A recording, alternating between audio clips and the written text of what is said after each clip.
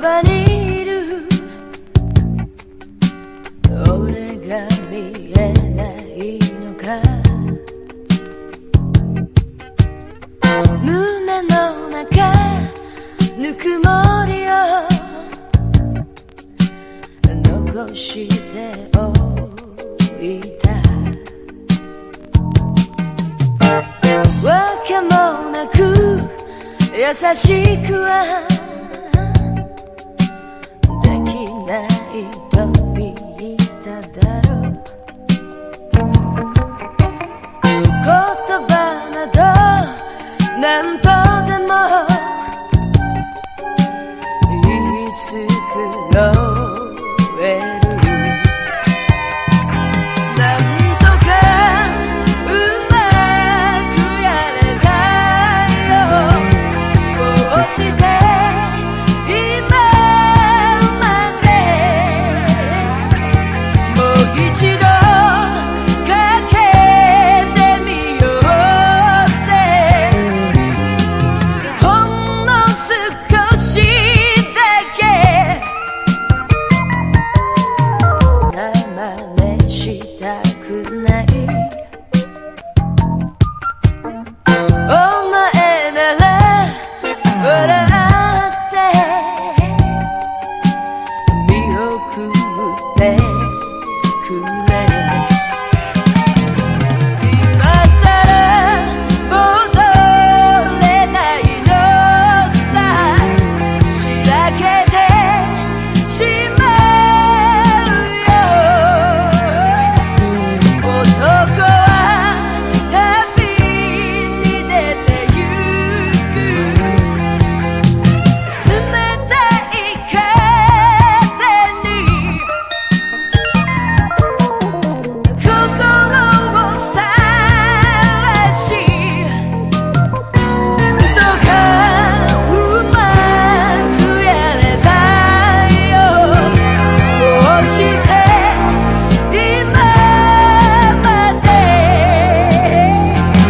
もう一度かけてみようってほんの少しだけ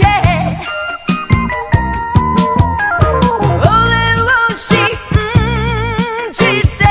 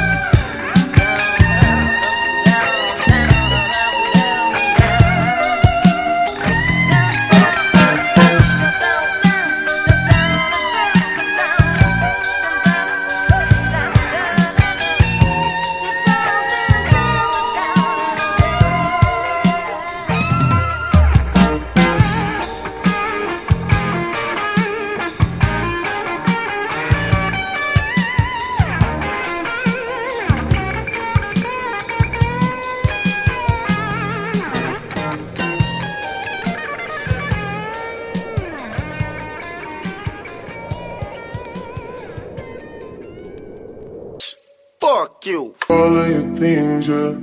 We can stop at Gucci, stop at Louis V, yeah. Come with me, fly you out to Greece. Full speed, Savoy Paris, yeah. Come with me, leave all of your things, yeah. We can stop at Gucci, stop at Louis V, yeah. Come with me, fly you out to Greece. Full speed, Savoy Paris, yeah. Speed post, baby, in Nikki Beach. Waves in my ass, smoking weed. Been through the saddest deeds. All because of what I did on beats, baby. Life sweet, baby. I ain't stop, baby. You just go get ready, we go out, baby. Long time looking for the process. to bounce you. Come on me, leave all of your things, yeah. Get stop at Gucci, stop at Louis V, yeah. Come on me, fly you out the breeze. Full speed, so for that Paris. Come on me, leave all of your things, yeah. Get stop at Gucci, stop at Louis V, yeah. Come on me, fly you out the breeze. Full speed, je suis comme Johnny.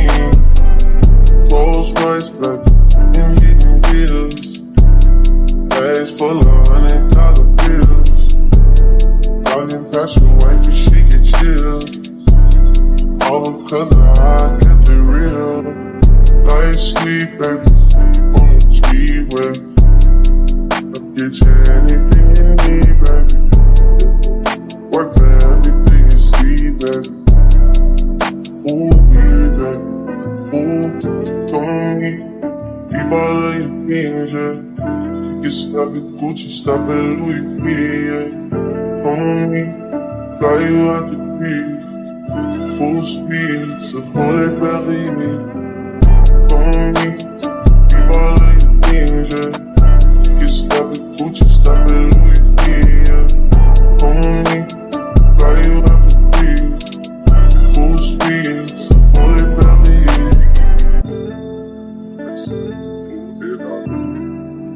Never falling, why you making problems? I've been silent, why you making problems? I'm a problem, being rich is not my fault. You decide who you think you should reside with. I've been quiet, hard to miss me when I'm flying. Going out to Keiko, she can stay in my room, she can stay in my room, and it ain't mine.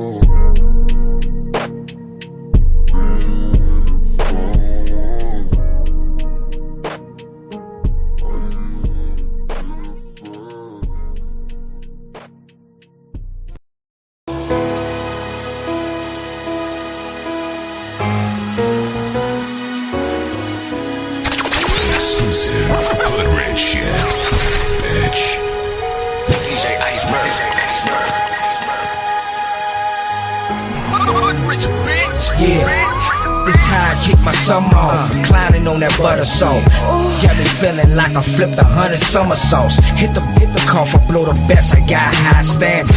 You clench it to your chest, Fred G. Sanford. I tell it, you ain't shit. I'm a Mac, a player. See the skins on these steppers. That's an alligator. She want me like an elevator. Should've been pimped. Them super. Think it's Clark Kent's sister. Yeah, I stay traveling like a vice lord. Stay strapped like a patient in the psych ward. I held up to his head, boy, I'm not going. Butter so soft, you can pour it over popcorn. I'm riding on chrome, ain't nothing better. You know what I'm on. They pushing that leather, flicking through the city with they on my lap. No seatbelt, but it's still strapped. Yeah, I'm on that pushing that leather. You know what it is when I put them both together. I'm all about this pimpin', baby, get up in my ride. It's going down tonight. Yeah. Riding in my old school with my new sitting on sixes. I'm throwing deuces. Now the garbage bag, Kush vaporized. Got the type of paper make a couple testify. So trill and I put that on this 45. 40 million trying to buy a puffy house. I'm into things, culinary arts. In the Porsche, you can smell the poultry when I park. Used to wear a vest, now I just don't give up. 30 at the bar, really I don't give up. 20 in the strip club, I'ma live it up. Turn around, put the pimpin' down, she gotta give it up. I'm riding on chrome, ain't nothing better. You know what I'm on. They pushing that leather, flicking through the city with they on my lap. No seatbelt, but it's still strapped. Yeah, I'm on that cushion, that leather. You know what it is when I put them both together. I'm all about this pimpin', baby, get up in my ride. It's going down tonight. Combination is spinnable, the bullshit is expendable. The leather in my lap is similar to a living room. So sit back and relax as we climax to the pinnacle. As long as you relax, the conversation is minimal. They say that pimpin' there, well, cause I'm living proof. Minus the alligators, activators, and linen suit. Yeah, baby, cause you know what I'm on. Cause we living for the moment, day you here, next day you gone. So it's gon' last forever, well, at least the switch is gone. But she got more than enough, so just roll up and repeat the song. Baby, you know that I'm fly, it's in my SY chromosome. You can see by the way I'm riding, you can smell it from my cologne. I'm riding on chrome, ain't nothing better. You know what I'm on. They cushion and leather, flicking through the city with they on my lap. No seatbelt, but it's still strapped. Yeah, I'm on that cushion and leather. You know what it is when I put them both together. I'm all about this pimpin', baby, get up in my ride. It's going down tonight. Yeah.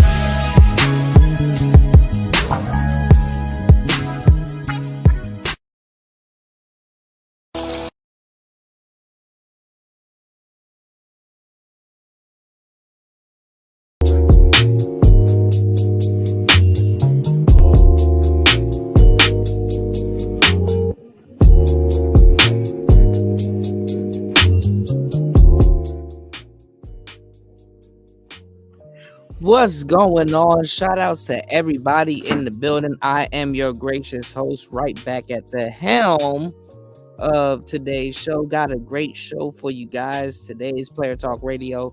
I am DJ Kuda, right back in the building, locked in for another great show, man. Shout outs to Link in the building. Ain't nobody did shit. Shout outs to Link in the building, and ain't nobody gonna do shit. You dig? We'll get into the game a little bit later. I want to give a shout out to UFO Kamikaze in the building. Shout outs to Cynical One in the building. Hold on, y'all. Shout outs to everybody coming in, hitting the like button. Give me 1 second. I got to check if anybody supported the show on the way in. Make sure you guys hit the Cash App on the way in. Shout outs to Insane One in the building. Huge shout outs to Big Cap in the building. Super big shout outs to Antisocial Socialite Podcast in the building. How are you? Shout outs to everybody here. Good to see everybody in the building. Shout outs to Lolita in the building. Shout out to my broski D in the building. Don Philly in the building. What's going on, player? Shout outs to Prince P in the building. Big old player right there. You dig? Shout outs to everybody in the building.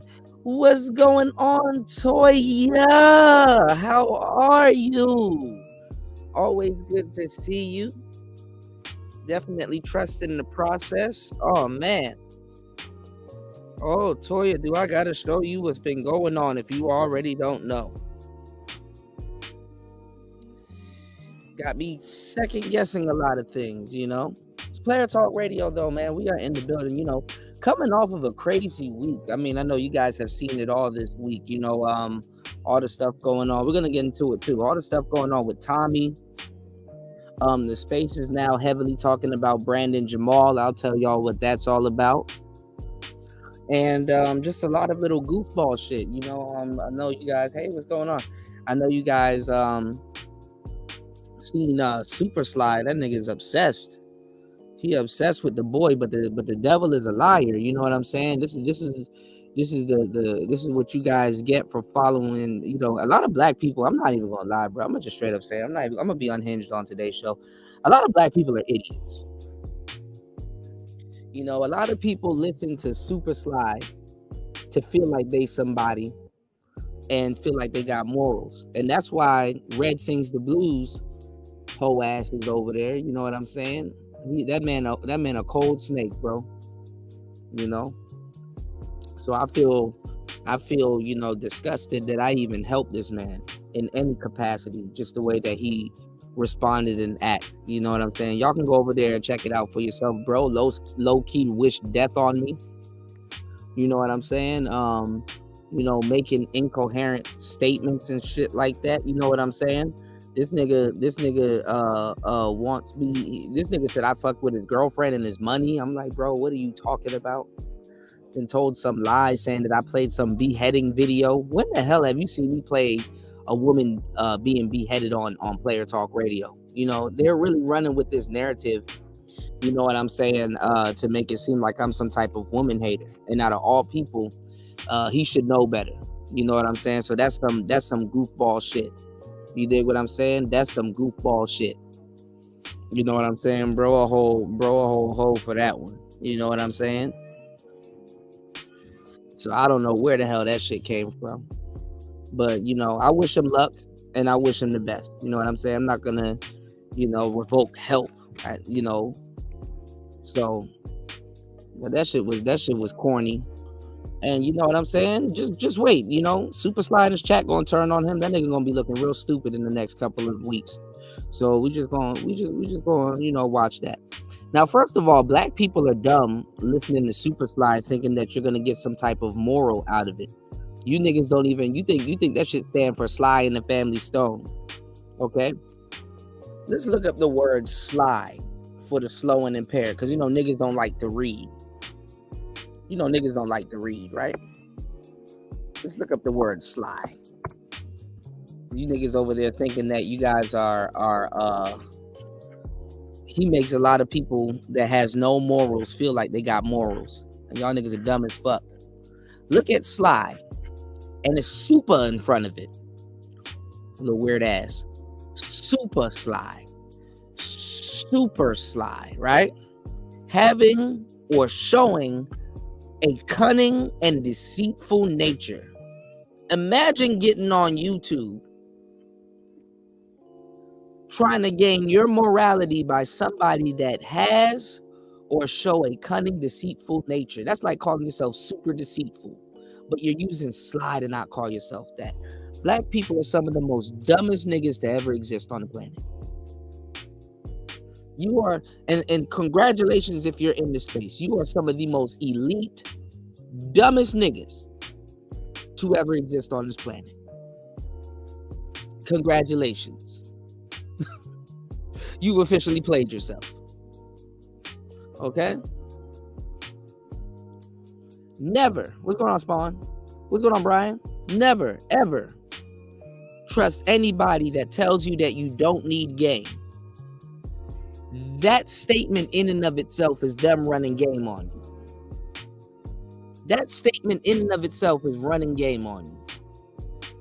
Okay?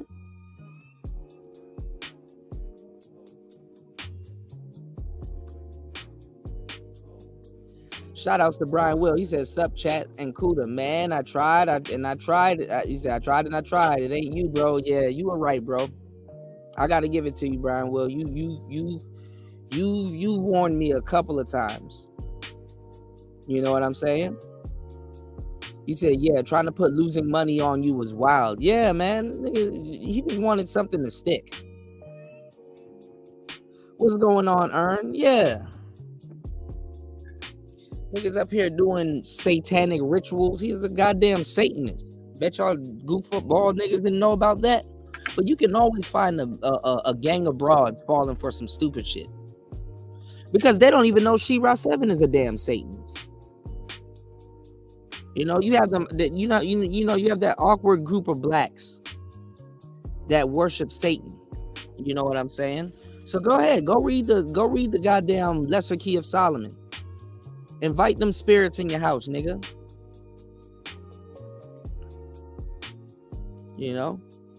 I gotta fucking get this. I got a recording. I gotta fix it though. Of the song, you know what I'm saying? Not today, Satan. Devil is a sly old fox. If I ever catch him, I put him in a box. Lock up the box and throw away the key. All them tricks he played on me, head ass.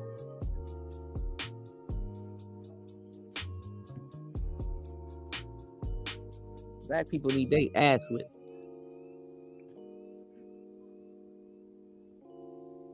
But let me tell you something though. A lot of women, man, they're not off put by no goddamn Satanism.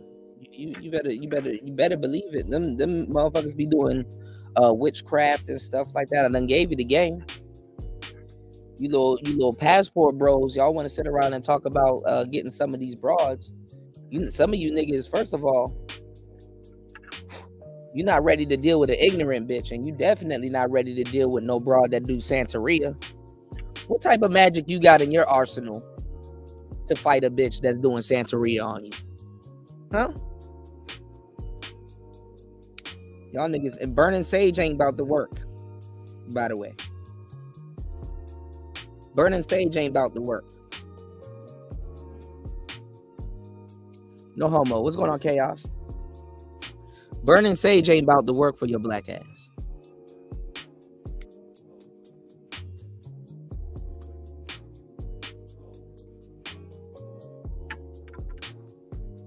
And it'd be like the suburb girls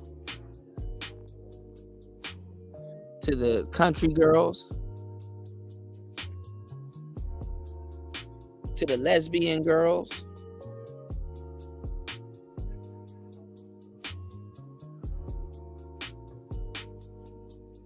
It be them broads. And the borderline zodiac girls. They be in that shit. But anyway, man, we in the building. It's Player Talk Radio. We'll get on that later. That shit ain't about nothing.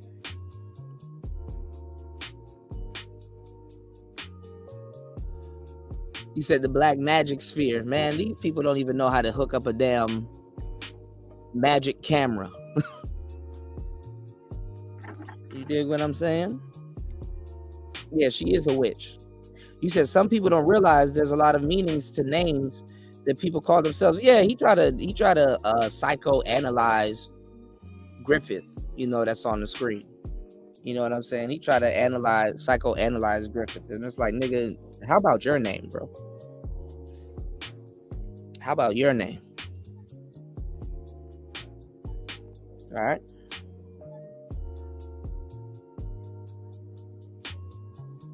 Toya said, you said Hotep women too.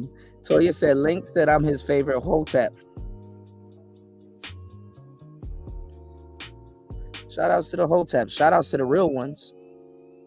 Yeah, he called himself that because he knows himself. Yeah, he's a grifter. He's a backstabber. So shame on Red Sings the Blues. And shame on a lot of the weird ass niggas that be over here in my chat room. I'm gonna start pulling wrenches. Shame on a lot of the weird ass niggas in my chat room that be over there thinking that they feeling like somebody.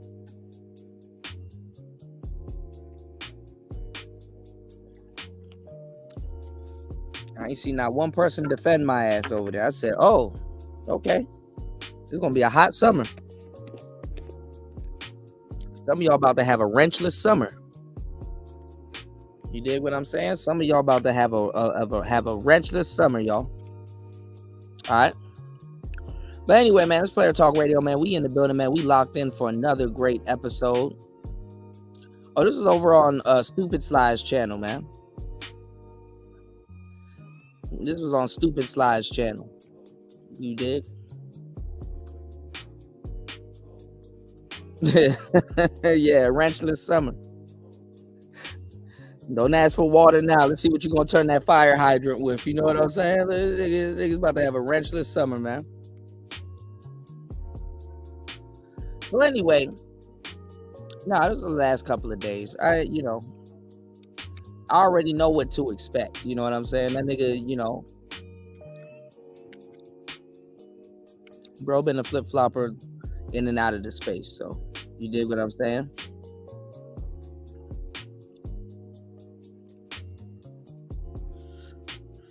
So yeah, all right. So we in the building, man. Like, we're gonna get into this a little bit later. You guys have seen a lot of the videos that I've played. I've played Minister Jap, talking about some stuff that I've talked about years ago. How a lot of people that came into this space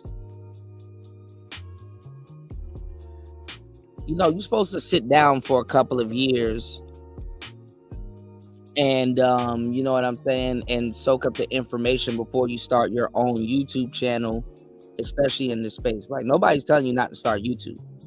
You know, as a matter of fact, I got some ebooks and I got a lot of things that I'm dropping very soon that you know, encourages, you know, you guys to start your YouTube and to definitely, you know, start your YouTube journey, you know.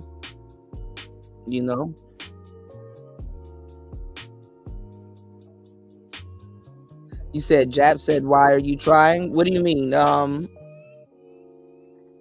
You talking about the new YouTubers? Because Jab made a lot of sense when he talked about the new YouTubers. I you know, it's something, you know, you know, okay, yeah. Why are you trying? Yeah, absolutely, yeah. I mean, what's going on, Devin D? Shout out to Devin D in the place to be. What's going on, player? So yeah, you know what I'm saying? Like when we first see YouTube was more so of a process, especially back in the day. You know what I'm saying? Before going live was a thing. You know what I'm saying? Before going live was a thing. Okay? Like back in the day on YouTube, you know, everything usually was pre-records. You know what I'm saying? Everything was pre-records. So back in the day on YouTube, of course people did videos, but we never responded to the videos. We would respond to articles. See, like back in the day, we would have to read articles, we would have to do breakdowns, and we would have to do, you know what I'm saying, you know, like, you know, real footwork. And we're doing real footwork right now. It's just that everybody's biting off of us, and the people that's really putting in the work, they're not really, you know, noted or you know, thanked or praised for the work that they actually have did and done. I watched a panel of 3 people in this space. I want y'all to pay attention to what I'm about to tell you in the next couple of words. I want y'all to pay attention to what I'm about to tell you. Y'all hit the like button and support the show. Listen to what I'm about to tell you. Everybody's talking about some who's here to help black men and all of this other shit, right? I've been watching endless podcasts of people talking shit about me. And they run down a laundry list, right? So it's no secret. My history ain't no mystery. I've put on and helped some of your favorite podcasters. Does it sound taboo for me saying that now? Yes. It sounds very taboo because guess what? Now it's in hindsight. It's been a couple of months to years and they're established. So I'm going to sound like a fucked up individual because you know what? I never made a big deal about it in the first place. I never showcased it or broadcast it. I've never, you know what I'm saying? And when I said it, nobody gives a fuck, right?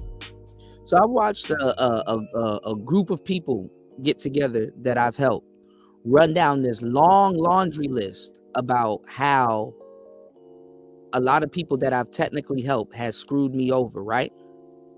And they were laughing about it, right? A lot of people that I've technically helped that have screwed me over. And then when it came to them asking each other, hey, has Kuda helped you? They all start jitterbugging and just straight up lying because they built a fan base that they can lie to because their fan base just seen them pop up. Their fan base never seen them over on my channel begging for advice. Their fan base never seen them over on my channel asking for advice or where the new graphics or studio setups and all of that shit came from. Their fan base doesn't know anything about me unless they're the people that I've sent over to their channels.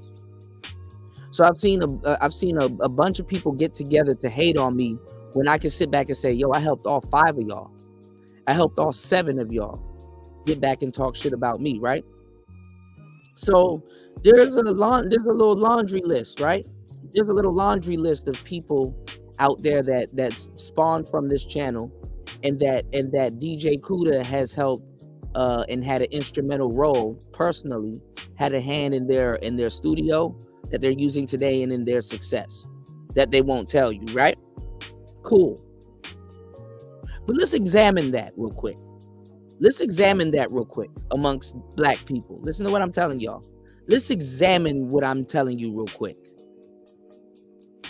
If there's a laundry list of people that I've technically helped that has turned on me, right? It doesn't matter if I show receipts. Black people don't give a fuck about receipts. The niggas just want content at this point. Shout outs to Earn in the building. But listen to what I'm about to tell y'all. If I've helped all these people that turned against me, whether good, bad, right, or wrong, isn't that an indicator that I'm an asset to the space? Think about what I'm telling you. Isn't that an indicator that I'm an asset to this space? How comes when you hear live streams about me and all this help I've done, you never hear these same people reach back and said, I've helped him also? You don't hear people reach back.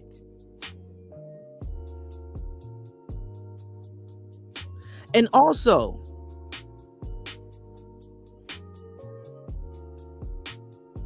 because you don't hear a hater when they start talking. You don't hear people reach back and said I've helped them. And also when they talk about their exploits and some of the things that they've done in this space,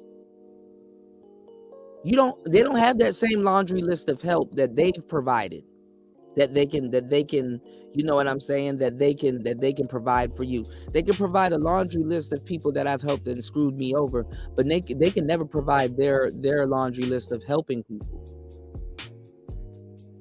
So what does this tell you about black people, especially black people in this space? They don't even treat their assets right. Obviously, I'm an asset to the space.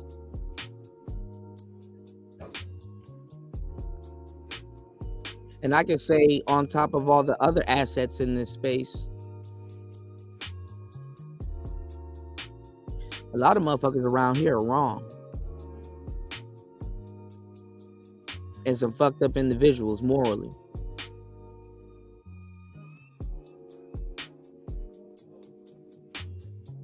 So y'all hit the like button and support the show, man. It's a miracle that I still even go live around this bitch. Now, why am I mentioning this? Because this ties in how mainstream red pill wasn't a good idea. Like I said, back in the day, everything used to be backwards. We used to be reviewing articles, you know, niggas over here running and trying to change up their content and grifting and stuff like that, scared as fuck, not no real man, not standing on what they talking about. They don't even give a fuck about the horse that they came in here betting on. I'm still riding that bitch.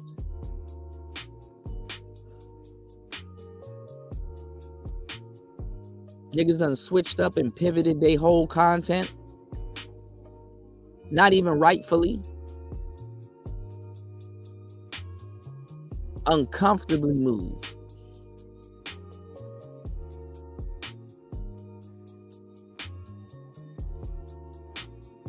And low-key, I guess it's jealousy that you still doing the same thing.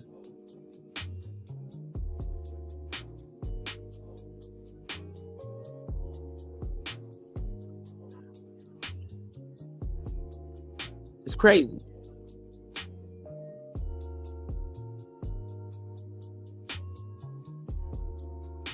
So back in the day, we used to react to blogs.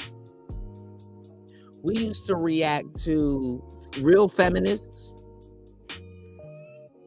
We used to react to hit pieces, articles, and different things that people have written on the space. We used to debate scholars. We used to debate scholars. We used to debate people, you know, that, you know, were the head in their class, valedictorians. We used to debate people in the space that were teachers. And let me tell you why this was an amazing feat for the space. Because we were laymen. We were men that came from all different types of backgrounds. We were society. What the space stood for back in the day, even though we pushed education, was the people that was actually out there in the field that was doing it, going against the people that learned and knows how to read, write, and regurgitate. And we took on the quote unquote system head on as just regular men, and men that were educated, and men that came from all different walks of life back in the day. Because guess what? We were going against scholars. We were going against what people were currently learning. We were going against the rhetoric and the rubric of the people that has a little bit of a space in society, but are about to be in society. And this was back in the day when society was really pushing the feminist rhetoric real heavy. People in those classes didn't care what the hell they were learning. They just thought they just knew they were learning something, and they thought that the world was going to take care of them as soon as they graduated. They thought that they could outsmart the people that's actually doing the jobs that they're going to school for. What's going on, Bronze? Yeah, it's a miracle. They thought that they could outsmart the people that were doing the jobs that they were going to school for.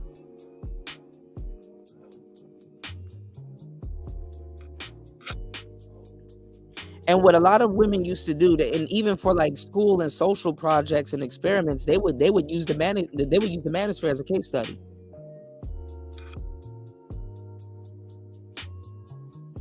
They would use the manosphere as a case study. Oh, this is what men are talking about, and this is what men think. And they would come over here in these chat rooms. They would argue with us.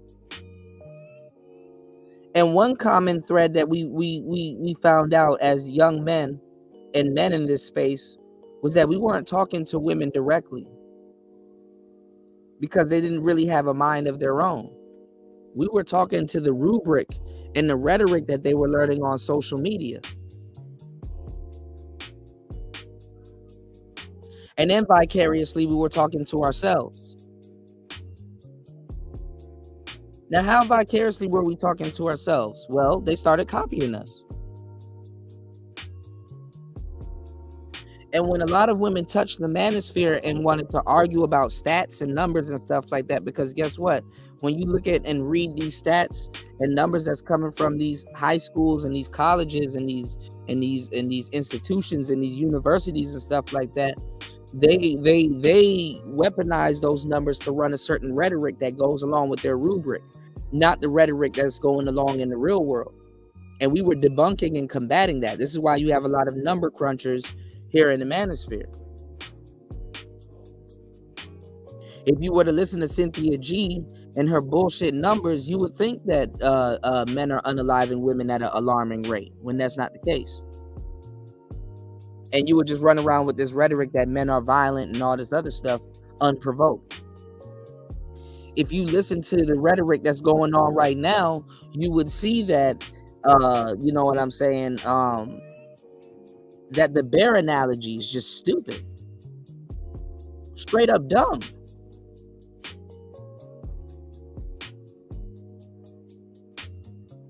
Y'all really let y'all scholars and y'all really let the people that's really giving y'all the game and really supporting y'all let them go to waste, man. These channels need to be 100% supported. What have I told y'all what was going to happen after this wall of silence? What have I told y'all is going on right now? Now you got the blue pill cats, the regular 9 to 5 cats, and cats that don't even know nothing about this space. They're going through the wall of silence. Now you have people showing up in this space like Brandon Jamal, thinking that he's doing some red pill shit and he's not.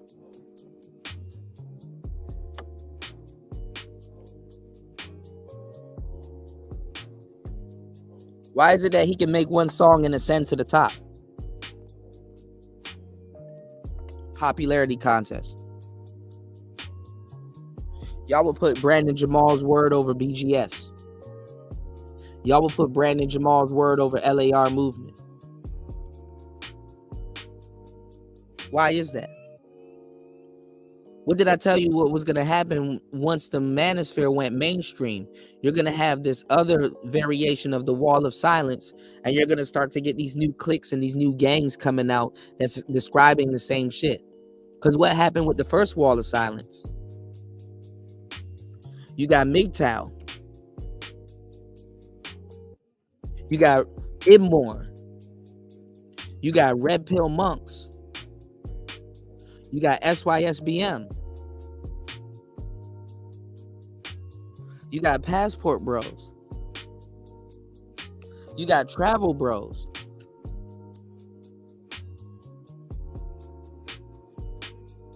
You got all of these different movements that came out of the wall of silence. Because men had went quiet, men stopped participating, men had had enough. Now what you got now? Look at all these new gangs. You got the 4B movement.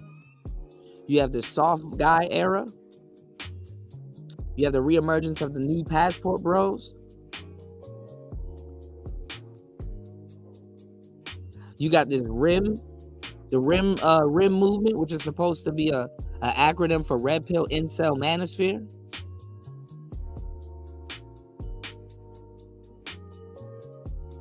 You got the City Boys.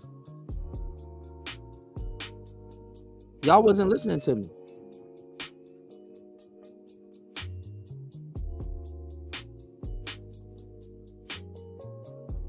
An hour and 9 minutes into the madness. Y'all hit the like button, support the show. Let's get at least 4 to 5 people on this Cash App or the PayPal. Really giving y'all some game.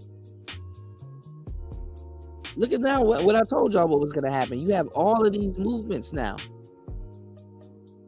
And dudes are fluctuating. They're not even standing on them. You got SYSBM. You had SYSBM. You had MGTOW. You had Passport Bros. You had Travel Bros. You had MGTOW Monks. You had Ibmore. You had TFL. Even the incel groups. True Force Loneliness. You got the fake Black Pill Brothers. Cope.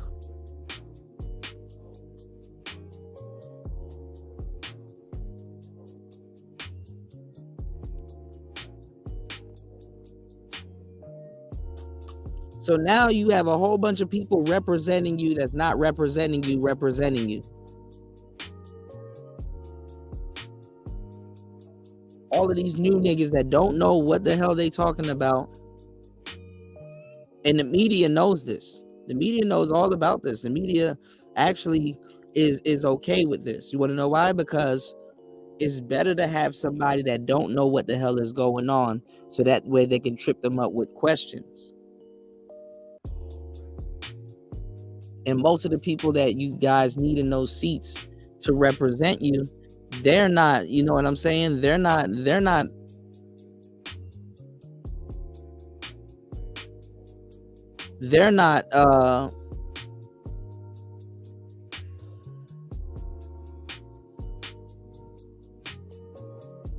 getting invited to these news stations. They're not camming up.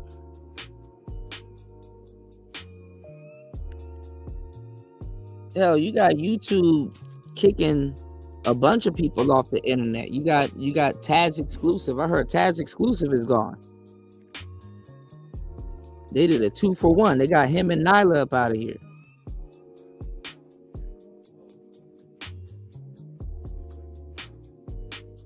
About time.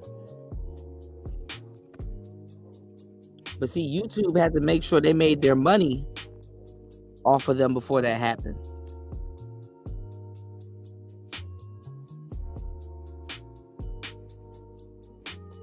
Right, D, and that's the way it should be. But there used to be a time where guys would sit back.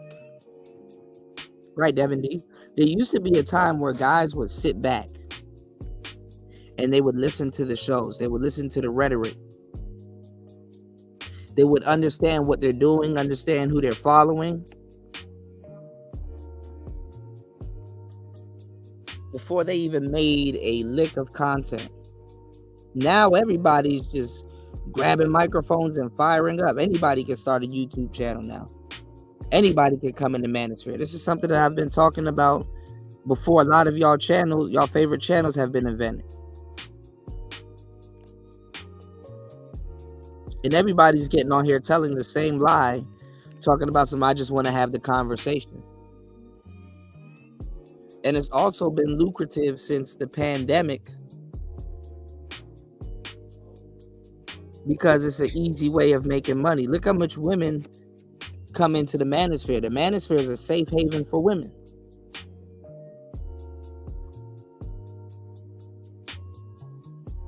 It's even messed up the market for the real women that's in the space. This is why you don't have a new age NOLA girl. This is why you don't have a new age, you know what I'm saying, girl writes what? You even have the older women that were in other sectors grifting over to this sector, like the Candace Owens, the Amalas. And we're in an era and generation where we have people running shit into the ground. Really. I'm being dead serious. Cut that song off. Turn it off. I'm tired of that goddamn song. Turn it off. On the beat, huh? Tired of it. Turn it off. They'll be running stuff to the ground. Turn it off. Everybody got it on their little posts. People making breakfast.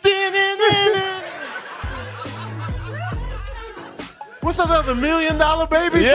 Turn it off. All y'all posting the same shit. I was getting ready to dance. I was like,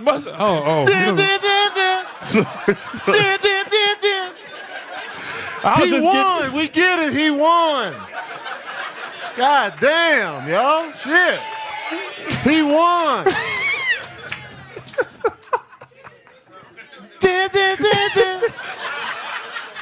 Sick of it, man. How many times did you hear it before you got pissed off?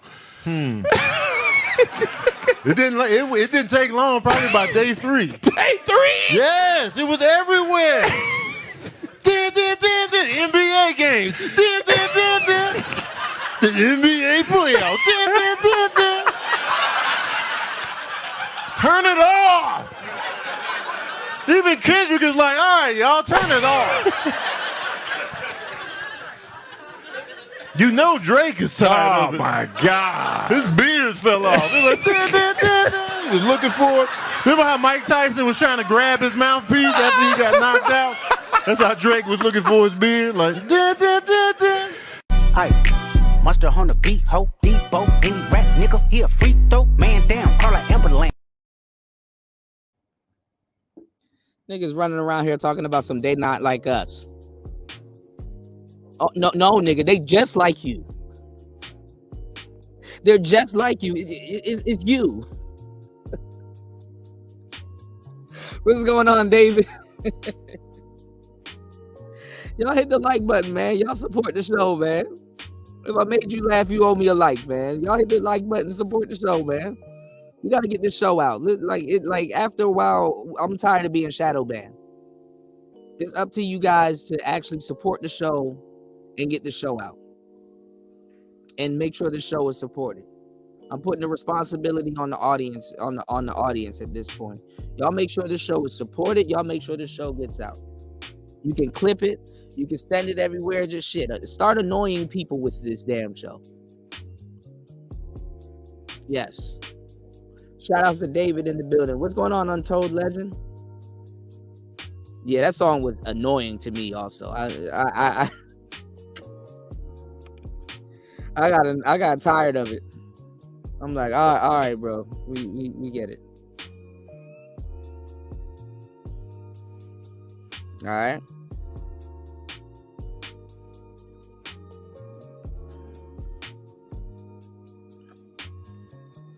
Shout outs to D. D said, I like YouTube before the invention of the super chat. Yeah. A lot of people ain't giving Angry Man his props. Even the women. Women weren't making no money off no goddamn YouTube. Angry Man really started that shit. Shout outs to Insane One. I was paying attention to the influx of people that popped up after KS popped. Yeah, I mean, everybody popped up.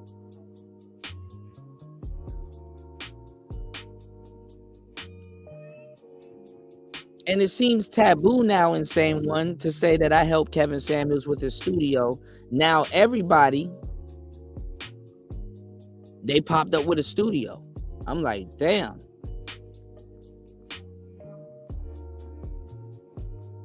But would it be too much to say I influenced a lot of people? Like I influenced a lot of people vicariously? When I have people that's sitting around that know these things, they won't say a fucking word. That's black people for you.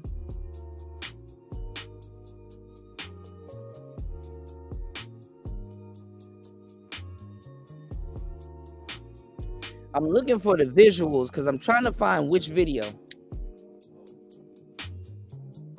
it was. I have the audio from that I clipped a long time ago, but I can't find the visuals. But anyway, the red stream, the manosphere going, the red pill going manosphere. I mean, goddamn it, the red pill going mainstream wasn't a good idea because it goes back to what I was saying back in the day, that a lot of guys, they're not, you know what I'm saying? They're not, you know, they weren't, you know, they weren't ready to go mainstream. They weren't ready to go mainstream. I was talking about certain things. I had a phase system that we had to go through back in the day, and it would have stopped all this bullshit that we got going on right now. Now niggas are complaining about, niggas are daily complaining and SBDing about shit that I've talked about years ago, about how we need to get our gear together, how we need to start, pouring money into our production, how we need to, you know what I'm saying, get a flag. You know what I'm saying? How we need to conduct our channels, and our channels need to have a certain sound. So when other people hear our channels or our content, when other people hear our content, they know where it came from.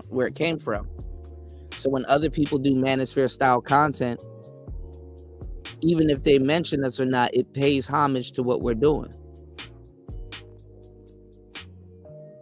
And this is what happens when you try to explain the stairwell to a bunch of niggas that can barely understand one step. So now niggas are just complaining about the whole shit.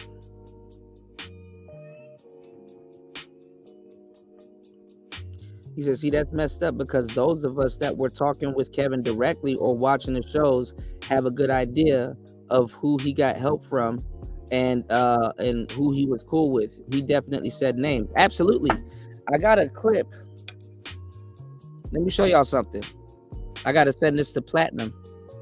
I'm finding all the clips, but I can't find the clip, like the actual visual clip. I got to have the visual. I only have the audio when he gave me my flowers for helping him with his studio. Because people want to ignore that because it's me. And imagine that. People want to ignore that because it's me and not them. Imagine that. But he was in our sector. Other than going on, shout out to Sister George and Concrete Rose, other than going on their show, he would lurk around our sectors. So y'all know back in the day, he used to skywatch me. This is where he got his studio knowledge from. He used to skywatch Platinum. He used to skywatch a lot of people. Check this out. I got some clips. Check this out. Understand something. If you are a single man with no children and you are earning $75,000 or more, you are now platinum. Shout out to Platinum. If you're making 6 figures or more, you are now diamond level. If you're making $55,000 to $60,000, you are gold. You are far more valuable than you have ever been. And here's the trick. You guys don't know how valuable you are. And that is why so many of my critics and detractors are angry at me, because I am waking men up to their true value.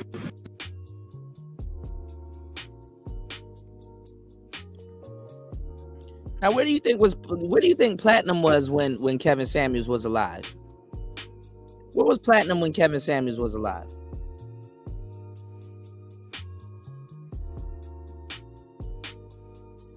Huh?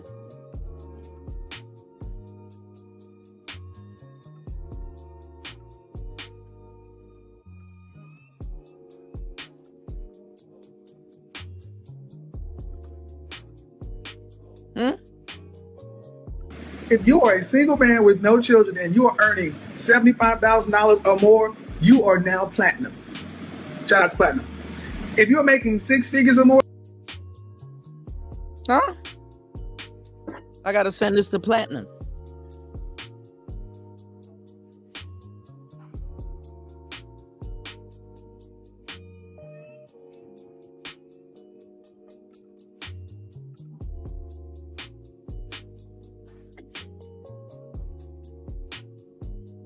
Yeah, Link, straight up hating, man.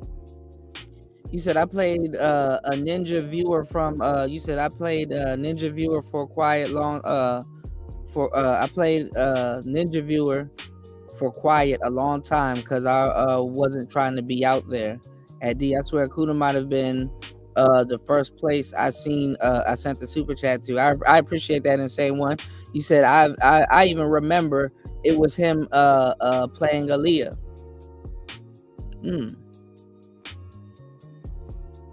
That's interesting. You've been around for a long time. Absolutely.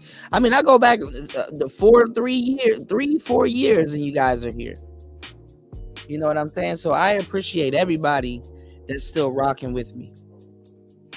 You know, last week, really discouraged a lot of stuff. You know what I'm saying? I'm like, man, it got me thinking, y'all.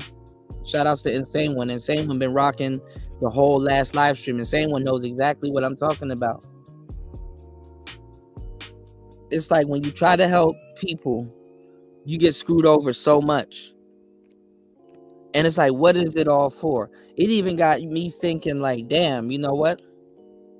I should be a jackass. I should be an asshole. I should be scamming people. I shouldn't get on here and work as hard as I do. I should just do everybody in, because it seems like people that are doing fucked up shit is getting ahead. Those thoughts creeped into my mind, y'all. I'm like, shit. Why should I be nice? Where's that shit getting me?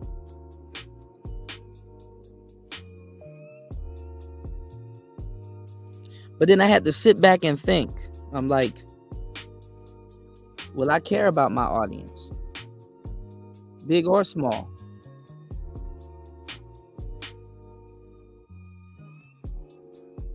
I can't do that to them. And in due time, I guess they'll see my value. Hopefully I'm still alive when that happens.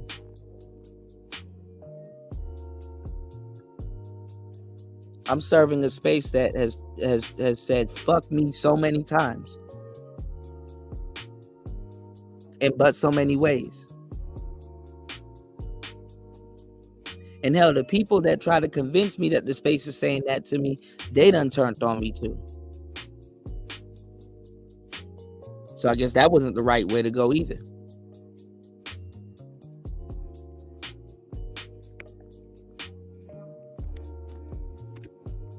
So I sit back and I watch. And I work some more. And work some more.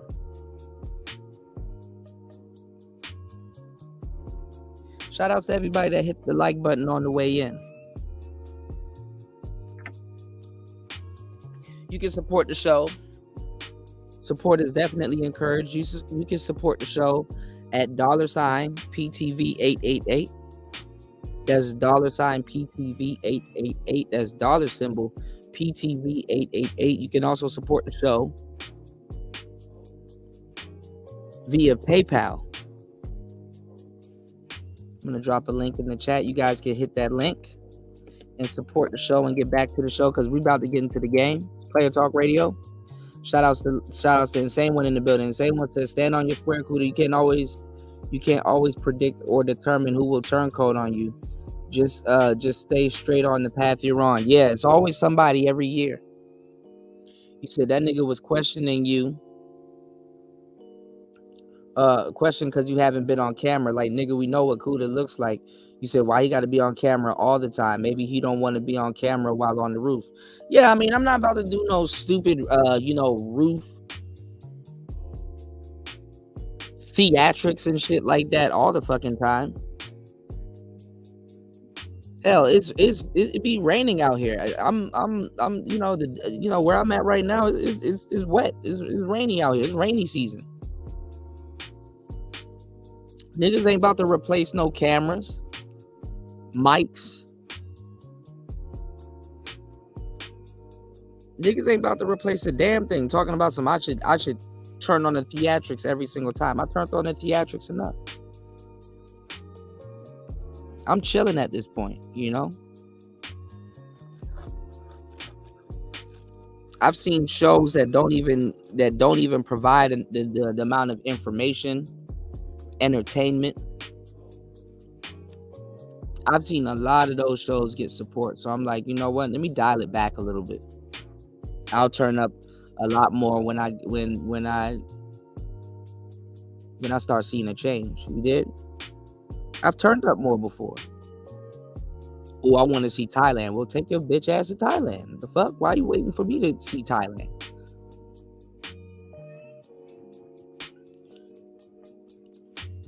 And a little cool life that I live out here, I'm saying, you know, a lot of people are jealous of that. And I'm like, damn, you know, they trying to convince their audience that they're living so great and they're rich and they have successful YouTube channels, but they talking about little old me, you know. Shout out to Toya. This is absolutely true. The space is good for exposing the truly miserable. Absolutely. You said, and Kuda, you a dude that about your device / equipment is well known. You said, why chance taking your stuff and chance of getting messed up? Yeah, I mean, I've already destroyed cameras and things like that. Like, I've already made history. This space doesn't give me my damn props. Like, first of all, one wheeling with a damn camera and an invisible selfie stick as a black man in Bangkok traffic in Thailand. Nobody's doing that. Nobody in this space has done that. I created a whole movie showing y'all about the bombs in Laos. Not anybody in this space or Passport Bro have you been to Laos. Much less do a whole fucking movie about the bombs in Laos and tell you stuff that they never taught you in school. I showed you that America dropped, that Laos is the most bombed country per capita. And aside from that, I dropped music. You know how much music I have on this show? I drop music. Aside from the music, I drop beats. Aside from the beats, I show y'all all of this gear and how to create beats, what to do and teach and talk about all of that stuff. I slow down on all of that shit. I talk about all of that shit. Shout outs to the real GOAT in the building. What's going on, Jay Green? I was on Instagram today. I have to reach out to you, make sure you're okay. You know, I gotta check in. You know, I gotta check in. You know, I'm glad that you're here and you're doing well. Hopefully your Sunday is going well. I hope your day is going very lovely. Shout outs to Spawn. Spawn said the fact that you're still out there in a new country, sustaining yourself says a lot. I'm handicapped out here. You know what I'm saying? I mean, when you lose a bank card, and then the mail system where you at is crazy, you can't really get a hold of your bank card again. And then when you got to manage a channel, then you got to manage your visa, then you got to manage the life that you live out here, then you got to manage, you know, YouTube, fucking with your channel over 2-second clips. You know what I'm saying? I got a lot of shit to manage. Shout outs to Royce J. Like I'm in a fucked up position. Like one more mishap, I'm fucked. You know what I'm saying? But I make sure I show up. I make sure I show up here every day. Just about. Sometimes I take my days off. Like I took a day or two off. Y'all probably don't notice it because I'm ahead of you guys by like 12 hours. People keep questioning, oh, how long he's staying on the internet. Bitch, I got a real life out here also. And honestly, I'm going to tell you guys every single thing that you need to know. I'm going to give y'all some game. You don't need to show everybody every single aspect of your life. You're listening to people that don't show you every single aspect of your life or of their life. I talked to you guys about a lot of different things. I talked to you guys about the L's that I've taken, and you've seen black men use that against me. I've talked to you guys about a whole slew of different things that's going on. And you see black people they sit up here and ask for content, but all you see them doing is doing gossip girl content and when stuff goes bad. You understand what I'm saying? They never talk about stuff going good. It's going to take other black people that ain't got shit to do with the space and other white people to recognize what you're doing before the same people that's in your backyard watching you make all this history say anything good about you. When other people recognize you and stuff like that, that's when they start jumping on the bandwagon. Because the manosphere and surrounding areas is nothing but crabs in a barrel. And these guys are trying to swim in an industry that women dominate. Have you noticed? Why you think people don't watch the news? Why do you think people don't watch the news? There's nothing positive on the news. Every so often you see a story about a young boy or John Q or somebody getting a new heart, or you know what I'm saying, somebody got their prosthetic leg, or some lassie dog done saved a fucking bird from a crocodile or some goofball shit. But you don't never hear nothing positive. And sadly, that's the same thing that's going on with these content creators. They don't talk about nothing positive. You be watching a whole show and never walk away with no type of mental chewing gum. You don't walk away learning nothing. You don't walk away with nothing. All of this gossip girl content. Well, you have a lot of talent in this space sitting in you know what I'm saying? Sitting ducks. Y'all niggas got robbed with that Drake and Kendrick Lamar beef. These niggas talking about this person ghostwrited everything. Me, I sat here and talked to y'all about how ghostwriting is a real thing. Beyonce don't write none of her songs. Y'all love her songs. Beyonce and Jay-Z's going missing right now. Don't nobody did a story on that? These people don't know what the fuck they're talking about. They don't know how hip-hop works. They don't know how any of this stuff works. And they're even pandering to the younger generation. You don't even have a fucking generation of people that's even telling you what's going on with Diddy. You just have a lot of these fucking Z's and weird ass niggas that don't know these fucking people telling you, he needs to be in jail, but they don't do no real breakdowns. They don't do no fucking stories. They can't even tell you what good Diddy has done for the culture. These niggas are telling you that Diddy screwed all of these people out of their contract that were gonna get screwed out of their contract anyway because niggas are allergic to contracts. Niggas don't know how contracts work. They haven't even told y'all how a 360 deal works. That it's not a record deal, it's a record loan. I was just watching a video the other day. My girls, shout outs to Cut Close. It's a really old R&B group. Y'all want some real 90s, 80s R&B, but real 90s R&B, y'all go listen to Cut Close. Them were the girls that were singing, that they sung Twisted. If you don't know, if y'all listen to Keith Sweat, they were Keith Sweat's girls. They sung Twisted. They were doing them girls dirty. There's a lot of stories I want to talk to y'all about. There's a lot of things and stuff that I would like to talk about. I got endless content because guess what? I've lived a lot of life. Right. Antisocial. This nigga, why don't he fly his devilish ass and go fucking eat a bug on a stick? Y'all up here worshiping niggas that y'all up here supporting niggas that worship Satan.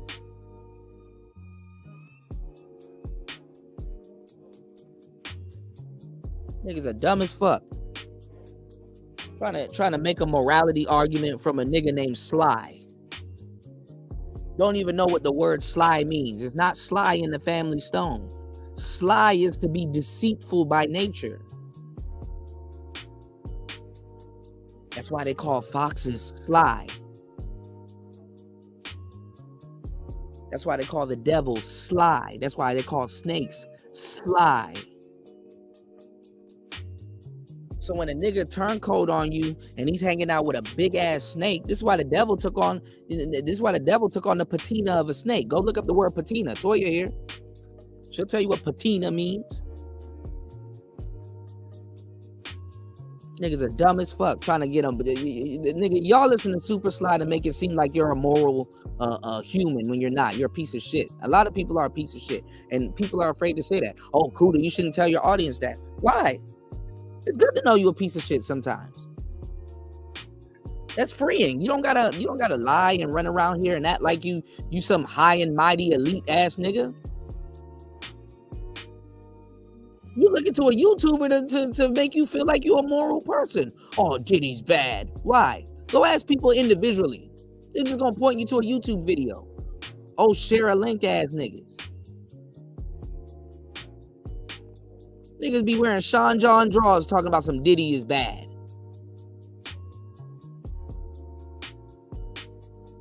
And I get it. I'm not trying to defend no goddamn Diddy, but damn. You get your news from a nigga named Sly?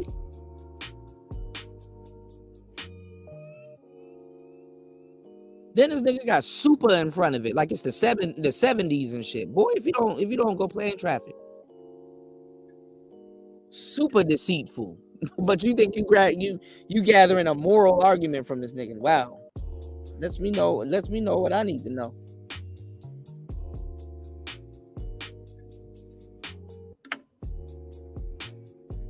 Niggas could just erase their history and shit like that. I'm up here being a real loyal nigga to y'all, getting canceled every year and getting jumped on panels and shit like that with people that don't even understand. Niggas would sit up here and have a whole laundry list of people that I've helped and turned on me, and not one nigga a light bulb don't go off in one nigga's head and be like, hey, damn, he's helped a whole bunch of people in the space that we actually like. Some big household names that we actually like.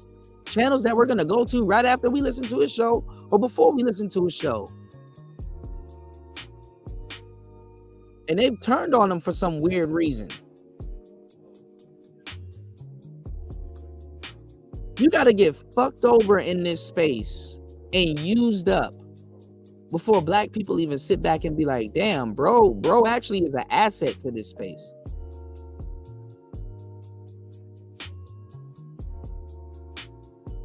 But y'all running around here defecting the other content creators like you got morals.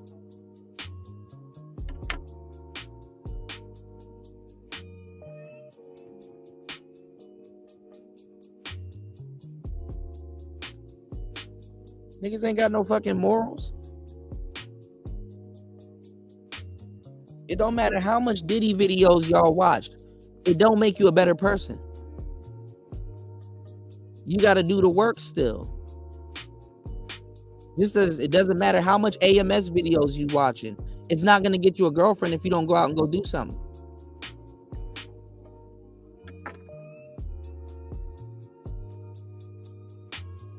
Niggas up here. It's the way you said it, Kuda. I thought we were in the red pill space.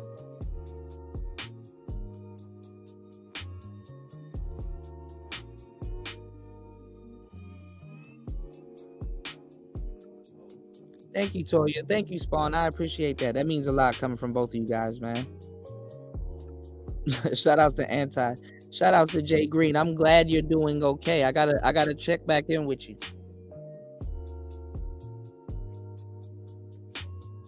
Jay Green got some funny Instagram reels. Might have to launch on that platform first. What's going on, Tech Bro? No, I haven't beat Bomb Rush yet. I need to get back to gaming. I have not gamed in a long time. I've been inundated with a lot of BS out here. I got to change up my environment. I have to change up my environment, honestly. I realized that I don't know. I get into a routine, and the next minute I look up, a couple of months pass by. I'm progressing, y'all, but it's like really slowly. You know what I'm saying?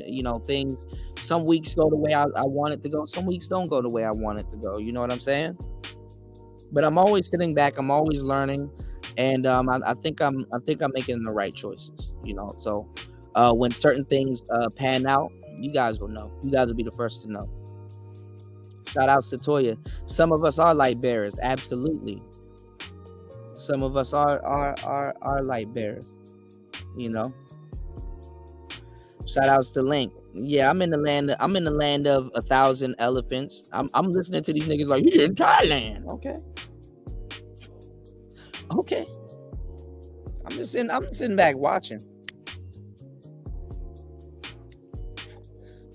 I kind of don't really like doing a lot of these videos on celebrities, because to a certain degree, celebrities are content creators also, if you think about it, and musicians. And I put myself out there also, so I'm subject to the same type of content that I put out. I'm well aware of that. You know what I'm saying? It's a lot of you guys have the luxury to get up and go to work and come back home and just cut on your phone and listen to content, whether it's good, bad, right, or wrong, or somebody fucked up and stuff like that. A lot of people don't have a lens like that on them, right? So I'm gonna tell you, it's something that you can never really get over. It's a trip when somebody's lying on you. You know what I'm saying? At least at work, it's like an isolated incident. But think about it on the internet. You know what I'm saying? People making money and all kinds of stuff happening when you have a online business that you're running, and people are slandering your name and can get paid for it. And then you have strangers coming out of nowhere like, are you really doing this? And it's like, bro, who are you, bro? Oh, I came from such and such's channel. I bet you did. But then again, you gotta back up. It's like, you know what? I do want to crash out. But after a while, you gotta back up and be like, oh, okay.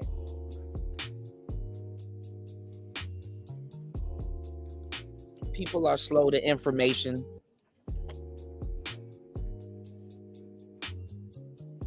They're listening to people that lie blatantly.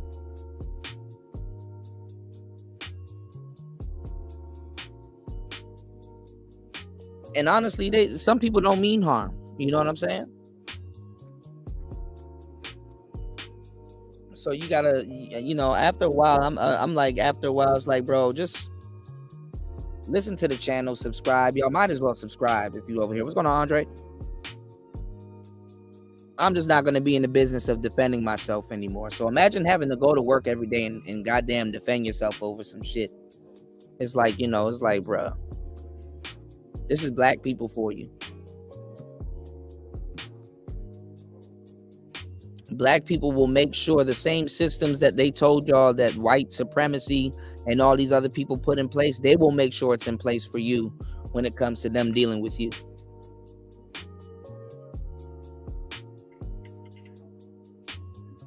You got Anton Daniels going at Minister Jap. And people are still talking about an old video of Minister Jap getting knocked out. And they never talk about the good stuff Minister Jap has done.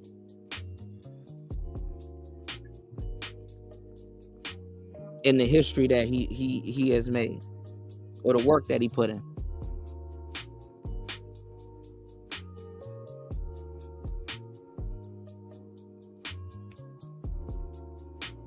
So, I mean, while people are amused and they're sitting around and they're like, well, they're trying to be like this moral police, right? And they're like, oh, Kuda, how comes a lot of people that you've helped have turned their back on you? And they rather tell the person, they rather look at the person that actually has done the helping. They instead of a light bulb going off in somebody's head and be like, well, you know, you got certain cases where somebody's the least common denominator, but this person actually did help somebody, right? Why are we sitting up here telling somebody that actually helped somebody with some serious shit? Why are we running a narrative that person's a piece of shit and there's really no concrete, like nobody can really have a concrete reason as to why we hating on somebody that actually helped? When you have so many people fucking up and taking away from the space, now you have somebody that's an actual asset to the space, somebody that is doing what the brothers intended for it to do, not even recognized. And when he's recognized on the premise because we're about to hate him, but at first we got to make it seem like what he's done was minuscule when he's actually helped the space. You know, it's fucked up that I sound taboo and say, hey man, well, I'm glad you guys, you know, y'all enjoying Kevin's content and things like that. Actually kind of helped. He came from our space. I kind of have a little bit of a hand in it, not the biggest hand in it, but enjoy the show. My intentions were pure. And then to go on to see somebody right after taking advice touch so many, you know, souls before his demise.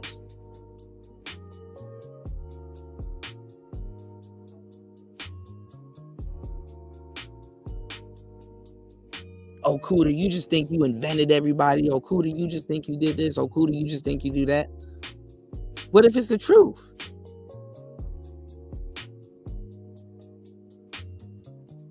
Oh, I like his presentation. Oh, he had the best show, hands down. Oh, people are trying to be like him. Oh, this, that, and the third. Oh, this, that, and the third.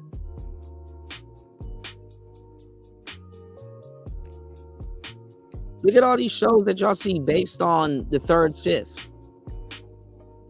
You gonna sit there and tell me I'm lying about that also? Like, imagine being there for all of these hours, putting in that work, for somebody to tell you that you're lying. But you've been here the whole time. I've been present the whole time.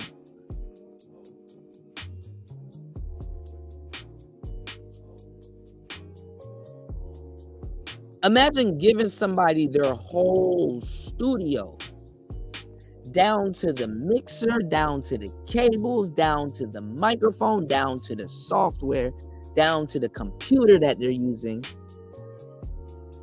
If somebody say, nah, he didn't really help me. That's minuscule.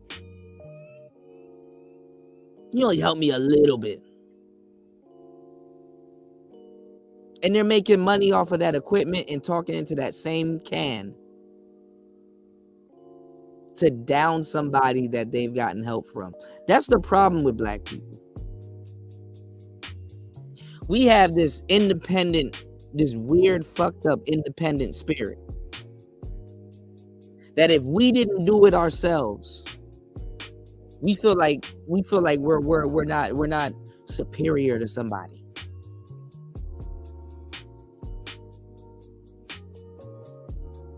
Do you know how much black people go broke trying to appear independent?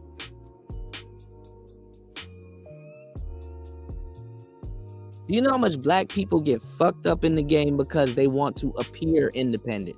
Not be independent for real, appear independent. Do you know what's a harsh lesson that black people and women learned about independency? That it looks easy, but it's hard. And it's lonely.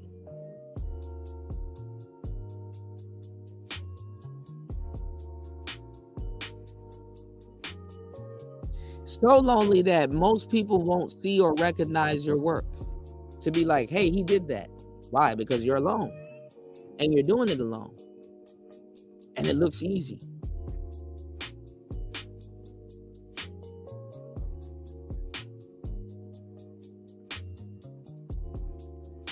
So we're in a place called the manosphere where reasonably there should be some dependency.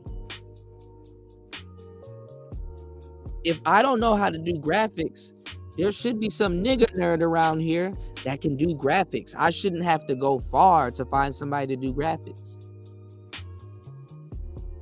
If I don't know how to do audio, there should be some nigga nerd around here that I can consult with and figure out how to get my audio good.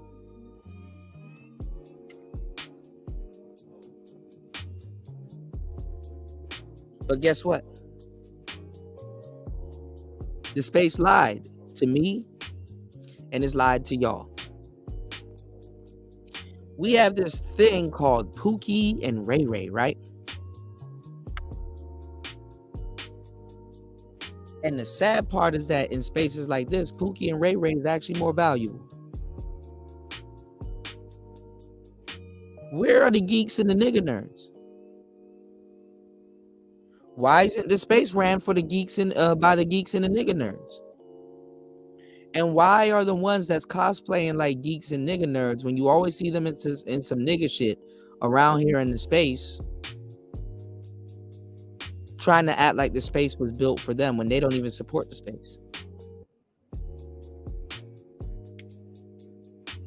Where can you find the real geeks and the real nigga nerds? On Twitch.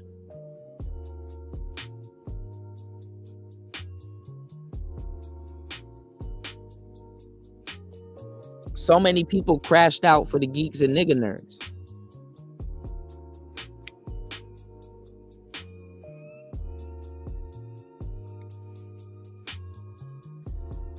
When all the new girls come into this space like Femme Sapien, even the guys, Jessica X,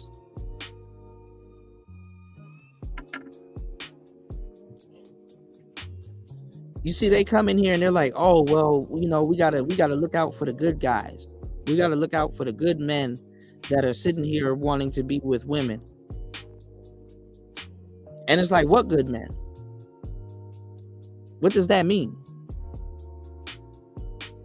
Who and where are these good guys that you are talking about?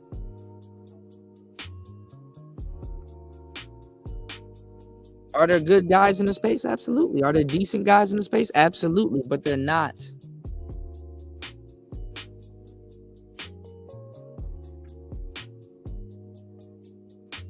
These nigga nerds.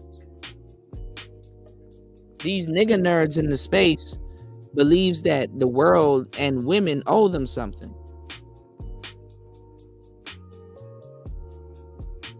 And again, I'm gonna get back on my bullshit. When you start seeing it, when you start seeing the women that these guys are going after, it's like, hold on.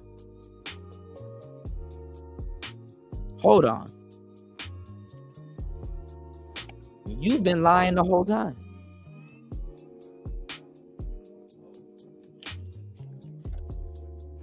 So you're a good guy and you're a nigga nerd, but you want stripper bitches with tattoos on their face that do drugs. That's what you want to be your wife.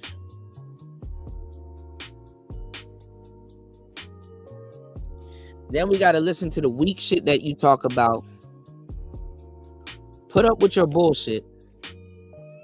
You've never had that before, and if you did, it fucked you over. You don't believe in game.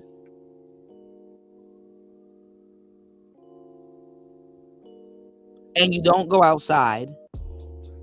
You jump from content to content creator. And you don't do nothing but go to work.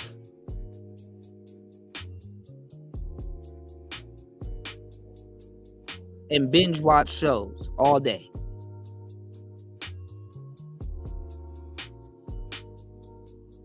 So why are we even talking to you about going outside? Why are you even a part of this discussion? And some of y'all have the unmitigated gall to start channels. Some of y'all have the unmitigated gall to start channels. And start and talk shit to people. And nobody's seen you. So you can be whatever the hell you want because you're an avatar. And how do you fuck up being an avatar?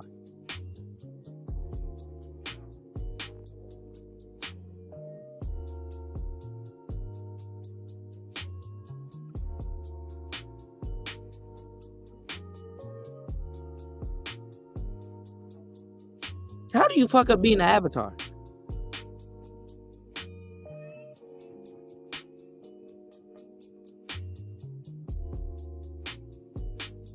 Then you got niggas running around here, nigga, you should be an avatar. Don't nobody want to see you.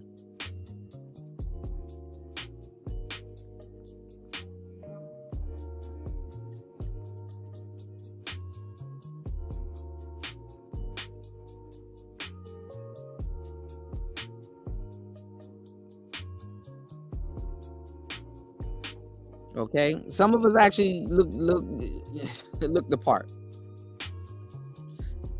You said I was on Twitch before I came to the space. That's what's up. You said, yeah, it took me a minute to realize that. Yeah, man. And these are the people that will fuck up the class, man. Shout out to Devin D in the building. Yeah, y'all support the show, y'all. 2 hours into the madness, man. You said people want what's bad for them. Why does everything so bad make me feel so good? Yeah, Kanye talked about it.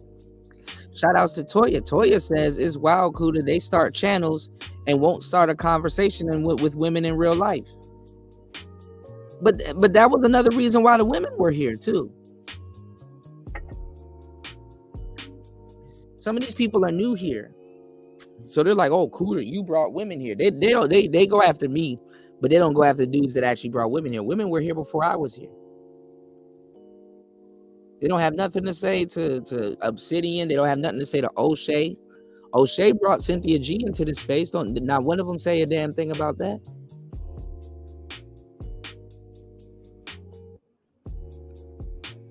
O'Shea has done a lot of damage and then walked away.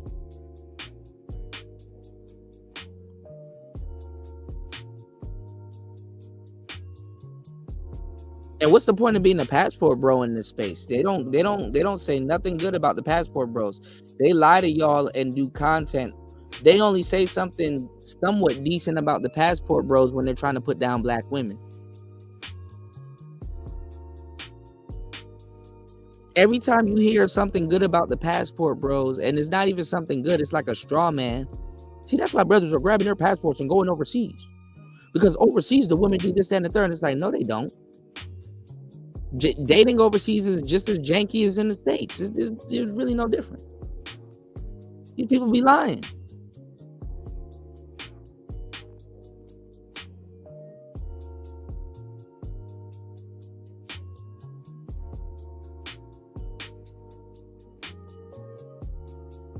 And what's coming up next is the black dating coach, the international black dating coach. These dudes are having a hard time dating overseas. And then with O'Shea and BGS, I hate to say it, but they flip-flop. One day they're pro-black, next day they're passport bros. You can't be both. That's another story right in and of itself, Link. You can't be both.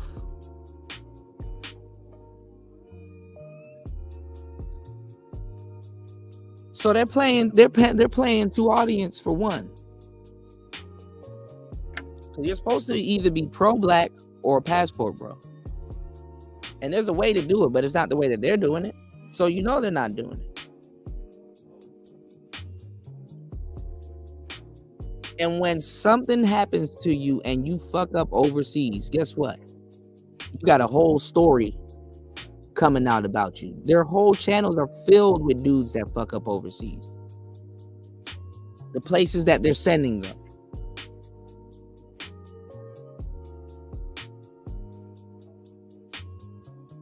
They're not holding nobody accountable, telling y'all to be tricks. And then when you get caught tricking in another country, in Colombia or something, and some shit get blown in your face, or something happens, now all of a sudden they're gonna do this whole hit piece on you about how you ain't shit.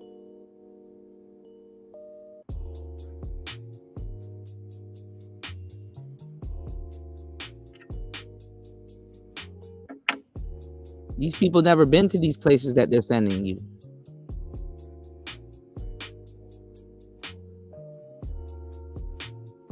Shout outs to Link dropping the huge.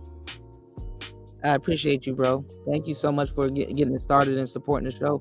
Shout outs to Link dropping the huge $5 on the Cash App. Let's get.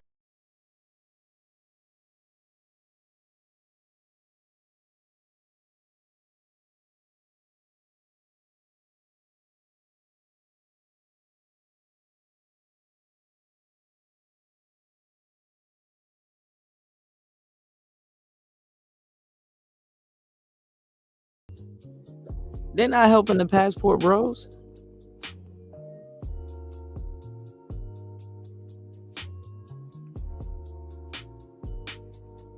And then the thing is that you have a lot of passport bros that think that they're doing better, and they putting endless stress on Austin and Floyd.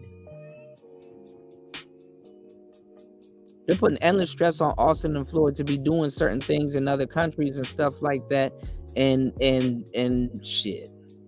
Okay.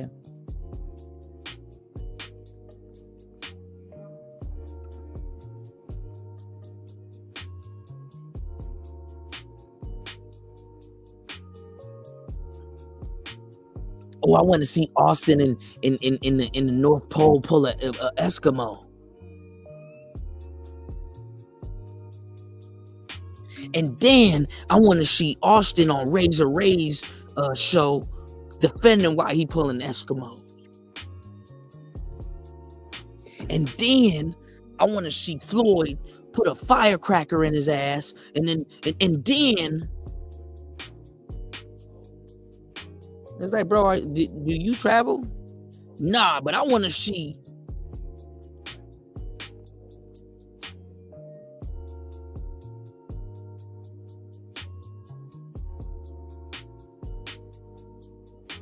Like, come on, man. You don't need game, Kuda. We just gonna get our passports and be blue pilled on the other side of the world, cause Japan need niggas now. You been in Japan before? Nah, but you don't know what you talking about, Kuda.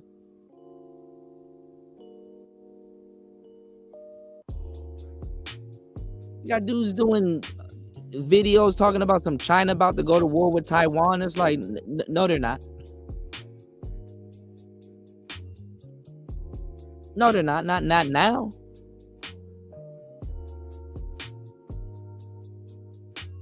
You don't know what you're talking about, Kuda. Oh, okay. Don't listen to the guy that's in Asia. Okay. What's going on, Auntie? You said never talk about the visa or how to have. Yeah, I got cursed out in Ramil and in Thai City's chat about that.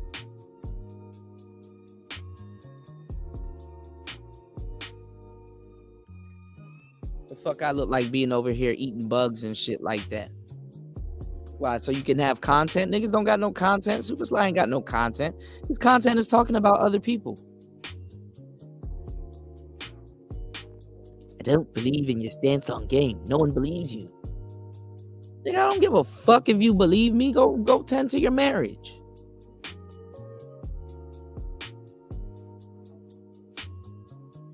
We seen what the devil gave you. If that's what the devil can do for you, I'm glad. Shit. Thank you, God.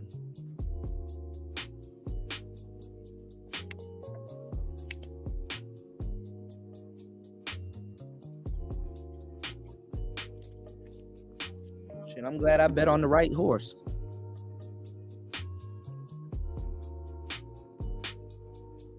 I'd be on the internet too, my guy.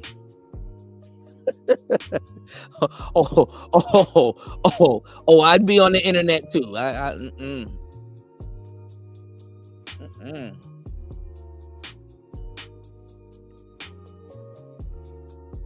I'd be in other people's business also.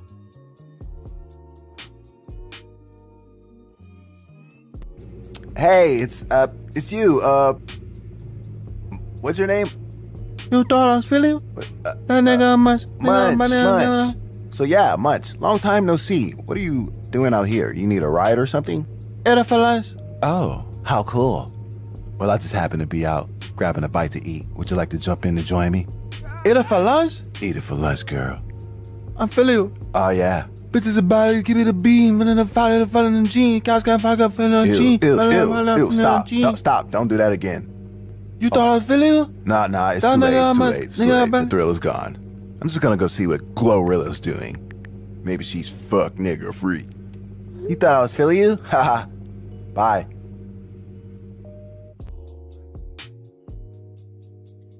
Yeah, I'd be back on the data market too.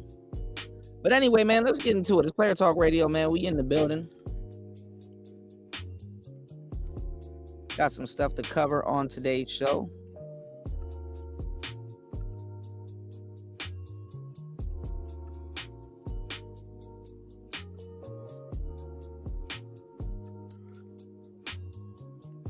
So,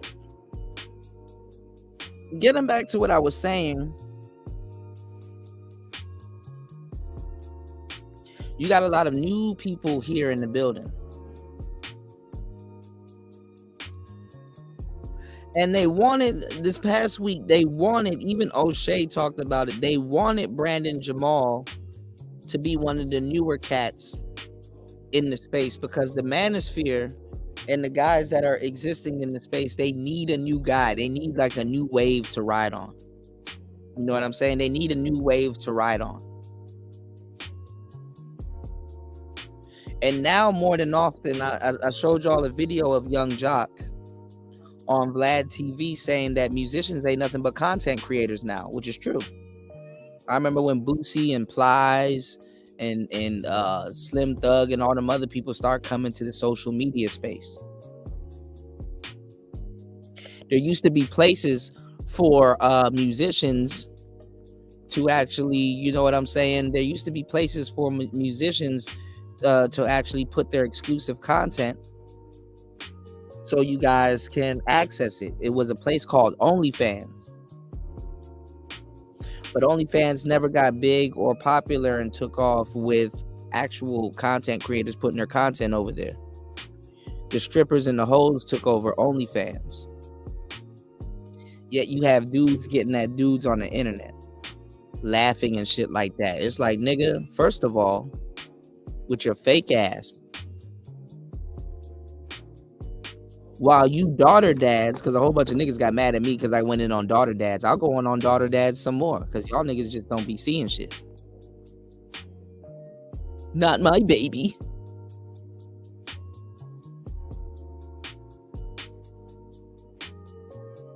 Talking about some, I want to protect my daughter dads from players and the game rhetoric.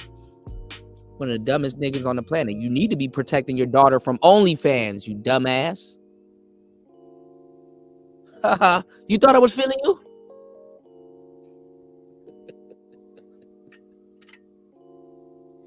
Oh yeah, I know exactly what pressure point to hit. You messing with the right one. Fuck a player.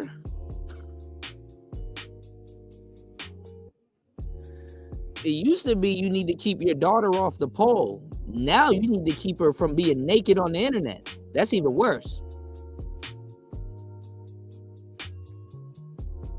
Oh, don't nobody want to talk about that. Oh, it got real quiet in here, huh?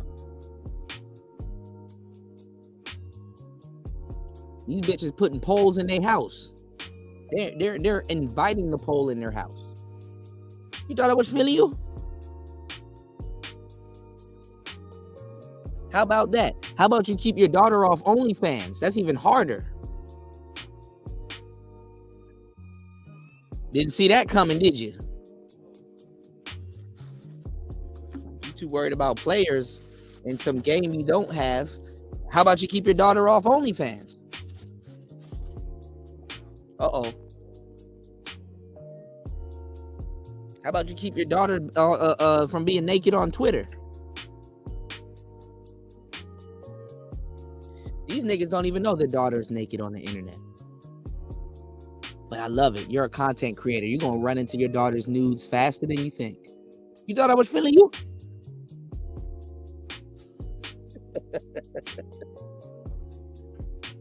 You thought I was feeling you? Fucking idiot. Niggas really thought y'all was doing something.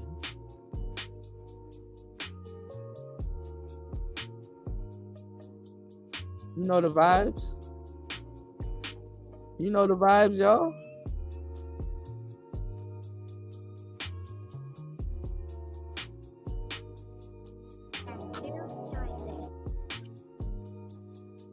How about you keep your daughter off of TikTok? The dumbass.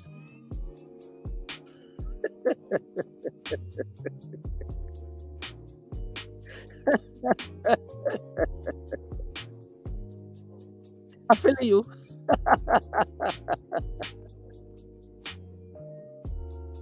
Yeah, that's gonna be a hard one. Get your damn daughter off of TikTok, nigga.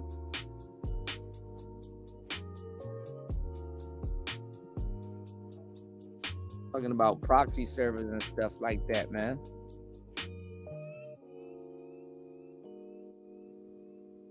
Stop your daughters from doing shit like this. Hard? Yeah, why? Damn, it smells better in person. Uh-oh. I feel you. I feel you.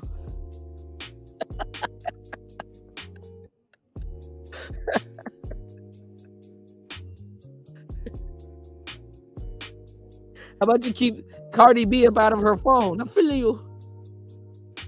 I just began. I'm fucking on her and I'm fucking her best friend.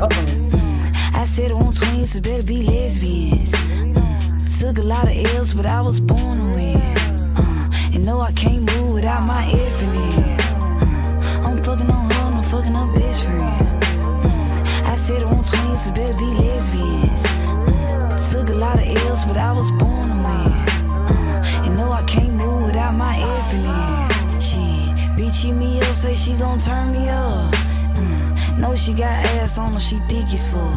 Tonka truck, say she got gang with her, and they pulling up.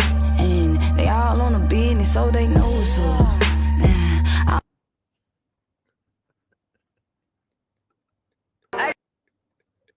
Have you stopped your daughter from listening to AR the Mermaid? Huh?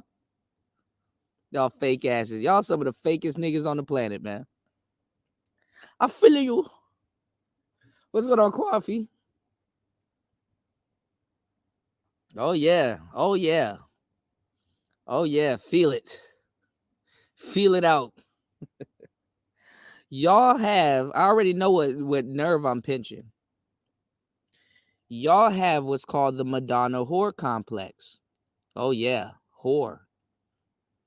Oh, yeah. Inhaling twerkwin. Oh, I got something better for you, Toya. You want to know what's demonic? And we talked about this years ago, and now you got rappers regurgitating it.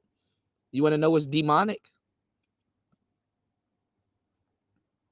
Nigga, me and my goddamn ex.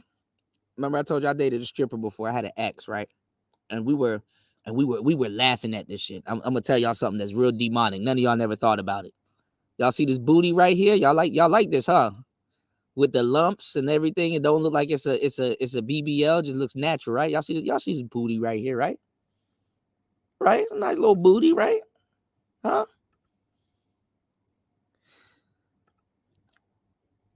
So it was at the strip club. And we came from Chipotle earlier that day. You know, she got her friend with her, and her friend bad as hell. Bad. She's a baddina, right? Baddini, right? Her stomach was rumbling, y'all. Oh, yeah. Lactose intolerant. She had the Chipotle with the cheese and the beans. Bubble guts. You know, y'all like bubble butt, but y'all don't like bubble guts, right? You know, a bubble butt come with a bubble gut, right? Y'all be forgetting when y'all see a booty and see niggas are controlled by booty. Y'all just like Felice Johnson. Pause. Niggas will see a booty and forget a woman is human, right? So she had a bubble butt with bubble guts, y'all. Oh yeah, that wasn't the end of it, y'all. That wasn't the end of it, y'all. Y'all support the show. Oh, we going there today. This is real demonic. It gets worse, y'all. She was dancing that night. And ain't no bubble guts about to stop her money. Taking a shit at the goddamn strip club. Oh yeah. Taking a nice wet one at this damn strip club. And guess what? Put her thong back on and went out and start twerking like nothing happened. Oh yeah. Jay Green said, oh no.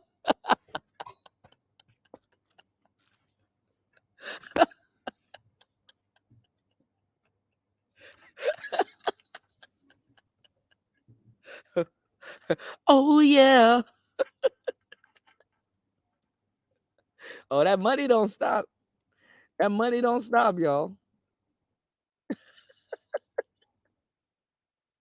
That money don't stop. Oh, you got people talking about it now. Oh, that money don't stop. Hold on. If you shit in the club and go back out and twerk, you demonic. Can you explain that? Well, first of all, I had like, you are crazy as fuck.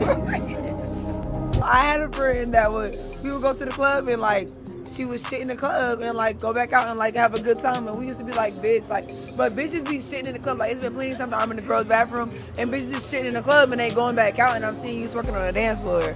So yeah, like, I feel like if I gotta shit, I'm going home. Oh yeah. Oh yeah. And some of y'all do know who this is too. Miss NyQuil herself.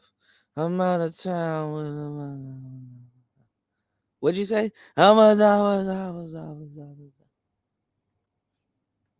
going on, DS1? Shout outs to my bro DS1. Can't get played like a PS1. Shout outs to DS1 in the building. Jay Green said, oh no. Link said, no, don't do it, Kudo. Why y'all getting mad? I done walked y'all down. Look, my numbers done dropped. Look at that. So I done destroyed a couple people's dreams in here. Look, the numbers done dropped from 27 to 24, y'all. Ain't this a biatch? Damn, I can't walk y'all down to the truth. Damn, at least I walked y'all down. I could have just came out and said it. Damn, I get no credit. Link said no. Shout outs to Kwafi. You said it's based on what you already covering in your poll. After that one, I would do the Pander Queens. Yeah, we're gonna get it. We're gonna get it. You know, you said based on the shtick and strategy that female content creators use that men all. What do you mean? What do you mean, Kwafi? Oh, over Black YouTube fall for. I mean, it's a soap opera now. This is daytime television. We don't replace Jerry Springer. You know, we don't replace Jerry Springer. You can see the same three niggas arguing over on this Risky's channel. It's the same 30 people arguing. The beef sector, you still got Bomb Cherry running around here starting shit, arguing with people. It's the same people. They just come up with new little bullshit names and just rehash the same argument. It's the same. It's the usual suspects. Super Sly ain't got nothing to do, so he up here contradicting himself. He's staying. Actually, he's not even contradicting himself. He actually staying true to his name. He's a deceitful little bastard. Yeah. You said I don't consider a woman bad unless she picks up a vacuum and assists me in some form. That's funny. Yeah, y'all got that doo-doo twerk win. That twerk win crazy. Twerk breeze. And a guy will still put his face in it. Absolutely, Link. That brown mark on your lap, fellas, that is not from you. Okay. Shout outs to Brian Will. He said, cool to get me out the whip. You crashing out. I'm telling you the truth, man. It's disgusting. The strip club. I gave y'all the game. You know? Yeah, Caribou's cool. And who's that other girl? That Mariah the scientist? I kind of like her. She dating Young Thug. She holding Thugger down. Thugger about to get out of jail soon. YSL Woody, he kind of did the right thing, y'all. He pled the fifth. He got on the judge's nerves. So Thug might be out. This is hurting. This is hurting this is hurting their case. You did? You said, I figure out why Stupid Slide doesn't like me. He got beat down by Mexicans in prison. Oh, wow. Oh, wow. But he's fake pro-black anyway. He's fake pro-black anyway. He's fake pro-black anyway. You know, I'm not trying to hear that pro-black shit. He's a coward. He's a coward. What's going on, sir? Ism saying truffle butter. Oh no. Oh no. Oh no. Shout outs to Jay Green dropping the huge $10. Thank you so much for supporting the show. Always supporting the show on the Cash App. Hold on, here we go. It's even gonna get worse, y'all. Mira, mira. Mamacita.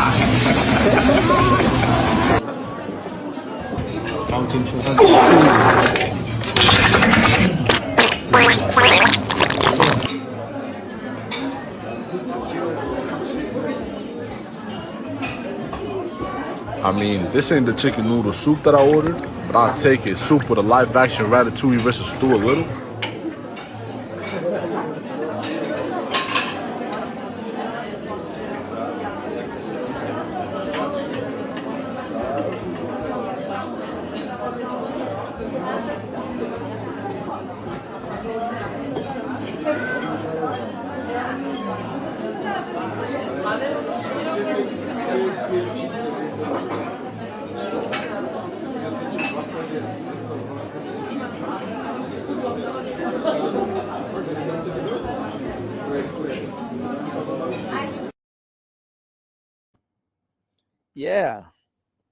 Yeah. So, you know, think I just I'm fucking on her and I'm fucking her best friend. I said I want twins, so better be lesbians. Took a lot of L's, but I was born to win. And no, I can't move without my effing. I'm fucking on her and I'm fucking her best friend. I said I want twins, so better be lesbians. Took a lot of L's, but I was born to win. And no, I can't move without my effing. Shit, bitch hit me up, say she gon' turn me up. No, she got ass on her, she thick as fuck. Tonka truck, say she got gang with her, and they pulling up. And they all on the business, so they know what's up.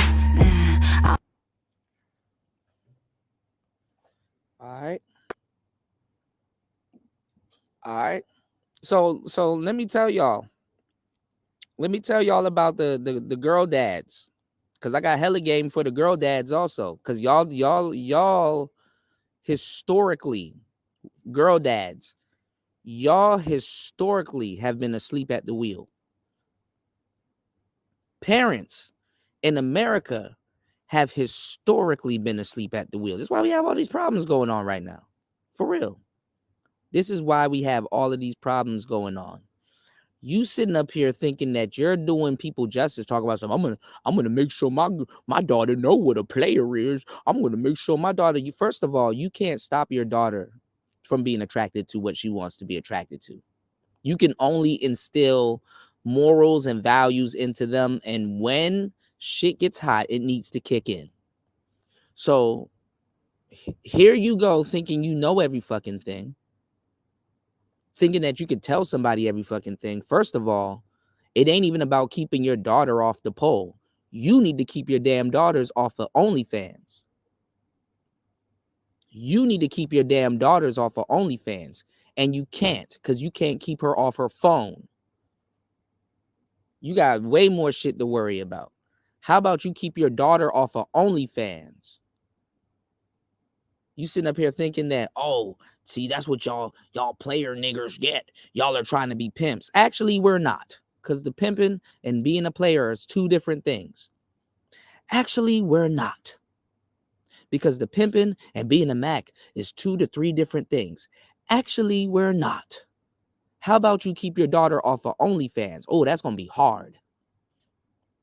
Oh, yeah. Going at somebody that you think is a player is easy, but keeping your daughter off of OnlyFans is hard than a motherfucker. Fuck a poll. Fuck a poll. The poll ain't even the problem anymore. Some of y'all gonna wish y'all want your daughter on the damn poll.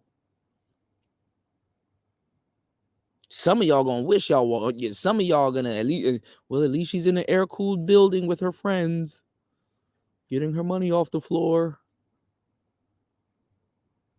OnlyFans, to a certain degree, is worse than prostitution. Can you believe it? Oh, but you don't know about that. Oh, because you don't know about that. OnlyFans is worse than prostitution. You can go somewhere on the side of town and walk the little blade and disguise yourself as somebody different and go sell some pussy for a couple of years, and people still won't know you did that.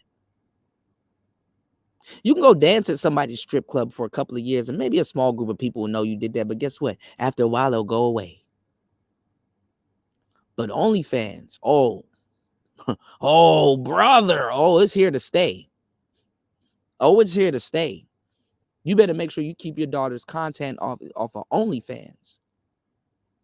Up here worried about niggas on the internet. Keep your daughter off of OnlyFans. You worried about the wrong website, my guy. Keep your daughter off a list crawler. How about that? Keep your daughter off an escort alligator. I'll see you in a couple of years. Sitting up here down in players, but up in OnlyFans. Oh, you can't pimp on my daughter. Oh, we don't need to. We don't need to. I was looking at this post, y'all. I was looking at this post. Very, very intriguing post. Where they showed this woman, she was like covering her breast and looking down at the camera and taking all of these sexy pictures in her lingerie, right? Just taking all of these sexy pictures in her lingerie. Real sexy shit, right? Shit like this, right? You know, this girl right here, she got a big old ass. Can't miss it. She twerking.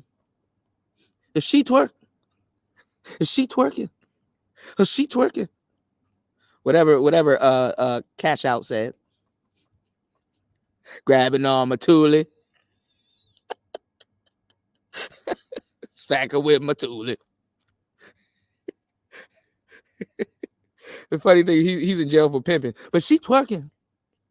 You don't even need to be out. But she twerking.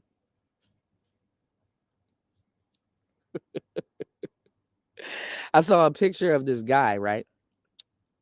The proof's in the pudding. I saw a picture of this guy. He was looking at he commented on this girl's photo dump. It was like 4 photos of her, you know, naked in some type of lingerie and looking down at the camera, right? And yeah, pimping's okay if the government does it, Spawn. Watch, right? So just like selling weed is okay if the government does it. Y'all let a lot of shit slide. You know, your cousin goes to jail or you go to jail directly, but the government can do it. Pay attention. You know, what happens when niggas and people get poor? They sell ass. What's the government doing now? Selling ass or weed. Right? What's going on, Third Ward? All right.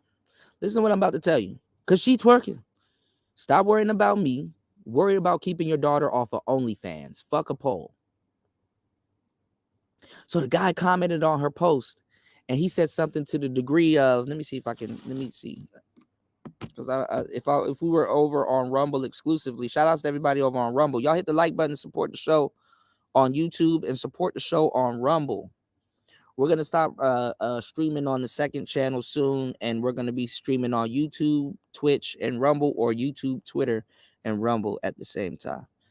Let me see what this guy said. Let me make sure I'm not taking what he said out of context, because I actually do my research, y'all. I actually do my searchery. Okay. So the guy said, hold on. Now my shit wants to act stupid. Stop. Hold on. So the guy said, Growing up, we really had to work hard for these pics. Laugh my ass off. The world done changed. So this girl is on the internet and she's just taking all of these sexy pictures, right? And the guy said, growing up, we really had to work for these pics. Laugh my ass off. The world changed. And we kind of forget about that. Growing up, we really had to work to see a girl take a boob pic, be in her underwear. Remember that little phase where girls were wearing lingerie with jeans and shit? I remember. But even then, they weren't showing off like this.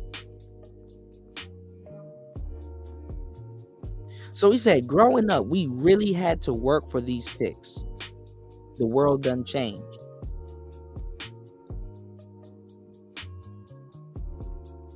And some girl got mad and went in his comments and said, you just weren't that nigga. Trust. So he said, growing up, we had to work for these pics. And some random harlot, some random tramp replied to his message and said, you just weren't that nigga. Trust. And you know what he responded with, y'all? He said, I guess we all that nigga now. Oof. Oof. He said, I guess we all that nigga now. We are all that nigga at this point. Your pussy! Hey, bring the camera, son. Bring the camera.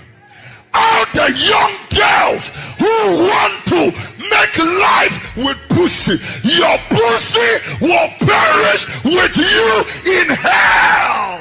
May your pussy perish with you. May your smooth pussy, creamy pussy, and tight pussy perish with you. God damn it! You can't make this shit up!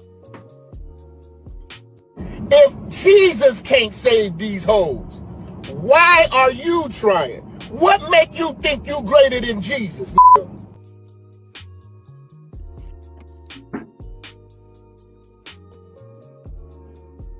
He said, I guess we all that nigga now.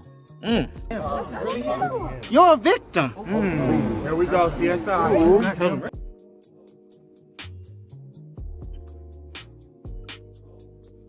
If you shit in the club and go back out and twerk, you demonic. Can you explain that? Well, first of all, I had like, you are crazy as fuck.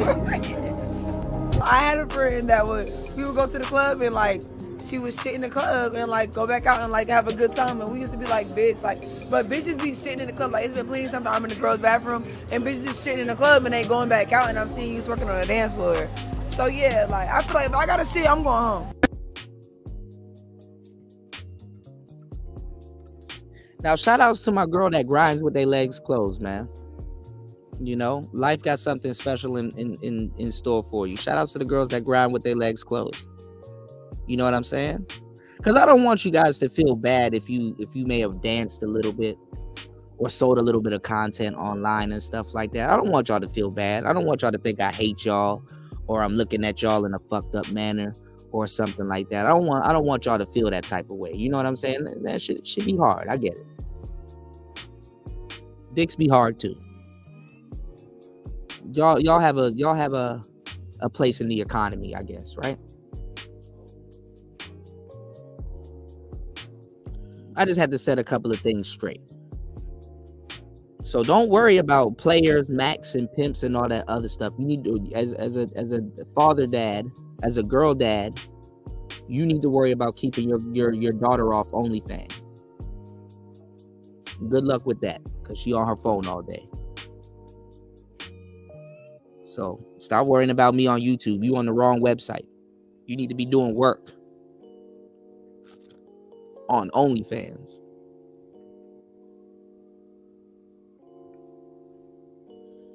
You said some women don't plan ahead for that. They eat food and be able to drink, but they got to do a number 2. Yeah, don't nobody plan for that. You know, nigga, I never used to be lactose intolerant, but now, nigga, if I'm eating ice cream or some shit, I got to set a day aside.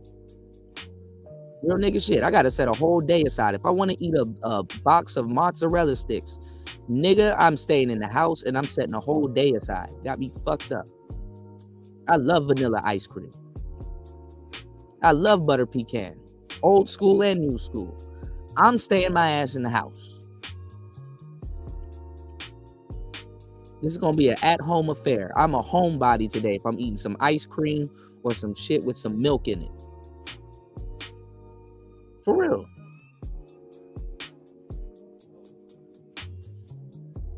As soon as I leave the ice cream aisle, I'm going to the toilet paper aisle.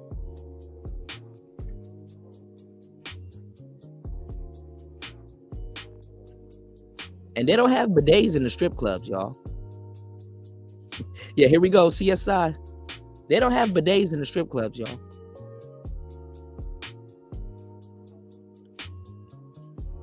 Toya said, trust. This is why I tell everybody to drink water. I don't care if you already had some. Have some more. Yep, I'm drinking water right now.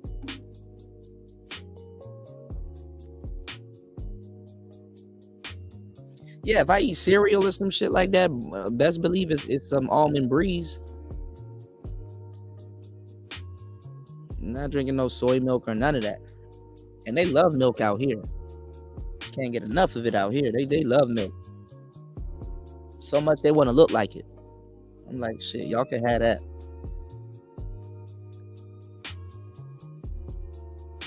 So let's get back on topic. Because I'm tying all of this stuff in, y'all. I'm not just, being malicious. You know what I'm saying?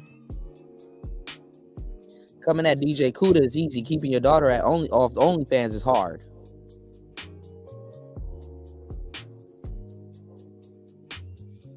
Okay?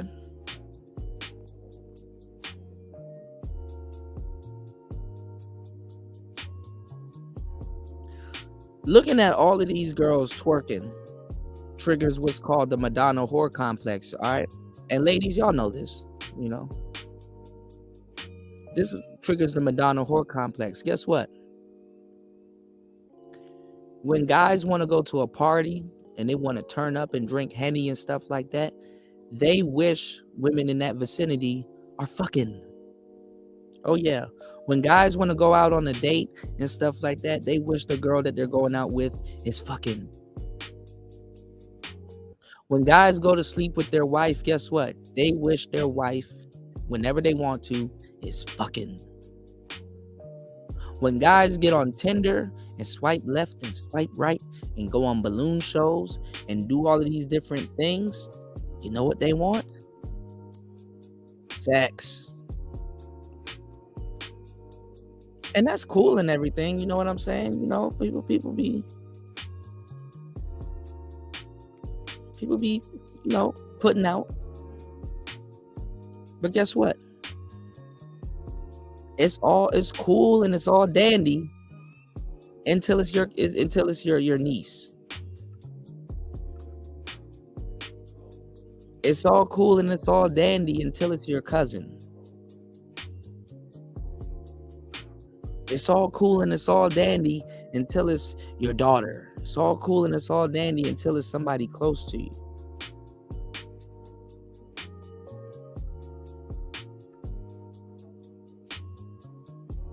You dig what I'm saying?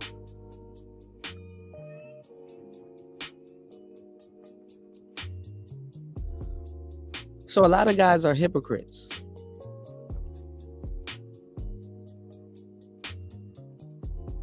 Hypocritical. What's going on, Joey? A lot of guys are hypocritical. Shout out to Life in the building. It definitely has made everything flat. Absolutely.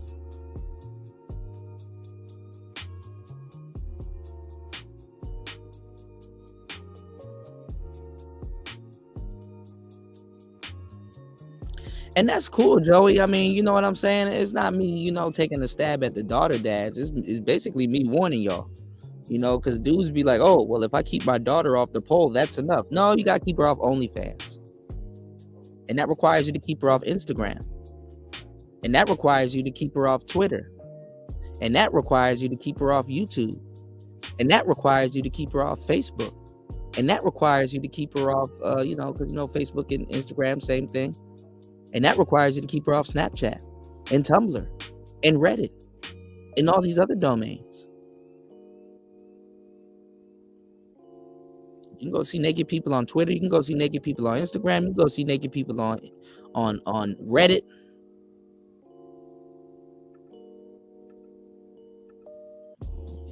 You know, if a kid want to go do something, they're going to do something.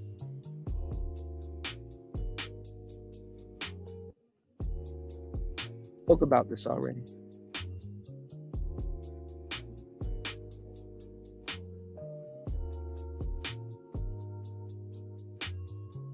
Why dudes go on these balloon shows? All of this stuff is popular.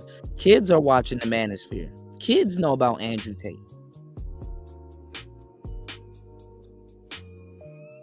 Check this out.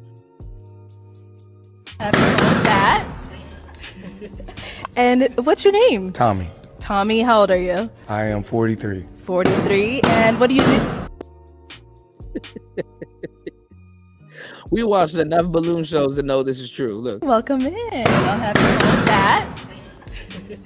And what's your name? Tommy. Tommy, how old are you? I am 43. 43. And what do you do?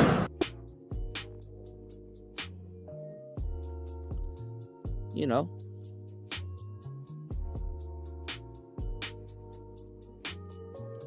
But women gotta, you know, they wanna, I mean, it's a tight slope. I mean, I feel bad for a lot of women because it's like, especially the young girls.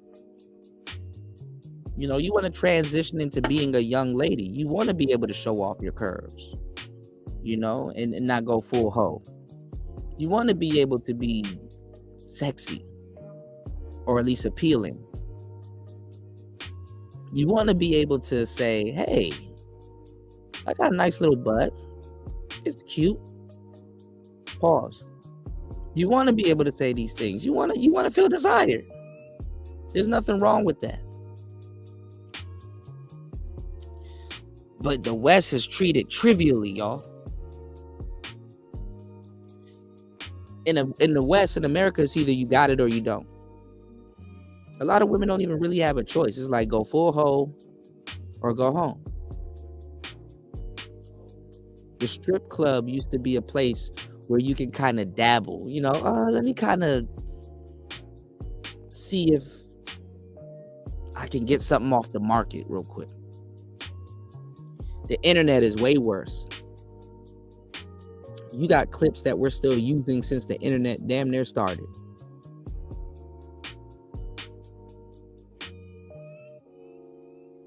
And for some weird reason, like a lot of these weird ass YouTubers that like really try to tone police me, they're trying to say, oh, Kuda, aren't you on YouTube? Yes. Are you trying to go viral? No. Bad enough it can happen, but I'm not absolutely trying to go viral. There's stuff I gotta explain before everybody, you know, and not everybody gonna jump into this content like that. There's stuff I gotta explain. Hey, bro, I cover controversial topics. Hey, I might not talk about something in the manner that you want me to talk about it. Hey, yeah, you probably came here from a cat video, but I'm going ham on certain political beliefs. Hey, I talk about this. Hey, I talk about that.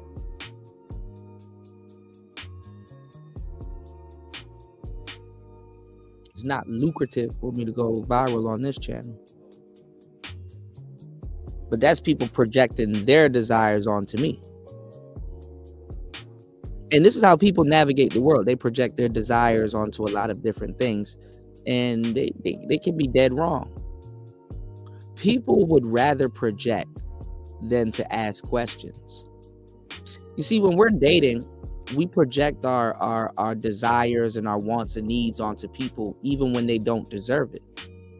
And when you actually speak to them or go up to them and talk to them and get to know them and stuff like that, slowly but surely you start ticking stuff away.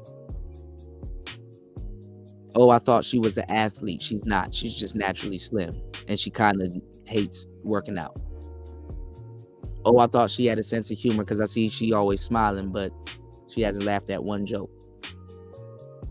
Yeah, niggas are still talking about body count. Bro, are you going to hit or not? Stop wasting her and your time. Are you going to hit or not? That's why I be playing with y'all niggas, man. I be like, yo, Tiana Trump, you going or not? Nah, man, Cuda, man, that shit, yeah, yo, I'm about to take you around the world just to contradict myself, Cuda, but nah, Cuda, man, you know, she, you know what I'm saying, like, Cuda, I be handing out elite dick, man, I just can't see,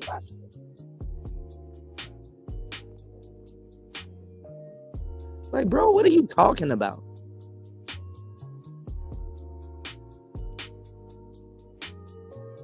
Like, I don't know the answer to the question and shit like that. And then I catch you. You wanna know how I catch them? Oh, okay, so you wouldn't date Miss Natural, huh? Nah, man, cool. She for the streets and she, you know what I'm saying? She just, you know. Oh, but you beat off to Miss Natural. Pause.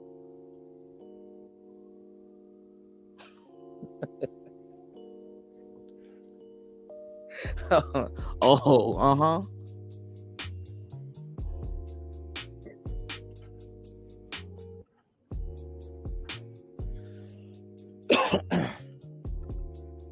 This done snorted a whole pile of cocaine in front of you, and she said she want it right now. What you finna do? Nah, Cuda, you know, she like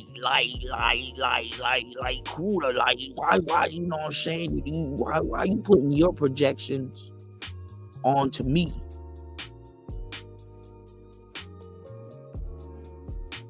That's all I get. Black people for you.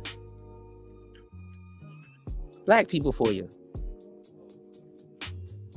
Jay Cargill. Now, I don't know. Y'all probably say no to her. Y'all watch her wrestle. But y'all definitely doing Suki. Anyway. All right. Let's get into today's show. We'll revisit these topics.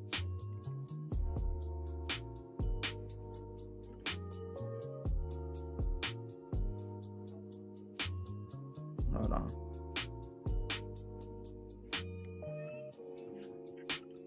These niggas be up here lying their ass off.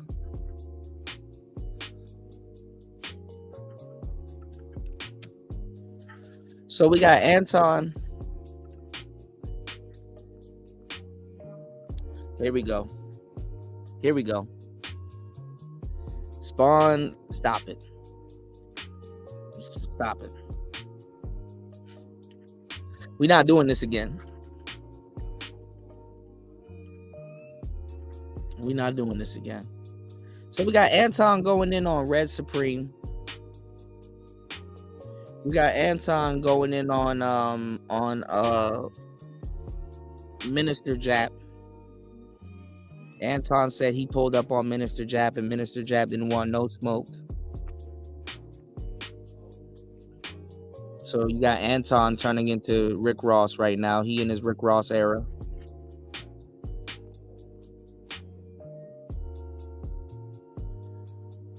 Devin D, what's going on with Fanny and that fake ass boxing thing? I heard niggas had contracts. Were the contracts signed? Like, niggas ain't about to go box. Niggas ain't boxing, man. That's horrible. If you come from this sector and you talking about boxing niggas, like over what? It's like, damn, bro, you fighting over hoes by proxy. Niggas talking about boxing and shit like that.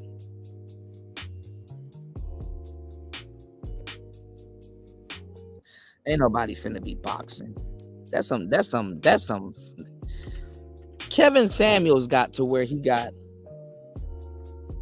and he didn't have to box.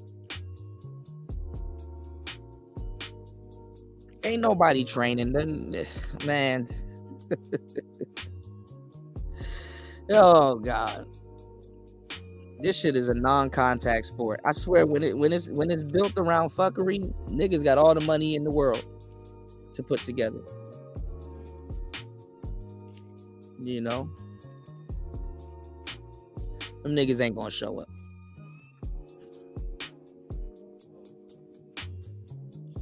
But we'll see. We'll see. I don't want to talk down on stuff, but all right, let's get into this. Tommy Sotomayor and Marquette, I heard, got into it over, you know what I'm saying, over his comments on Brandon Jamal. And recently too, I mean, Brandon Jamal, I was on his live. He actually went live the other day, and I ended up being on his live, and he was previewing a new song. He has a fresh and fit diss out called Sex Worker Saber, SWS,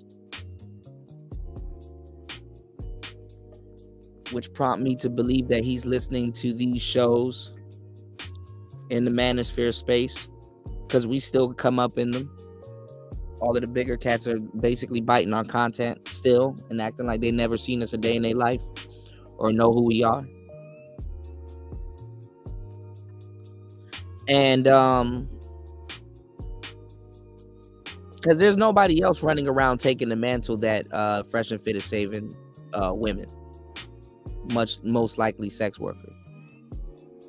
The manosphere has even helped out Ladies of the Night. You're welcome again. And I wouldn't necessarily say go legit, because like I said, OnlyFans is a different entity in and of itself. Y'all won't see the effects of it until later on. And I think that the world, because it's crazy, the world is gonna have to do a bailout for women, even though they don't hold women accountable,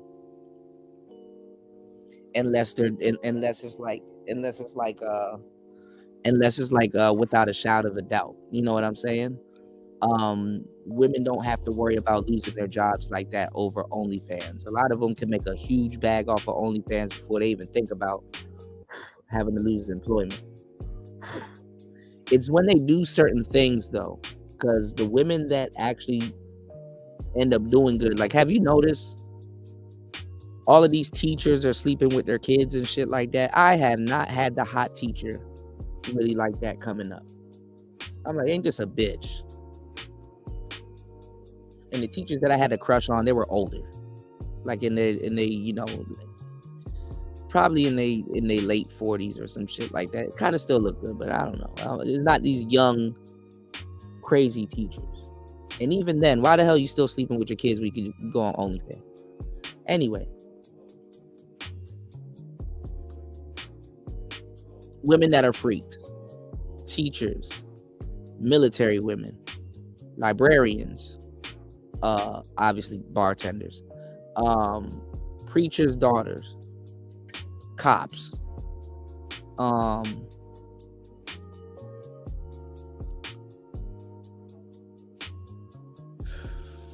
bitches that work at the DMV.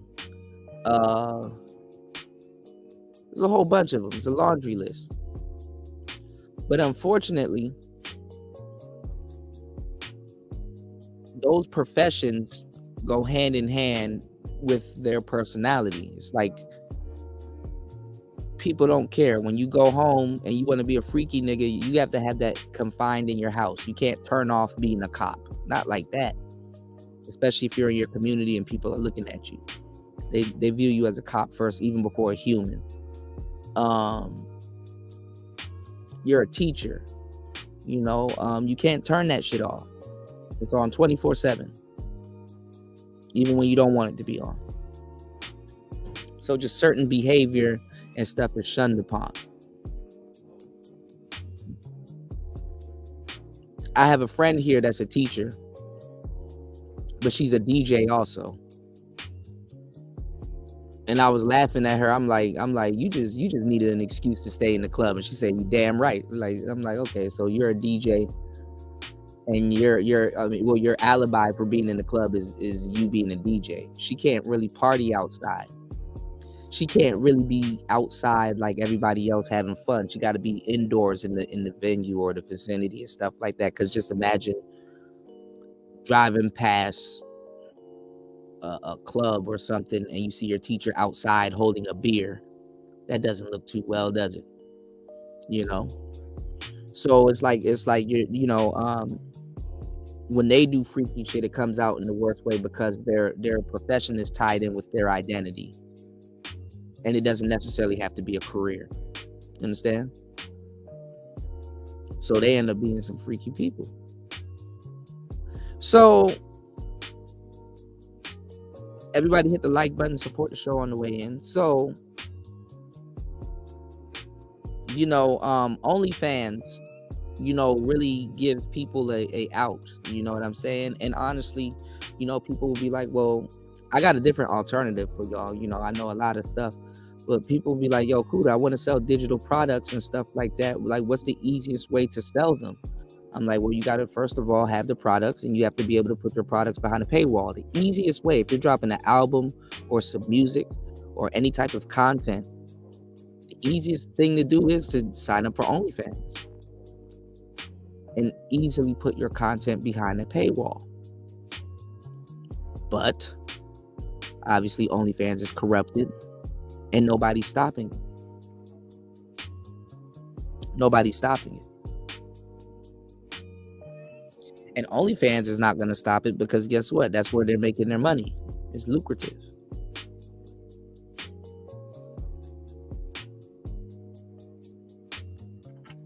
All right. So Fresh and Fit is actually helping out a lot of women in drawing business to their, traffic to their channels that they normally wouldn't have. They're introducing another fan base to their channels. The drawback on that is that now you got guys that have a taste for women they shouldn't even be dealing with. But to a certain degree, it's basically perpetuating the disease. You understand what I'm saying? There's no money in the cure. So yeah, they can dangle women in front of your face, and then at the same time on the back end tell you all the shit you're gonna go through with that same woman that they dangled in your face. But then again, what I'm telling you, I wouldn't say it's the same, but it's similar. If I tell you to go outside, I'm just telling you to go after what you want. And that could be a woman on OnlyFans, that could be a woman, you know what I'm saying? Anywhere. That could be a woman in the strip club. That could be whatever. Me telling you to go after what you want is a bit vague, but I'm not directly saying here's an archetype, go after this archetype. It's not on display, but it is there, And a lot of guys don't have good examples. There's a lot of beautiful women that I know that are great women, but guess what? Hardworking, square women. A lot of guys don't want to go after that because a lot of guys are definitely, I wouldn't even say lazy, but laziness is a part of it. But one of the things that turned off a lot of lazy dudes with square women is that they're going to actually have to apply themselves. They're going to actually have to know how to purport themselves or articulate themselves and show, their personality. And I'm not going to say they're going to have to straight up full on work, have to work on themselves. But square women and stuff like that, they kind of require that guy to really show up. You know what I'm saying? You really have to have a personality. You really got to be talking about something, not just saying stuff. You really got to show up for real. And a lot of guys, even when it comes to getting hoes, they're like even dealing with hoes, dudes don't realize that you can't afford to cut corners. You can't afford to cut corners with shiesty women. That's going to be your downfall. Trying to cut corners with women of the night, you can't do that. You can't do that. So if y'all don't even feel that y'all got to do all of that shit for quote unquote hoes, and that's something that you trying to lay down with, you know what I'm saying? Y'all niggas wasn't going after no real women anyway, or women in certain prestige, or women of certain prestige, or in higher places. You understand what I'm saying? Because to a certain degree, women do have a whole side to them. Everybody got the freakish side to them. But not all women are hoes, no matter how much we say it. This is not a NOWALT. It's not all women are like that. Because in reality, if you are applying yourself, you're going to run into women that's not like that. But guess what? You're so used to not showing up, you won't know what to do when a woman's like that. And then if your ego gets bruised, it's going to be just easier for you to say, well, she was a hoe anyway. And it's like, no, that's not true. And you still want that girl. Anyway, let me let this play. How are you? I'm well. How are you? Can you hear me? I can hear you very well. All right, perfect. Okay, I was told I've never heard right, of you. Devin Somebody D. told me, hey, there's Absolutely. a guy named the Saint and Sinner. But I'm gonna take your word for it. Didn't you just say? These guys heard of each other before. I don't know why. It's the same 30 niggas arguing with each other year in and year out. But let's go. About that guy, about being humble? You just said that about that guy. Now you don't believe anybody has never heard of you. I don't know. I don't believe you, who went on Fresh and Fit several times, when you say you've not heard of me. I don't believe that at all. I'm just keeping it a buck with you. It's not about. Hold on one second. It's not about not being humble. It's about being honest. And so I'm I telling don't see you. how that's an argument. If somebody says it, I wouldn't even sit up there and argue with somebody about No, that. it's not an argument. It's not an argument. It's a statement. Well, I don't know you. I was saying I don't know you. It became an argument And because you have to tell me you don't hold on one believe that second. I don't know you. And I'm letting you know up front so that you know where I stand. I wouldn't care that you don't believe it. You know now, though. Again, that's where it goes back to. You said being humble. I don't think anybody would call me, and I would have to tell them, I don't believe you've never heard of me. But It's not about bigging myself up. It's about you coming on pretending what as he though was like doing you're wasn't coming bigging out of the blue. Yeah, Tommy has heard of Marquette at some point. Even him going at Kevin Samuels and stuff like that, he's heard and seen him before. Like that's something you don't have to lie about. But I'm telling you, see how it is with content creators? These are the games that people play. You know what I'm saying? People will know you for years and then sit up there and, but you're a nobody. Nigga, you know me. You on my page. Oh, you're a nobody. But you watch me and you know my content. So how am I a nobody?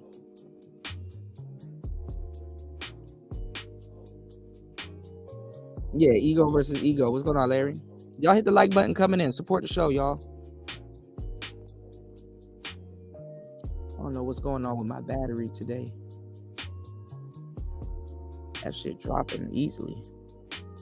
But anyway, it's like, you know me. Stop, like, come on, bro. Like, let's get this out the way. And I'm not gonna lie. If somebody said they don't know Tommy, he most likely will be like, you've heard of me or seen me. But then again, he might not, because he's been banned for a good minute. But let's go. It was. You can even see the comment in the comment section. You know what I like, ladies and gentlemen, go to my Instagram right now and go see if it didn't happen. If I'm not mistaken, Tommy has reacted to some of the Satan the Sinner stuff. So over the years. On my picture where I said I just got home, go look. Go look and see if I made it up. Speaking of complete sentence, I'm not sure what you're talking about right now. Everybody watching, go to my Instagram. Go look at what happened in the picture before the last one. Someone said it to me in there. Go look at what I said back. Fine. Yeah, that's fine. Go look at what I said to them. That's fine. If you could try not to yell, I'm making it up. My ears now. You kind of hurt my ears now. But okay, here's the thing. You couldn't hear me, now I'm hurting your ears. So you're just gonna sit here and just I appreciate you. Listen, I appreciate you coming on, and one of the things that I think will be very educational that I mentioned about you in particular, which if I were you, the reason I would have showed up is this.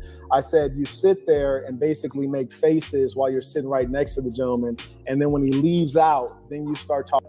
Now, this is the thing. I don't know why and Fantastic try to say the same thing when he sits beside Tommy on panels and don't say shit to him until he run back to his page for content. I don't know why y'all wanted Tommy to say something to Brandon Jamal. Like every time he appears on Fresh and Fit, he's supposed to fight somebody. And Fresh and Fit are trying to be good guests to Tommy. Like the first time he was on there, I think the first couple of times he was on there, some broad pulled a gun on him. And then the last time he was on there, he got hit. So I don't know what y'all really want from him on that show. And then honestly, what him saying something, what was that supposed to do? Again, niggas just want to see a fight. Ooh, what is Tommy gonna say? Niggas just want to see a fight. Talking shit about him instead of addressing it straight up as a man. And that is extremely pathetic. No, it's not. I can count way more pathetic things I've seen in this damn space than that. How about people that are truly assets to the space getting pushed by the space instead of waiting for a viral moment? First off, it's not pathetic because I didn't invite him to the show. And so I don't disrespect people in someone else's house. Now, if they didn't say something about it, that's different. Then you join in on gossip in the house. It wasn't my show, and I didn't even know who he was. What's going on, Rainwater? I didn't know him. I didn't know he was going to be there. I don't disrespect him. If they brought this man on and he was supposed to be doing whatever it is. And then Marquez said, then you're gossiping. It's like, bro, you gossip also. Like, to a certain degree, a lot of our content involves gossip content and chatty patty content. This is why when I cover certain topics, I try not to be as gossipy and, ooh, honey child, guess what? Y'all see I come from a teaching standpoint or letting y'all know how the game goes. It's like, okay, if we're talking about Diddy and Cassie, I'm telling y'all from a relationship standpoint that's not uncommon. I'm not saying, I'm not on no super slide. Ooh, honey child, fuck Diddy. He gonna get what's coming to him. Oh my God, I'm not sitting up here trying to moral police y'all and try to make y'all feel better because you clicked on a video and somebody says something that you don't even believe in. There's niggas that was talking about that shit, cut that shit off and went off and start beating their girlfriend's ass. Niggas will cut YouTube off and start beating their kids' ass.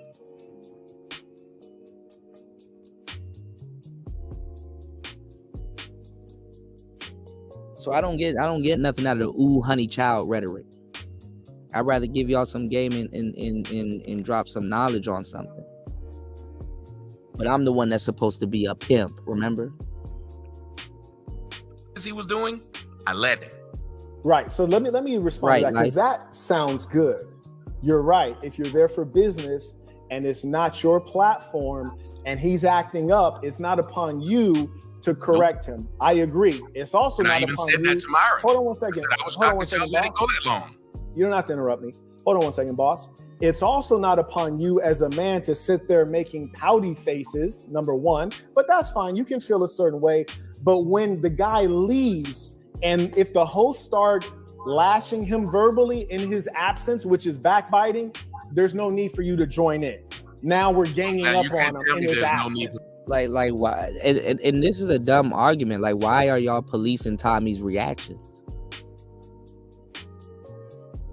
What did we say earlier? What if this nigga had a bean burrito and it's like, somebody ever just been doing something? It's like, bro, my stomach sound like a pair of Nikes in a washing machine, bro. Like I'm not fighting today. Nigga hit me in my stomach, it's game over for me. He gonna go viral if he hit me in my stomach. We both gonna go viral for two different reasons.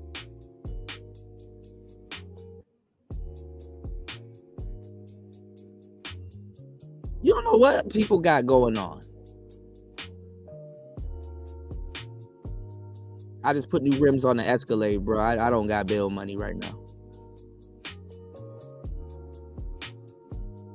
Sorry, y'all can't see a fight like y'all wanted to. Niggas always want to see a damn train crash.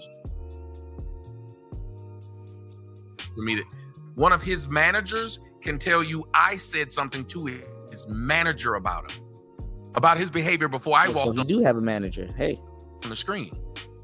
He said that's just his thing. He young, and we trying to get him to stop doing that.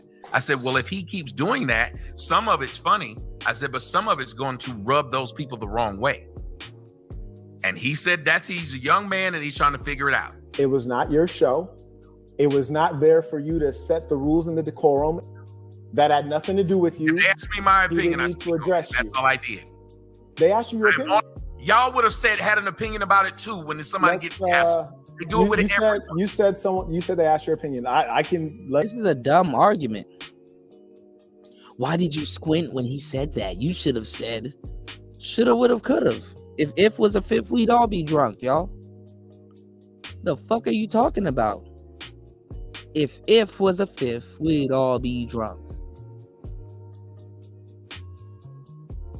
It wasn't my place to say nothing to him. That's not my guess. That's it. Like, what's wrong with niggas tone policing these days, man? Okay. I'll just play it and see right now. Let's see. Respect. You left your diapers. You know they're expensive. You can't. I don't know if you're gonna be. Everybody else spoke about him as well. This guy was stocking. Wait, but I was the one that should have. We're gonna play the clip and then we can go through it. We're gonna play the clip. We can go through it. Diapers the entire time, like. Make some You can contribution. tell when somebody never had. Like y'all could have had way more of a productive conversation instead of arguing about what somebody did. So Anything in their damn life, and they keep bringing up. Okay, there's you. So now you're talking about Brody behind his back. So you said that Everybody spoke about him. We were talking about what just happened. One moment. You don't have to hop out. One moment. You just said everyone started talking about it, but we just played the video footage and it showed that no. All right, so let me know what's going on, Beach. Shout outs to my girl Beachy in the building. Good to see you, girl. You speaking of photos, you about to break the internet with them photos, man. looking real good. Shout outs to Beach. I like them photos, you know. Beach was taking a picture with her. Yeah, why does this matter? This is the thing. Shouts to Beach in the building. This is the thing. It's tone policing. You know, what was he supposed to do? Like, you know, what was he supposed to talk about? What was he supposed to say? Oh, you're talking behind his back. He's not there no more. Now, let me tell you why people are switching gears and changing up their stance on Brandon Jamal. Like I showed you on the last show, he put out a video and he said, "Oh, I'm a Gemini," and the girl was trying him, which she was. You know, they were kind of going back and forth, but you know, that's not something somebody like would really stop. It's like, oh, you know, these are adults. They probably like each other, or it's probably something else to it. So let them kind of go back and forth. He just didn't want to hear from none of those girls, and he interrupted the show. You know, it's not just a girl that he was going in on, because that could have easily been another girl. And he had too much sauce, no homo. He had too much sauce. Too much sauce. So we had to kind of tone it down a little bit. He was on a different tone, and Fresh and Fit was on a different tone. Myron was on a relaxed night, and it was just a relaxed show. It wasn't even like no big, wild, over-the-top shows like they usually have. So he probably misread the tone of the show. And then on top of that, Myron and Fresh needed somebody there to a certain degree, not to go viral, but to take the weight off of their back. Take the weight off their back for a little bit. But let's get it. Asked you, so you were lying about that. And then B, you said everyone was talking about it. No, you started the conversation. And then C, you were clearly disgruntled. We just played the video footage. No, to play it back. If you said I just go ahead, play it back that I started. The girls started it, and Tommy just added in. Able to. This guy was stocking diapers the entire time. Like that was the first person to talk about it. When somebody right there. had anything in it. Okay, so yeah, Steph is Cold is cool. That's my guy. I fucks with Steph is Cold. But a lot of people don't even know where Steph is Cold came from. Steph is Cold came from C Boogie's division. A lot of y'all don't remember. Steph is Cold used to claim Dom Game division.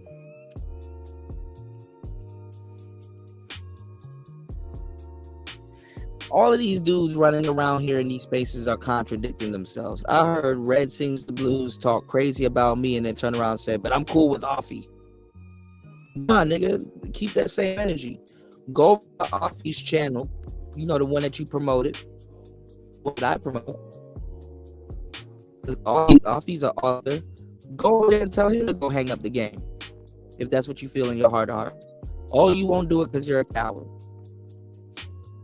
Okay, so things you would say to me, you wouldn't say to another nigga. Got you. Oh, I'm cool with Offie.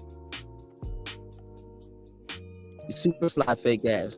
I don't think the game is real, and we don't need to hear it, and it's over for the game.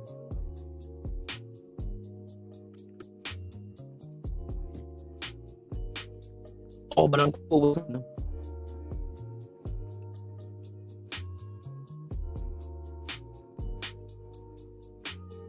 So while he thinks that, and people want to get mad at me for getting on daughter dads. Oh yeah, dissing me and players and I think people that you think are pimps and Max. Yeah, that's easy. Oh, but keeping your daughter off of OnlyFans is hard. Keeping your daughter off of OnlyFans is hard.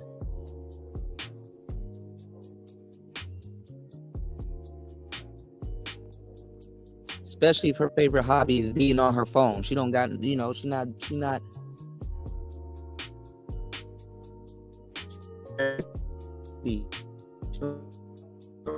the house. Oh yeah. It's gonna be hard to keep them off OnlyFans. We got something way worse to worry about than the poll. If I have a daughter, guess what? My job is to keep her off OnlyFans. That's going to be hard. That's going to be hard. Oh, ain't even a problem at that point. So she was the first person to start talking about him. She stated, quote, this guy was stacking diapers the whole time, end quote. Yes. So if you take that sentence and you do a textual analysis of that sentence, critical discourse analysis, is there sentiment there? Yes, because they didn't say any of that before he left. Well, I mean, while he was there. No, there's no talk about how lame he was or how lame he was. No. There's no sentiment there. She said this guy was stacking diapers the whole time. Okay. You're being condescending and you're not getting to the point. What are you grilling me on? Oh, you were talking crazy about him when he left. Okay, let's say I was. And? Oh, that's not masculine. Well, there's a lot of not masculine things going on here. You're gonna stop the space because of me not saying something to Brandon Jamal? An observation of fact. That is not but an I'm opinion. saying she didn't make that observation before. Then what you did was you started talking negatively about him. But here's the difference. She's a broad. and she was coming at him to his face while he was there. They were engaged in. You offered your opinion about me, and you weren't talking about me to my face. You've been doing this. You even put a title up here. You didn't say nothing to my face. No. Hold on. Let's stay on topic. We can get to that. I'm saying that's normally what people do. No, we can get to what you said, but let's not let you run away first. Just admit that you lied, and you tried to make it seem like the broad started off the conversation disrespecting him when it was actually you, but you waited till he left to disrespect him. Well, first off, he was disrespecting him the whole time, but reasonably so while he was there. What do y'all think in the chat? Let me know. As I told you when I started, I didn't know that man or what he was there to do. So I'm not going to ruin their show. I'm not going to start a fight with someone if this is their show and that's what they brought him there to do. I don't know what he was there to do. Then you should have kept quiet the whole time. While he was there, you were quiet. And in his absence, how are you going to tell another man what to do?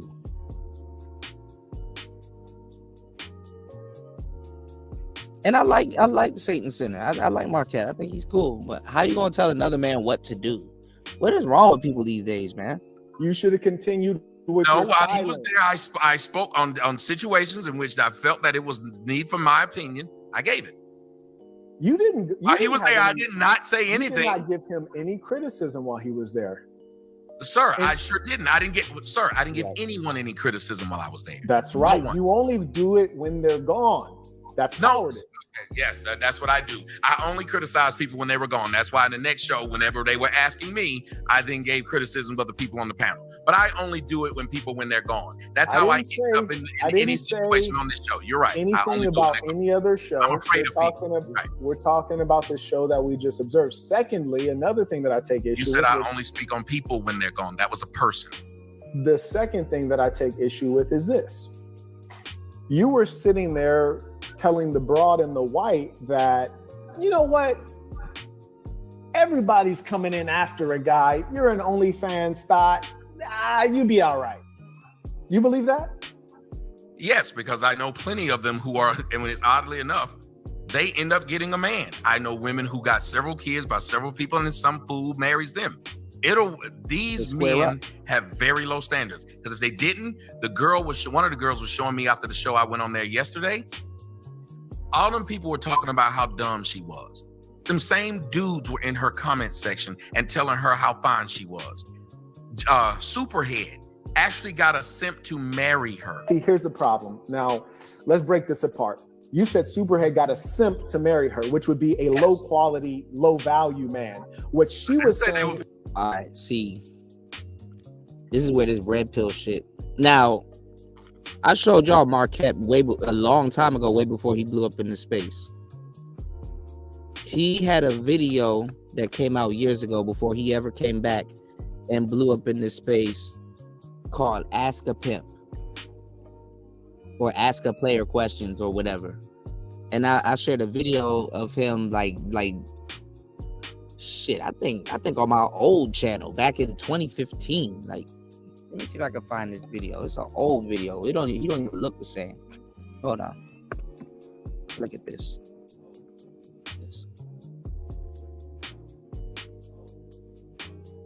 See if it comes up.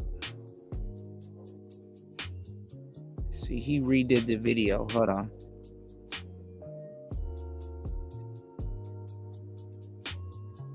One of his videos came up, but that's one from 3 years ago. Hold on.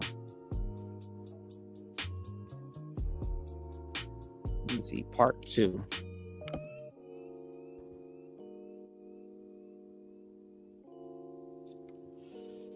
It's not coming up. Hold on.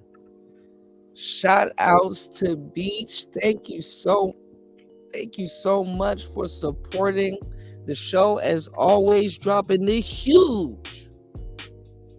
Thank you, Beach, dropping the huge $20 on the Cash App. Hold on. Shout outs to Beach. Hold on. What's all that movement back there? What's all that movement? Shout outs to Beach. Hold on. Here we go. Yes, sir. Appreciate you, bro. Good, man. You look good. Go get them. You did that. Cut right there. Cut, my boy. Yes, sir. That'll be about 100. That's 100 right now, right? Why you put the hat on? What you mean? I'm done. I'm gonna do it.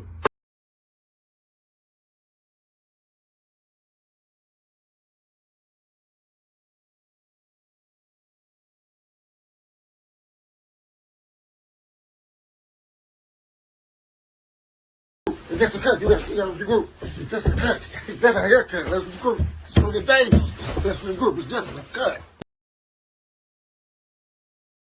Beach, thank you so much. I appreciate you. Thank you for always supporting the show. Beach, what's your thoughts on this? Have you seen the Fresh and Fit show with Brandon Jamal? He literally I guess he said because he's a Gemini, he zoned in on one woman, but you know, he kind of was on some diva shit. I mean, even today, I think even before I went live, an hour ago before I went live, y'all, he did a video saying, like, kind of, you know, I mean, he already done put out a Fresh and Fit disc, but he did a video basically saying that,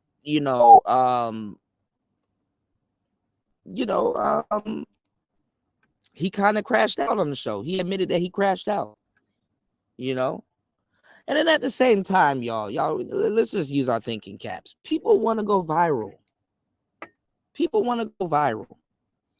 And let me tell you why the space is in array, is in a kerfuffle right now, because they want Brandon Jamal. Oddly enough, they want Brandon Jamal to be one of the lead guys in the space. Okay. Lead attorney done took a back seat. MTR kind of took a back seat, even though he's still at the forefront. And he's gonna go harder now because he's on that list. Dennis Sperling, back seat. A lot of guys done took a back seat in the space. You said one of his tech businesses is in my area, I think. Who Satan Center?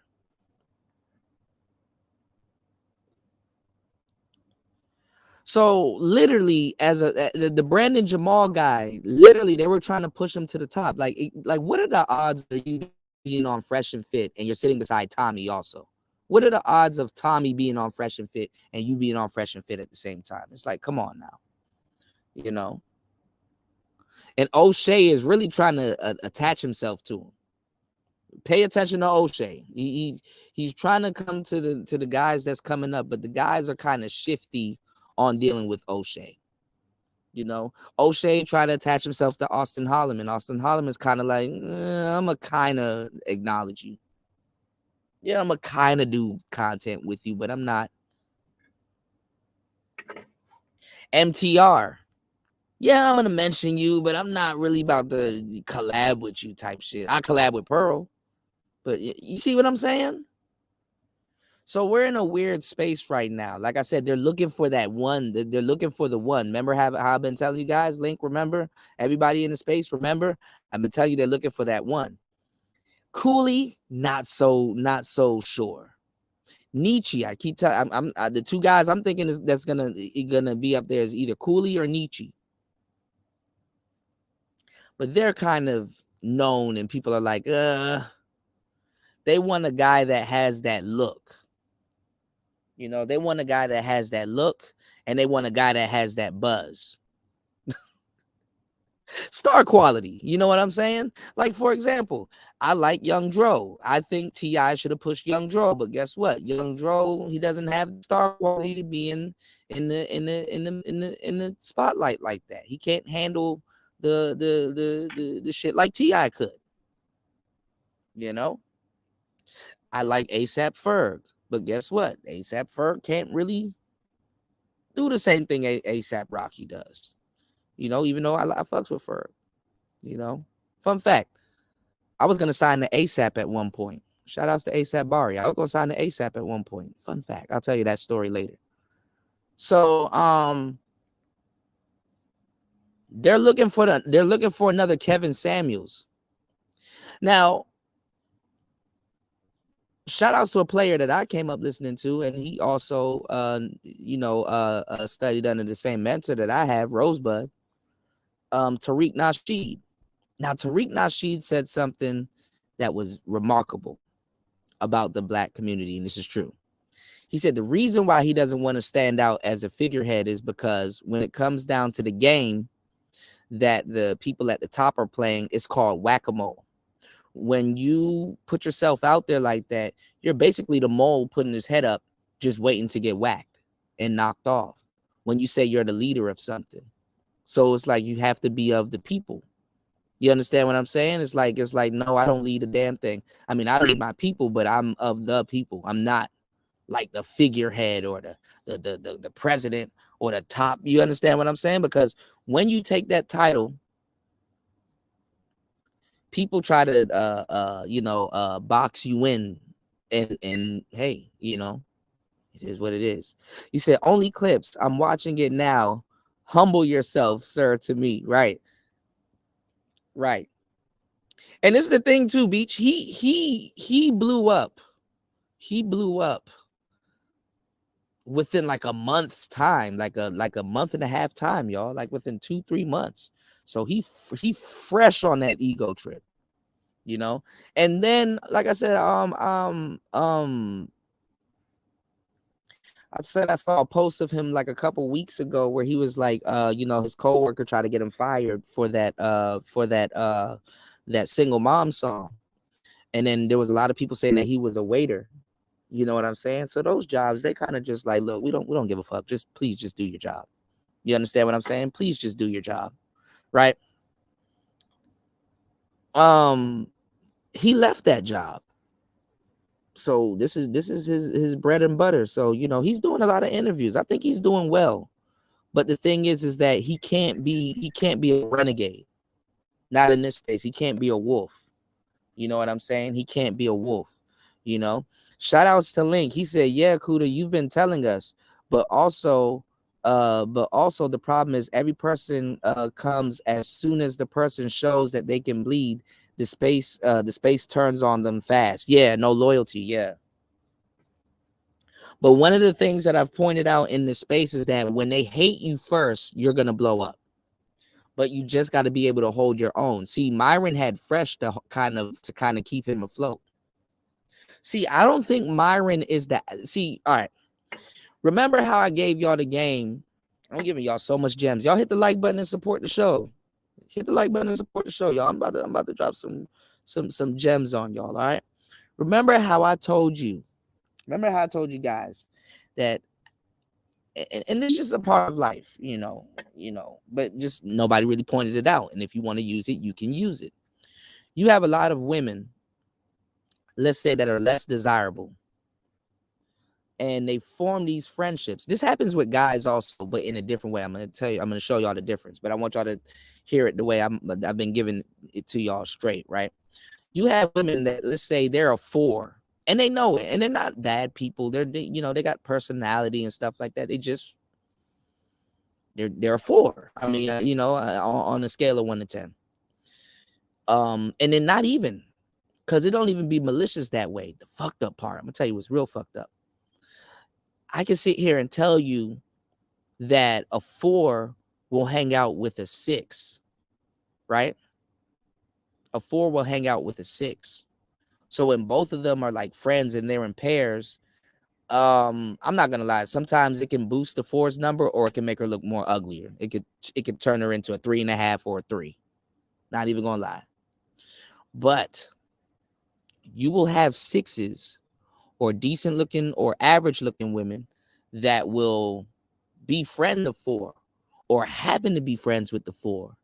And it makes her look like a 7. There's like a perk to their friendship. It's like, okay, when I'm hanging out with her, I get hit on a little bit more, because compared to her, when we're walking in pairs and guys see us at the mall and stuff like that, I look a little bit more attractive than I actually am. There's a perk there. But she cool. That's my homegirl. We chilling, and she be tackling the niggas so that I don't want. And then also too, shit, she gets something out of the deal. Also, she get residual niggas. We working a pyramid scheme here. She get residual niggas, you know. She get residual niggas. Fucked up part is there's no loyalty in that too, Link. Cause sometimes that girl will double back and then start stealing the boyfriend that the 4 gets. But anyway, when it comes to Myron and Fresh, they both don't seem like they're outgoing guys. But in a pair, somebody gotta take the reins, which was Myron. So Myron doesn't seem like he's a naturally outgoing and outstanding confrontational guy. But compared to Fresh, because Fresh seems shy and reserved and stuff like that, it allows him to be more confident and become that dude. You know, it allowed him to be a little bit more confident, allowed him to open up, and allowed him to become that dude. So when the space start hating on him, you know what I'm saying? Fresh kind of was there as a deterrent or somebody that people can compare. It's like, okay, we can't really just direct this shit at Myron and then compare it to Myron. You know what I'm saying? You're comparing Myron with Fresh. You know what I'm saying? You're seeing pairs and you're comparing them. For example, Abba and Preach, same shit. You know, damn, Abba's an asshole. Abba's a compared to who? Preach. Or Abba's doing this, or Abba's, you know, compared to who? Preach. Okay, so this is how the brain compartmentalizes things and looks at things, and especially if it's in pairs. Every once in a while, can Abba run the show by himself? Cool. Every once in a while, can Fresh run the show by himself? Cool. Well, I don't know about Fresh running the show by himself, but Myron, cool. But it's like, I don't know. It's like they can't hold it on their own or for a long time. And that's Brandon Jamal. You know, when you get catapulted to the top like that, you can't really be a Ronin red pill nigga when you kind of don't know all of this stuff. Like I said, back in the day, dudes used to be here for a couple of months to years studying what we're saying, getting the talking points down right, so then when they pick up the microphone, they sound like experts.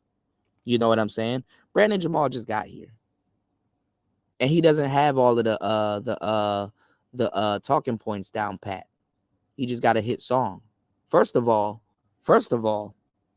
I'm gonna tell y'all the truth that nobody's telling y'all because they're too busy trying to welcome anybody and everybody into the manosphere, so it can take heat off of them, or the pressure off of them to perform at a certain, you know, they could just attach onto him instead of having to perform at a certain level.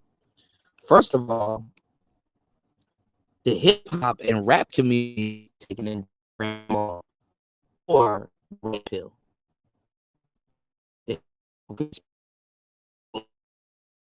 Hey, bro. Do you sublease this beat from me or something? Like, you know, the hip hop community is supposed to be taking in Brandon Jamal more so than the red pill. But let's get it. Find good men. But that was the very discussion that was being had. She said that she was going to stop only. One second. She was saying that she wanted to stop OnlyFans because the guys she's attracted to are not attracted to her in her current state, but the simps are the ones attracted to her in her current state. So you were misleading her, suggesting that she could get a good man in her current state. Sir, we would all have looked at that guy. I called him a simp, but he was still a good man by everybody's metrics prior to that. That guy who married Superhead. That's why it was shocking, because everybody thought he was a good man. I call you a simp based upon what you do. I just want to confirm. You believe now that tech guy that married Superhead, because she said she'll leave in the middle of the night and still go see Lil Wayne. Now, that tech guy that married Superhead, that doesn't make him an act. I mean, look,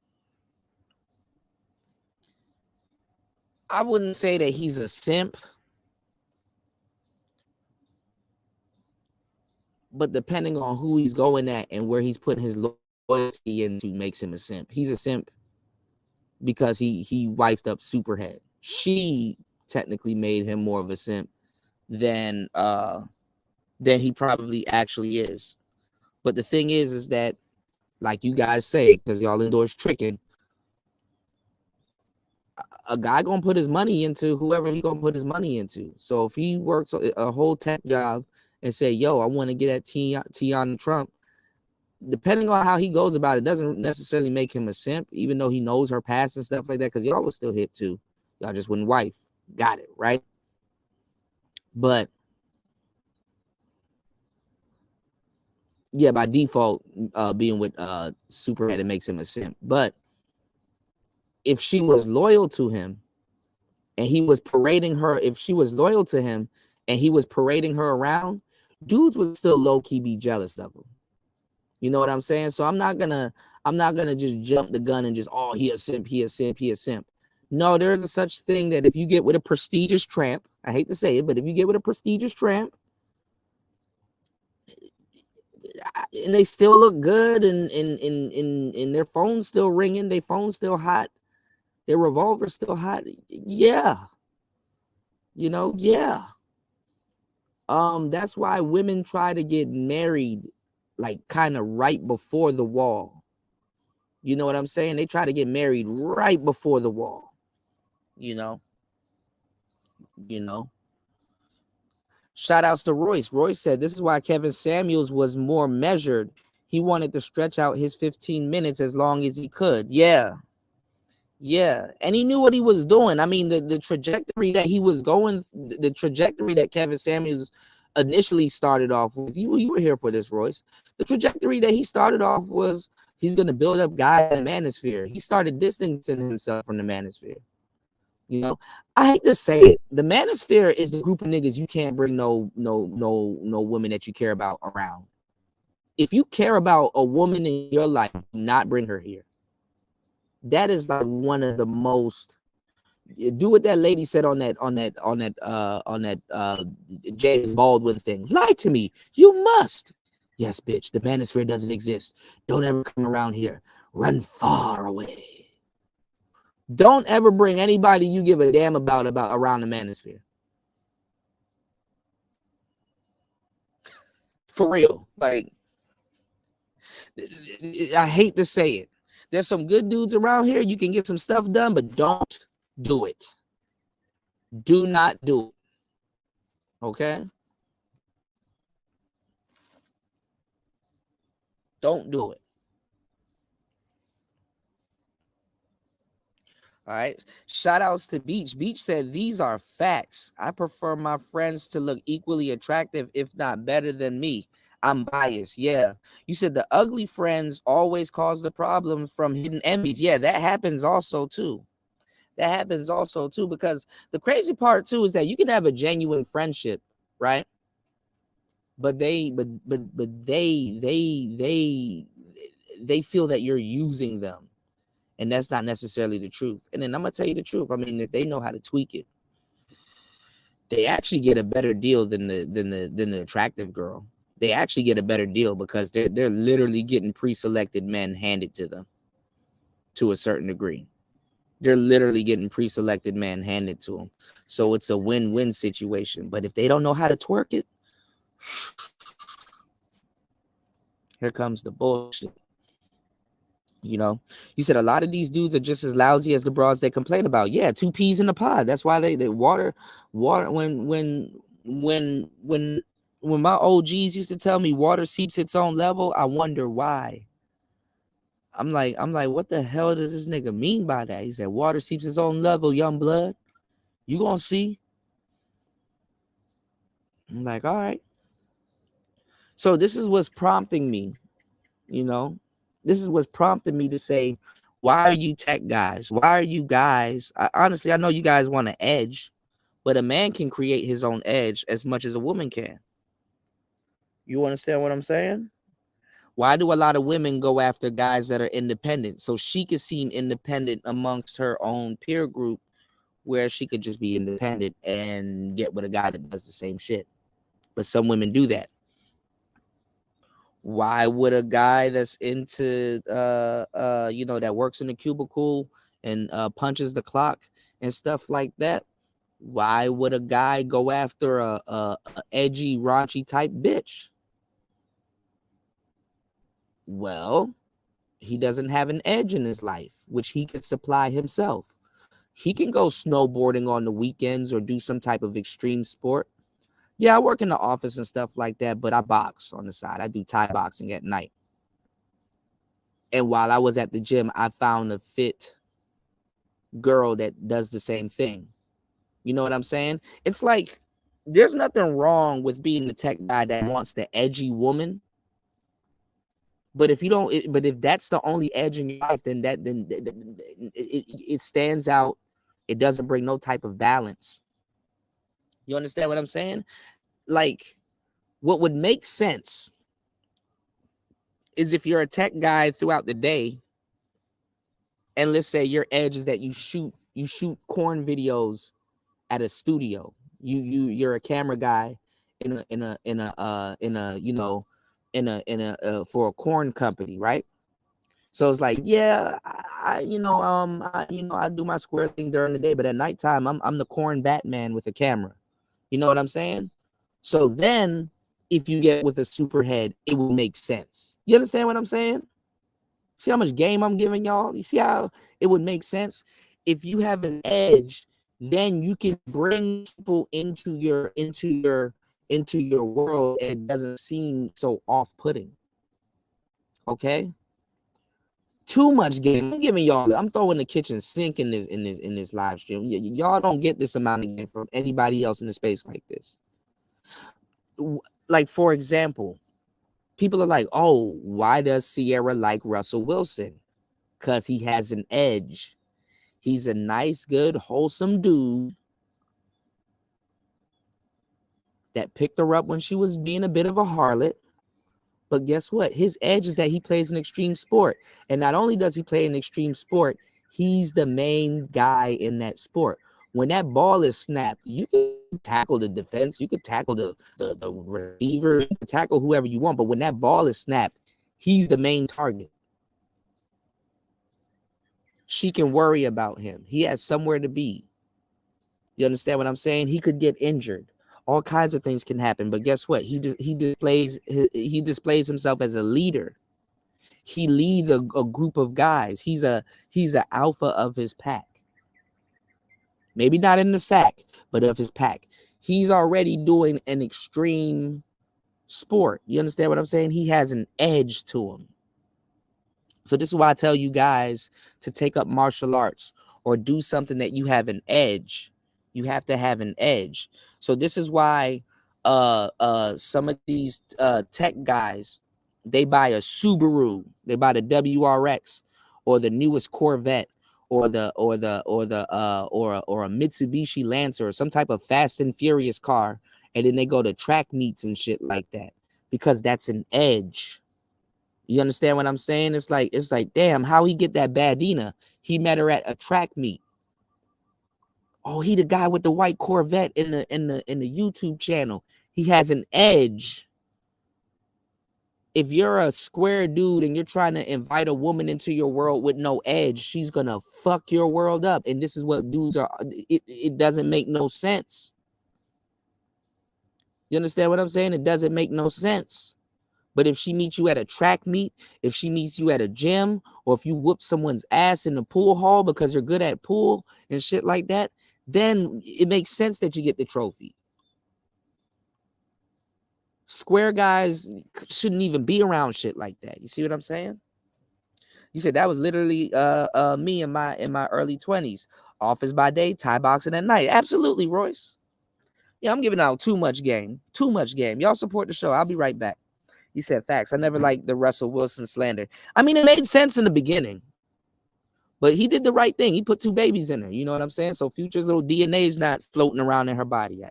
Hey, genetics, man. Genetics, man. Don't, you got to splash that man's lineage about your chick. I mean, hey, what else y'all want to know? It sounds crazy, but, shout outs to an untold legend. You said, I work finance, I skateboard, and join the boxing club. Yeah, and some guys got 2 to 3 edges. Absolutely. Yeah, you definitely have to have an edge. Absolutely. You said Kuda's right. He dropping real game. Ask me how I know. Yeah, you lived it. You did. All right, I'll be right back, y'all. Give me 1 second. That the OnlyFans girl who is also a single mother can still get a good man according to what you define a good man as. Yes, I think it can happen because I think what's happened is they've lowered what these men are supposed to expect. That's why these women are able to outwardly do certain things, because these men are still saying, I'll still take it. But you're saying those are good men according to your definition. No, by their definition. When you no, hear but we're talking about your definition. Why no, do you I'm keep saying changing I'm the listening goalpost? to this woman, and I'm listening to the majority of women who say things like this, and that's why we asked them on the show, well, what do y'all consider a good man? And if you listen But Tommy, I said what you consider a good man. Okay, by my definition, a nigga that's willing to take care of them, that's hardworking and educated, will still do it. Because in his mind, a lot of men, like let's say if an accountant, she might be attractive to the point where he know he can't get one. I know a dude who married a woman, and this dude is a doctor. He married a woman who was 6 months pregnant. Okay. Literally. And his thought was he was saving this woman, and she was so sweet, and he knew her. But I knew what it really was. He thought he couldn't get that woman in her pure state, and he didn't, because she never gave him a shot. When she got pregnant, though, she did. And it happens a lot. There are a lot of men who settled down with women who, when they were in their best state, they had no interest in them. Okay. And the reason Right, that Strawberry, you're lying, I'm conflict avoidance. The fact that he said that lets you know he's trying to be an a-hole. That makes that's not the sense. case. Nobody That's has not the ever case. said I'm that I'm telling you- conflict avoidance. I'm telling And you you said it. that, yes, I'm telling you that I do not respect the fact that you had a chance to address a man with your disagreement. You could have addressed him respectfully. I just told you why I did. If you don't like it, I get it, Hold but on I one did second. answer. I'm telling you that you waited until he left, and then you talked bad behind his back. And we know, especially, I did it. If you don't like it, that's fine. I'm not going to argue with this man about what I think they might be letting you do. Why are you so mad? Because you're saying things and just keep repeating. No, it. I think you're mad. No, you're mad. It's getting under your skin because it has the You didn't even want to bring me up here because you knew you was going to be an angry. You're very mad. Like, why are you so mad? Yes, because you're being an asshole to someone that you didn't even want to bring up here because you were scared to bring me up here. That's an indication. And lied to them people talking about some, I've been reaching out to him. No, you weren't. Calm down. That's an indication that you're losing the argument when you start yelling and getting mad.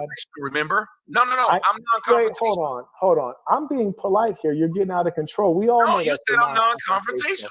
Yeah, now you're the same guy. Hold on. Let me know. Are you the guy who was on Vlad TV and then you saw one of your enemies? Sir, I was never on Vlad TV. That wasn't you? Now, here's the thing. You said it and you laughed and giggled. I just asked you. I just asked you. And I told you it wasn't. What am I referring to? There's you said like this? I was on Vlad TV and one of my enemies confronted me. It's never happened. Like this that never happened? You said I was on Vlad TV and one of my enemies confronted me. This never happened. Calm down. Just calm down. You're a very angry fella. Calm down. Sure am. It would have yes, been I am, amazing because I'm non-confrontational. It would have been amazing if you were this angry when you were dealing with the guy you're sitting right next to him making faces. What's up? I had to present Crispy with that award. Don't do that. What's up, Crispy? I had to give you your award, Crispy. I had no idea that this is Crispy. I did not set this You up. said this up. Crispy. I had to Crispy. I have no idea. Then why is Crispy? It's a grown man. Shout out to Vlad. Shout out to my homie Vlad. I had to give Crispy. Let me give you your award, Crispy. Let me give you your award, Crispy. There you go. And you letting this roll, huh? Let me give you your award, Crispy. Come on, Vlad. Crispy. Oh, Crispy bald spot having ass bitch. And why you covering up your bald spot, player? Let people see. Let your scalp breathe, my nigga. I ain't got time to have a good night, man. Yeah. I ain't hit back and he's still talking crap. Y'all saw that shit, right? Nigga punched me dead in the face. I know what I'm gonna do. Let me dial this 911. Tell him I've been assaulted. I've been assaulted.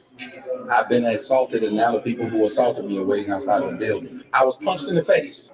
The black male, about 5'7", 155 pounds. You're making faces. You're a very angry guy. Just not even. Yes, I am. You should know this. Just calm down. You should know this. Down. I'm the known entity here. Ain't that how the buddy talk? Just calm down, bro. Just I'm the bigger name here. So that's why I have that's why I'm talking like this. The reason have the that right you're to do mad, the reason that you're mad is because you were clearly exposed for backbiting. What? You were clearly What you exposed expose me for doing? backbiting. Let's look at the footage. You tell me that what you did was right. Look at it. Entire time, like. Look at it. Yeah. All right, so you've been sitting next to this guy. I would love to have a civil debate with him. No love. If he Relax. asked me a question, I Let's would relax. answer each one. Let's take a look. Let's take a look. Let's take a look. Doing too much, bro. He been sitting next to you. You ain't saying nothing. You looking down. I just want to narrate this, and then you can respond. Respect. He walks out. You left your diapers. You know they're expensive. And then listen to you straight can't- away. I don't know if you're gonna be able to. Wait till he's I was gone. stocking diapers the entire Waiting, time. Waiting till he's gone. somebody never had anything in their damn life and they keep bringing up, I did this on TikTok. Like you got I it. just kept saying it like this nigga has a Did tummy. he make $1 million on TikTok? Now, here's the thing. Fresh never dissed him before the end. Real quick. Said a word. I'm saying what you did was not manly, which is to say you do not wait till a man leaves and talk behind his back. You don't do that. You could have sat there silent and carried on with the conversation. Okay, but that became the conversation one. But two, let me explain. You something. started that conversation, Tommy. Okay. Tommy, I did you heard not what start you that said conversation? about me and respect. I heard what he said about me and was respectful, even though he was saying I'm not being a man. I tried to then speak back. He cuts off. All right, I'm back. Did y'all soak up that game I gave y'all about having an edge? I'm telling y'all, that's what's missing in this space. A lot of dudes, your edge can't be. I listen to the manosphere all day. When a lot of dudes say, you know what, I'm going to the gym, that's their attempt at having an edge. Okay, this is why I tell y'all to do a martial art, because going to the gym, yeah, it's an edge, but it's too much of a common edge. Whereas you can get fit by taking a martial art. Actually, a martial art is actually better than going to the gym, because y'all be building these bodies. And if you actually build, half y'all don't even really be building your bodies. Y'all just be going to the gym. But because half y'all don't even have goals. Y'all just be at the gym. But not training for something. But it makes no sense building a body and then don't know how to fight. You know what I'm saying? Y'all niggas be building up muscles and shit like that, and then Anthony Joshua yourselves. But I'm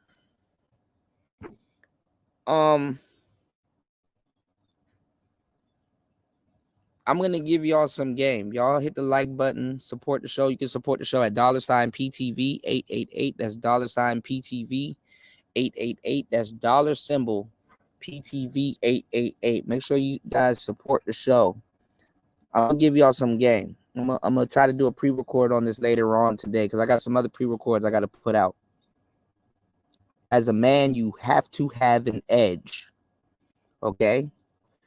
Y'all, when y'all are dating, stop telling these women how much money you make on your first date. Stop asking these stupid little fake job interview questions and shit like that, because y'all niggas are fucking telling complete strangers. Stop. Just don't do it. You know what I'm saying? First of all, when she asks you what you do, say yes. Turn that shit into a game. Okay? Anyhow, a woman asks you what you do for a living, they think that that's the life that you're going to welcome them into. So if you say, hey, I'm a plumber, you know what I'm saying? You don't got to do what do. Ladies, y'all some bullshit. I be seeing y'all on the balloon show. If a woman was a plumber, she'd be like, I'm a water tech consultant, assistant, blah blah blah. You know, they'll be adding extras and shit on it. They be married. They be Mary Poppins. They titles and shit like that. They got to Mary Poppins it up. Whereas a dude like, oh, I'm a plumber. You know what I'm saying? But she don't know if you're the master plumber or a mechanic or a head mechanic. She doesn't know. And then they be down those jobs until when they need one and shit. All right. So look, that's what exactly. Yeah. I'm glad you remember that. I'm glad you remember that link. Like, what do you do for a living? My best. Yeah, I do my best. Man, I haven't used that in a long time, bro. You said they work regular jobs during the day and play Yu-Gi-Oh! And video games at night, right? And I mean, look, that could be your edge, but you got to turn it into that. You know, a lot of them, they downplay that. But this is what you do, right? This is so true. That's my favorite line. This is what you do. When women ask you what you do for a living, they think that that's the life that you're going to welcome them into. So you're better off telling her your edge. And when you tell her your edge right after what you do, you have to say it with passion. You could tell her your job, but right after you tell her your job, tell her your edge with passion. That's more interesting than your work.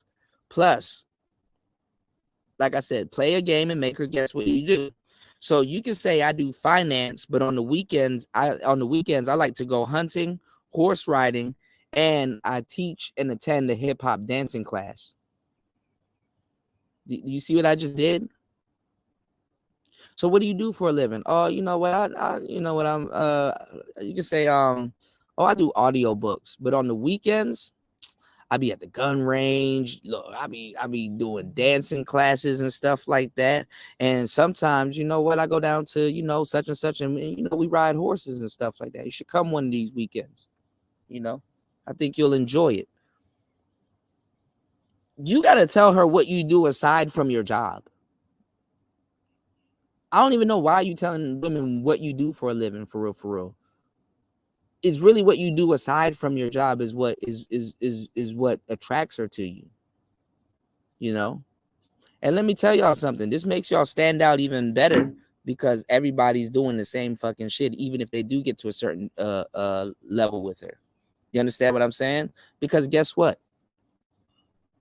It's the dudes and his edge. That woman will find you more attractive if she found you horse riding. So she's like, you know, if she goes horse riding and you go horse riding, she found you horse riding, what you really do doesn't even matter to her.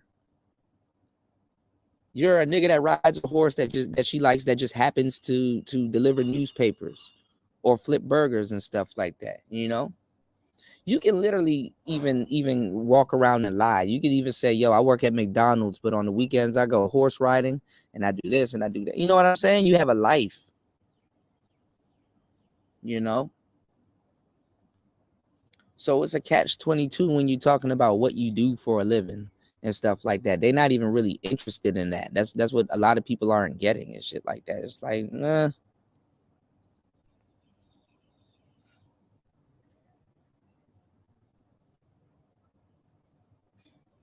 But anyway, tell her you do your best. What do you do for a living? I'm a hopscotch champion.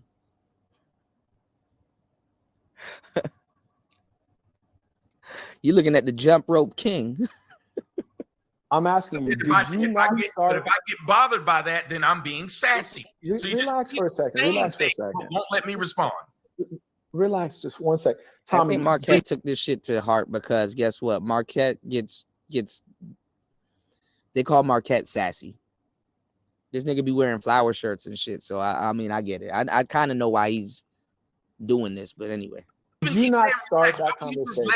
Yeah, don't let relationships suck the life out of you and shit like that. And plus, women want to know you have fun.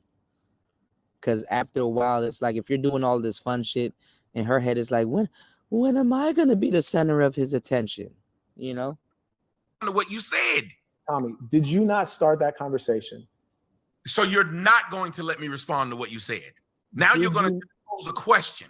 Relax, real quick. Just relax. Did you not start that conversation? Again, by what your metrics was, I started it. Okay. Even though when I looked at it, and anybody else can say this woman's first thing that she said, but either way, everybody else around the table that had said nothing bad about him while he was there, then started doing it. Okay. Because they were shocked he did it. I was shocked, and let me tell you why I was shocked he did it. Mm-hmm. Because when I was in the back, he was like, man, I've seen your shit. He was respectful to me, and then he was respectful to them. And I'm friends with them. So I was, it'd be like how the people in the comment section right now, when they feel I'm disrespecting you, they come to your aid. I collect biometry. When I heard him say what he said as he walked off to that man that was my friend that I then brought him up there. had been helping him push his stuff. I'm then confused at why did he do that? So yes, I speak on it. I speak on a lot of things just like that. Anybody that's ever watched me since I've been here since 2009, if I see something that goes left, it is wrong. And I'm like, wait a minute, how is this okay? And it really went left out of nowhere. What I was bothered by, I thought they were all cool with it. I just didn't understand. And the biggest part was, why am I brought here with this man on here? But I'm not going to say this in the audience and say, why y'all bring me up here while you're here? I'm just sitting up here thinking, where do I fit? Because I was told I was brought there for it to just be me. This was a last minute thing. And see if Tommy had did that, then he would have been basically he would have been doing what Brandon Jamal did. Who's the viral guy here? Why am I here? Another guy sitting there, which is why they brought me back Monday and did it. Because I said something after it. I said, why did y'all bring me when I had this man on here? Because whatever he was doing, he should have been allowed to do without me there.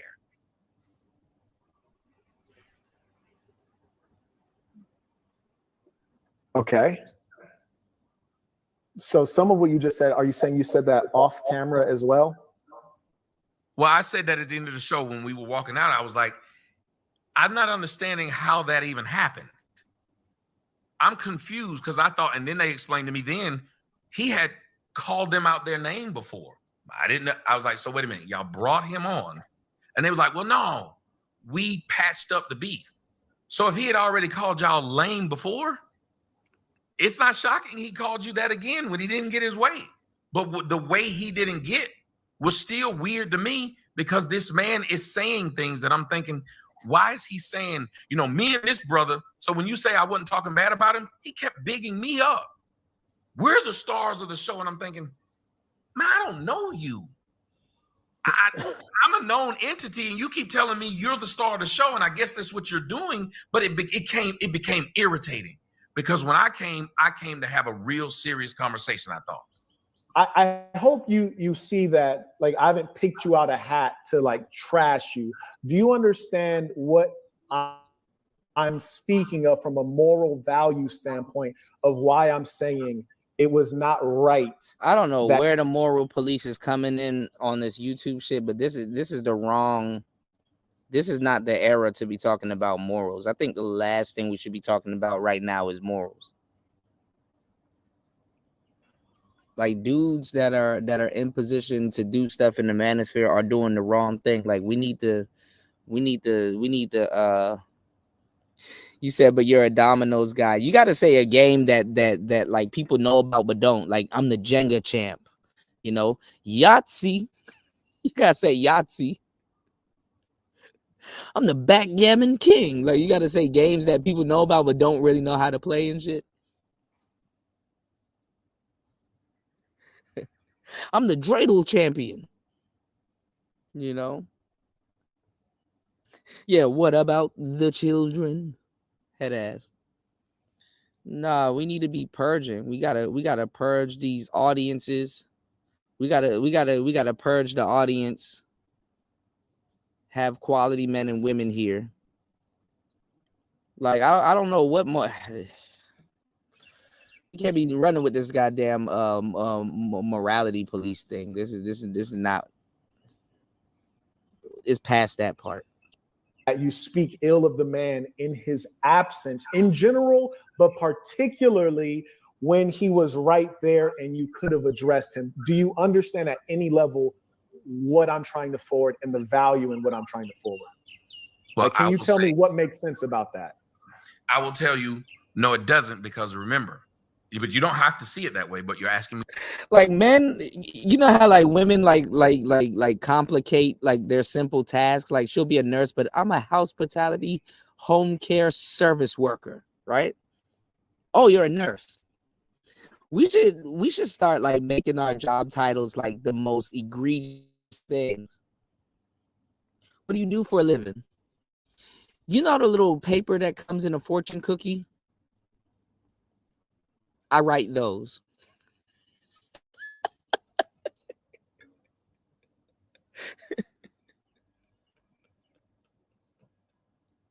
Royce J said, I feel you. I play Ados Puerto Rican dominoes. That sounds safe. I'm half Jamaican. That's not safe. There's a revolver under the table, and the table is flippable. And the table looks aged and shit like that. Don't ever play a Jamaican in dominoes on a table that looked like it came out of somebody else's backyard in the rain. Like, if you see a scarred up table, do not ever play a Jamaican on no scarred up table. There's like a lost episode of Shatters.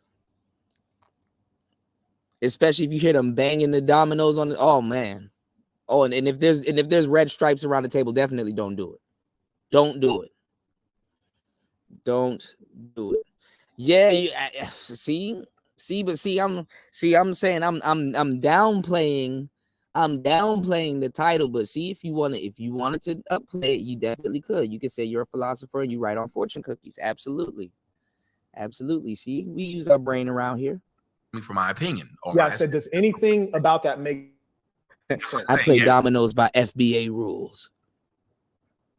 Yeah, I'm saying it does not, because I'm explaining to you that I'm in here and he's been irritating, but what I'm doing, and let me say this, everybody in your audience has had this happen.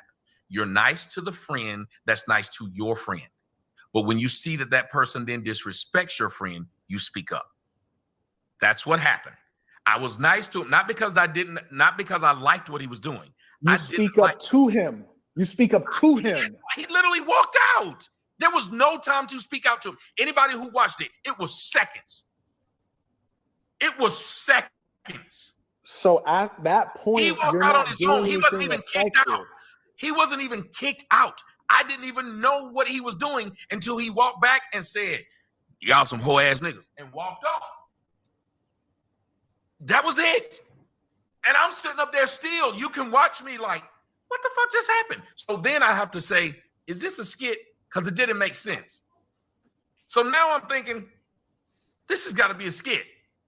But then when I hear them over in the back by the door arguing with him, and then Byron said, yeah, I had to kick the nigga out. And I was like, so that really happened?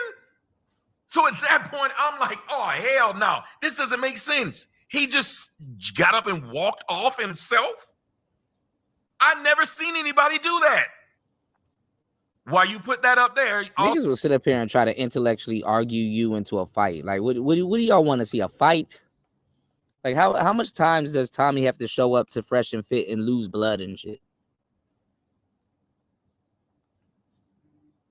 How much times does Tommy have to show up to Fresh and Fit and lose blood?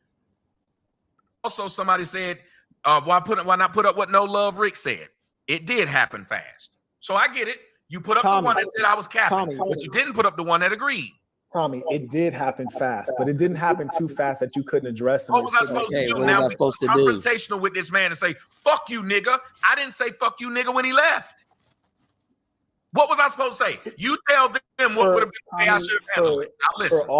For all of your intelligence, and I grant you that, and all of your logic, when I ask you, was there anything that made sense about my position? I said no.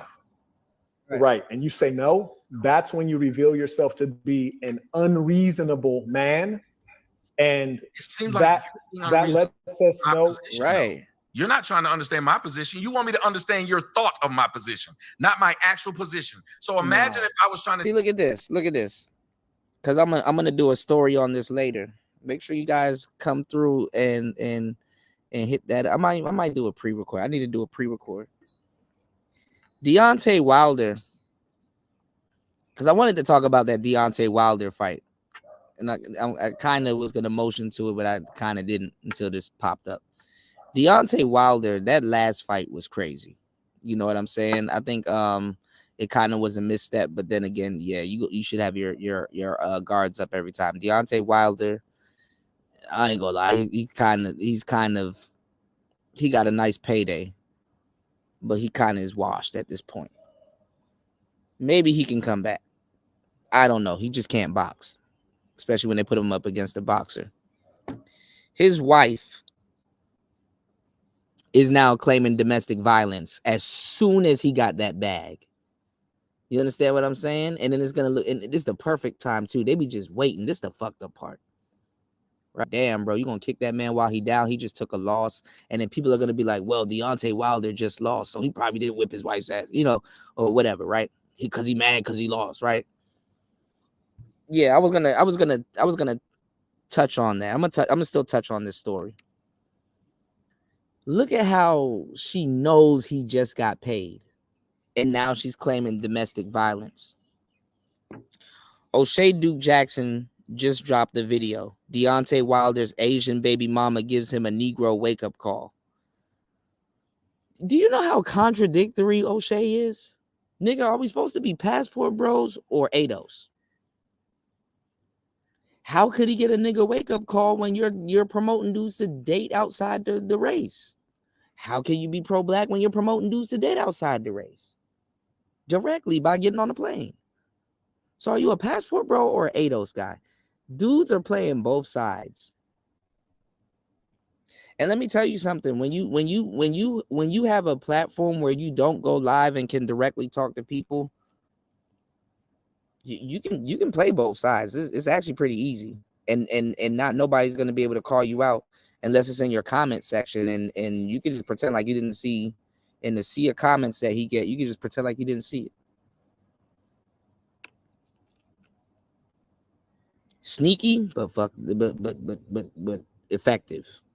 Kendrick Lamar lied to y'all. They not like us. No. They're just like you, bro. If not, y'all are identical. He said that he wasn't gonna copyright people that used his song, so he got more people to use his song. And then guess what? 2-3 days later, turned around and got copyrighted by UMG.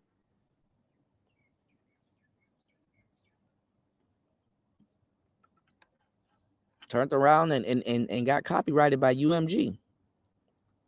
Fucked up promotion, y'all. Cut that song off. Turn it off. I'm tired of that goddamn song. Turn it off. Must on the beat, huh? Tired of it. Turn it off. Don't be running stuff to the ground. Turn it off. Everybody got it on their little posts. People making breakfast. What's that other $1 Million Baby song? Turn it off. Why y'all posting the same shit? I was getting ready to dance. I was like,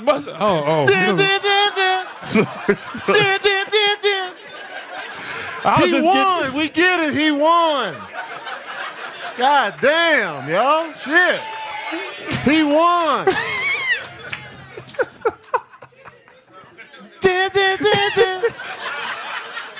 Sick of it, man. How many times did you hear it before you got pissed off?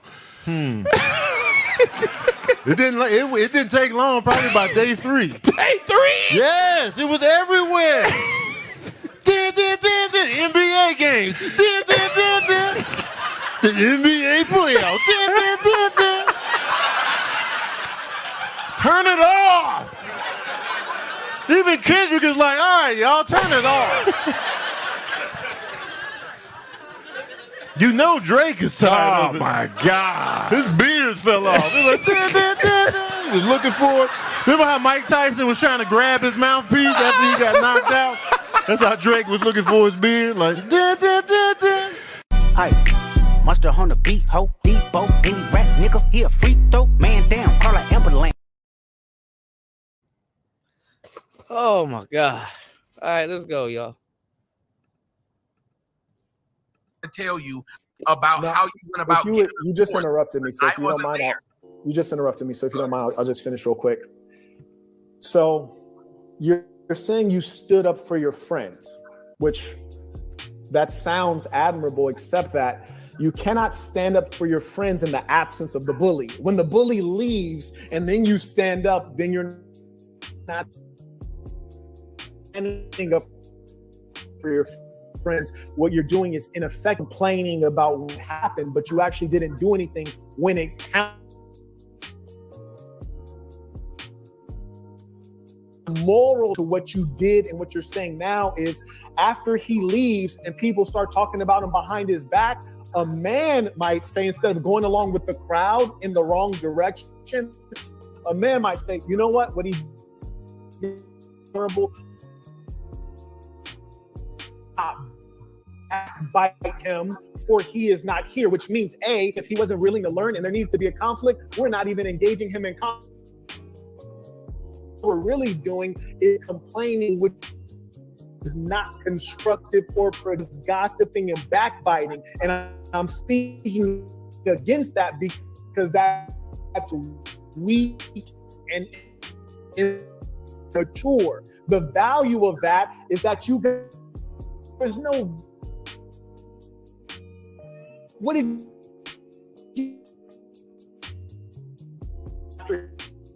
he left?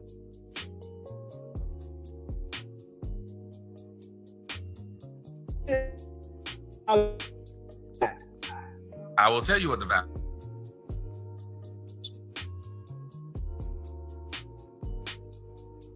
Content.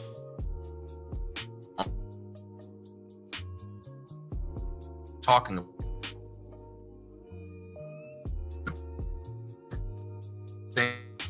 about then you make me you about his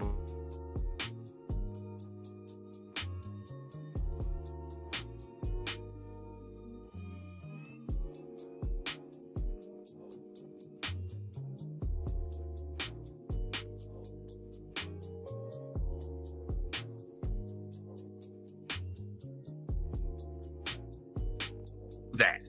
If right now I left this show because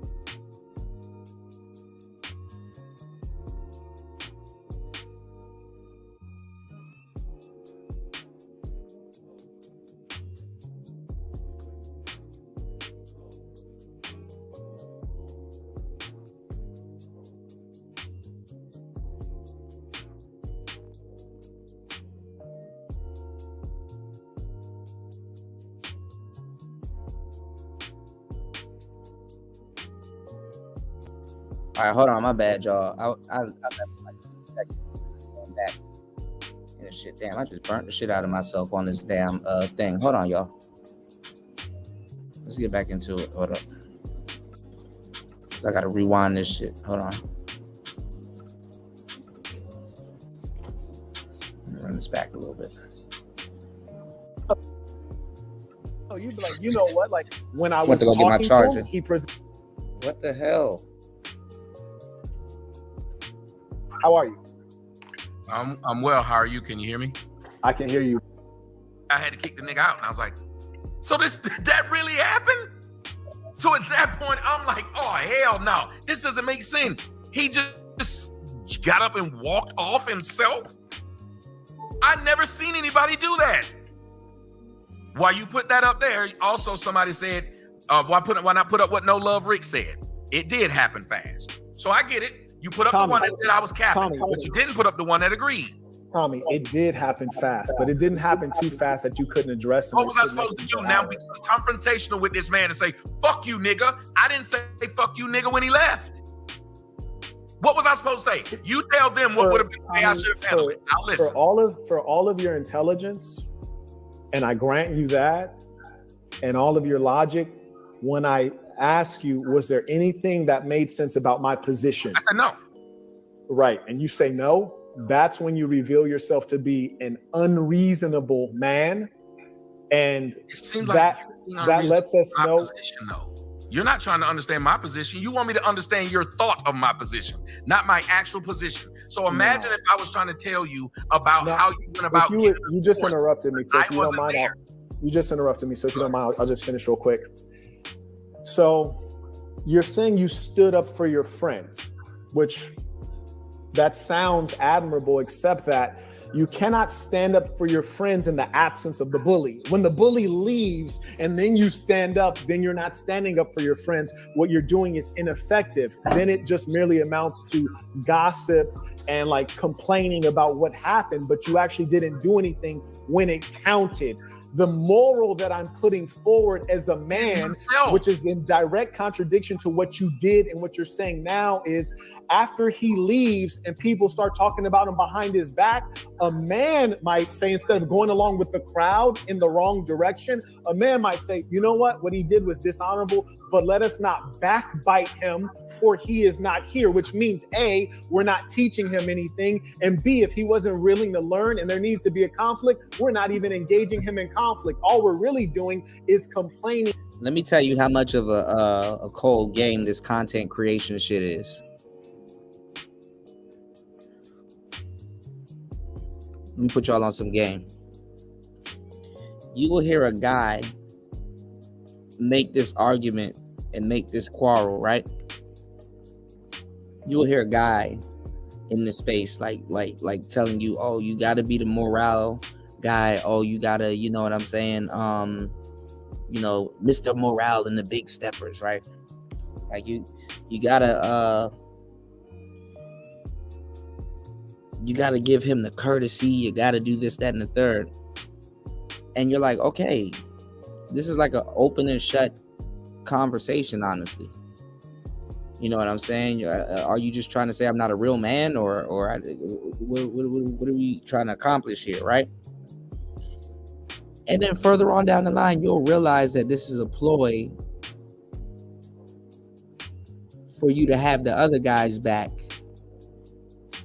so he can come on your podcast later. It's some nasty work. Now, what am I pointing out when I say that? Okay. Brandon Jamal's going to see this and be like, hey, that Saint and the Sinner guy was right. Hey, he's cool. He's kind of bringing up an argument that I didn't bring up, but he's sticking up for me. Let me go on his show. And it's like these people will act like I'm not saying this was Saint doing, but I'm saying this is how messy it can get. This is how nasty it can get. I would know, right? So a nigga will bring up this whole morality argument, and you really engaging with this dude thinking, okay, you know what? Morally, this is how men should react, and this is how men should do things. Okay, I got you. You know, we got to be man of morals now. And then you realize later, it's like, oh, you just want a dude on your show and to be in his good graces. Because you do music also. And you probably want a collab track. And you kind of want to ride off his wave. And it wasn't about morals. It was about that. That literally is that's what happens. So don't be surprised. Which is not constructive or productive. Let's carry on with the conversation. But what you were doing was gossiping and backbiting. And I'm speaking against that because that's weak and immature. The value of that is that you guys, what did you get from talking about it after he left? Like, what was the value add? I will tell you what the value add was. It was just content. You're on the show and that's what you're doing. You're talking about it. The majority of things that we're talking about, even this, there was no value add. You just got people to send you money talking about me and name calling me. You added no value to anybody's life talking about this. You didn't. We don't. And to try and act like that we're somehow now, we're not talking about things that don't matter at all. That we don't, these people sit and watch us, they enjoy it, and they go on and do what they do. That was content, and I was there to make content. So I'm going to talk about what I just saw. Why wouldn't I do it? I've done it every time I've been on anybody's show. I would talk about what. So you're just an entertainer. That's what I was there to do, entertain. Right. Every show, whether it's Adam 22 or any show, when the funk jump off and they kick somebody out, the first thing they do is talk about what happened. Everyone does it. I don't know a show where they didn't do that. If right now I left doing it now this show because and called you a name, you and the people on the comment would then talk about how I left. Which would be different because I'm addressing you directly. But you wouldn't be addressing me directly if I jumped off. No, I'm addressing you directly now. So when you leave, it's not a situation. All kinds of names and left. You wouldn't have. But it wouldn't be a situation where you, Tommy, would leave and say, you know what, man, that guy's a sucker. Like he would never say that to me. It's not a situation like, man, that guy's a sucker. He waited till I left to have an issue. No, you'd be like, you know what? Like when I was talking to him, he presented an issue, and when I left, the issue carried on. Whereas with your one second, when you were sitting there next to him, as far as he knew, y'all were cool as hell. You know, as far as he knew, y'all were buddy. And then he left, and then he's watching the live. He's like, oh, Brody, like coming at me. But I was sitting next to him, and he was cool as the, you know, what's going on. You just said. Right, thank you. This is just logic, and we're arguing what a person is saying is logical. I'm logically saying, one, this man was brought to a show. I didn't know what he does, but I'm watching his stick, and I'm like, what the hell? Two, he didn't try to fight the man himself, and he's the one who called him a bitch-ass nigga. He didn't try to fight him. Myron didn't say a fucking thing. So I didn't know what was going on. If it's a skit, why would I fuck it up? I don't know what they're doing because Myron said nothing. So what makes no sense, I'm watching the guy who's being called the bitch. He didn't say anything. I don't know if this is a skit. Real quick, Tommy, question. What I'm expressing to you in terms of not talking behind that man's back, have you ever heard anything like this before in your life, in your experience, or is this like a new concept? Here's what talking about somebody behind their back in my life has been. Okay. If in your face, I'm sitting up here and I'm saying, like how we're talking, if you say something and it's bothering me, that you're saying it to me, I don't say a word. I pretend me and you cool. You walk away thinking, you and I, because we're talking, you and I are talking. You said some things, and I could tell you right now that what you're saying directly to me, because it's you and I show. Okay. You brought me up here. You're saying because we think we're cool. No, not even. Listen, you're talking directly to me. Anything you said to me, I've said whether it's okay or not, because you're talking to me. That man said nothing to me. He spoke to them. He spoke to them. I would have literally had no reason, if that is the show they're doing, to tell him, man, stop doing this when that was the show. You keep talking about that. That's not what we're talking about. We're saying after he left, don't turn up at that point. Why then? Like, there's nothing to say about him. We disagree on that. If you don't mind, I'll just go through what a couple people sent in by a super chat. If you want to address any of the other comments. And by the way, I appreciate you coming on and addressing this. And if you ever need anything from me, do let me know. I'd be happy to consider it. Shout to Hedron. He writes, my fault, Mr. Burton. I sent a $5 super chat, but I realized we're balling more than that. Let's see an example. By the way, baller alert. I also acknowledge Fooly Cooley. He writes, peace to the saints. It's wild when the truth comes to light. Tommy really lied up front. Very crazy. I think he's referring to when you said that you didn't start that conversation about the guy who had just left, and it was exposed that you did. Shout to Nigel. He writes, peace to the saints. That went left immediately. Lightweight expected it to. Where can I get conference 2? Can someone drop the link for conference 2 footage? He writes, can someone drop the link? Okay, there you go. Shout out to Rakeley. He writes, gotta go Saint. The snow plow needs operation. Ha ha ha. Peace to the Saints. An American man writes, he's not a good man because he chose an attention slore to mother his children. This is bad for society. This is bad for his children. They see their mother close to naked, basically stripping on a regular basis. I think that was our disagreement on what a good man is, but you have every right to define a good man according to your standards. He writes, Tommy always acting tough. Shout out to Nicaragua. He writes, stop being so emotional, Tommy. No one said you're soft. Fooly Cooley writes, Myron told him to relax for a good minute and you didn't check him then. You have no spine, Tommy. Straight gossip. If you need to respond to any of these, let me know, but I'm just kind of going to run through them if you don't mind. An American man writes, he added the value of pointing out that backbiting is immature and immoral. Tommy lied to us about them asking his opinion and then admitted that he started gossiping because the women did. Peace to the Saints. Tuition. Shout out to Strong 2020. He writes, he did not think it was a skit. Does FNF do skits? It may have been backbiting. It was definitely backbiting, but it was good for content. See, I don't believe that it's okay to do any and everything just because of content. Like, to me, there are moral limits to what I would and would not do for content. So you cross my moral limit, but not your own. Shout out to Ray. He writes, he brought up Adam rage quitting, but said he doesn't know you. What? These people are insane. Shout out to Gabriel. He writes, tuition.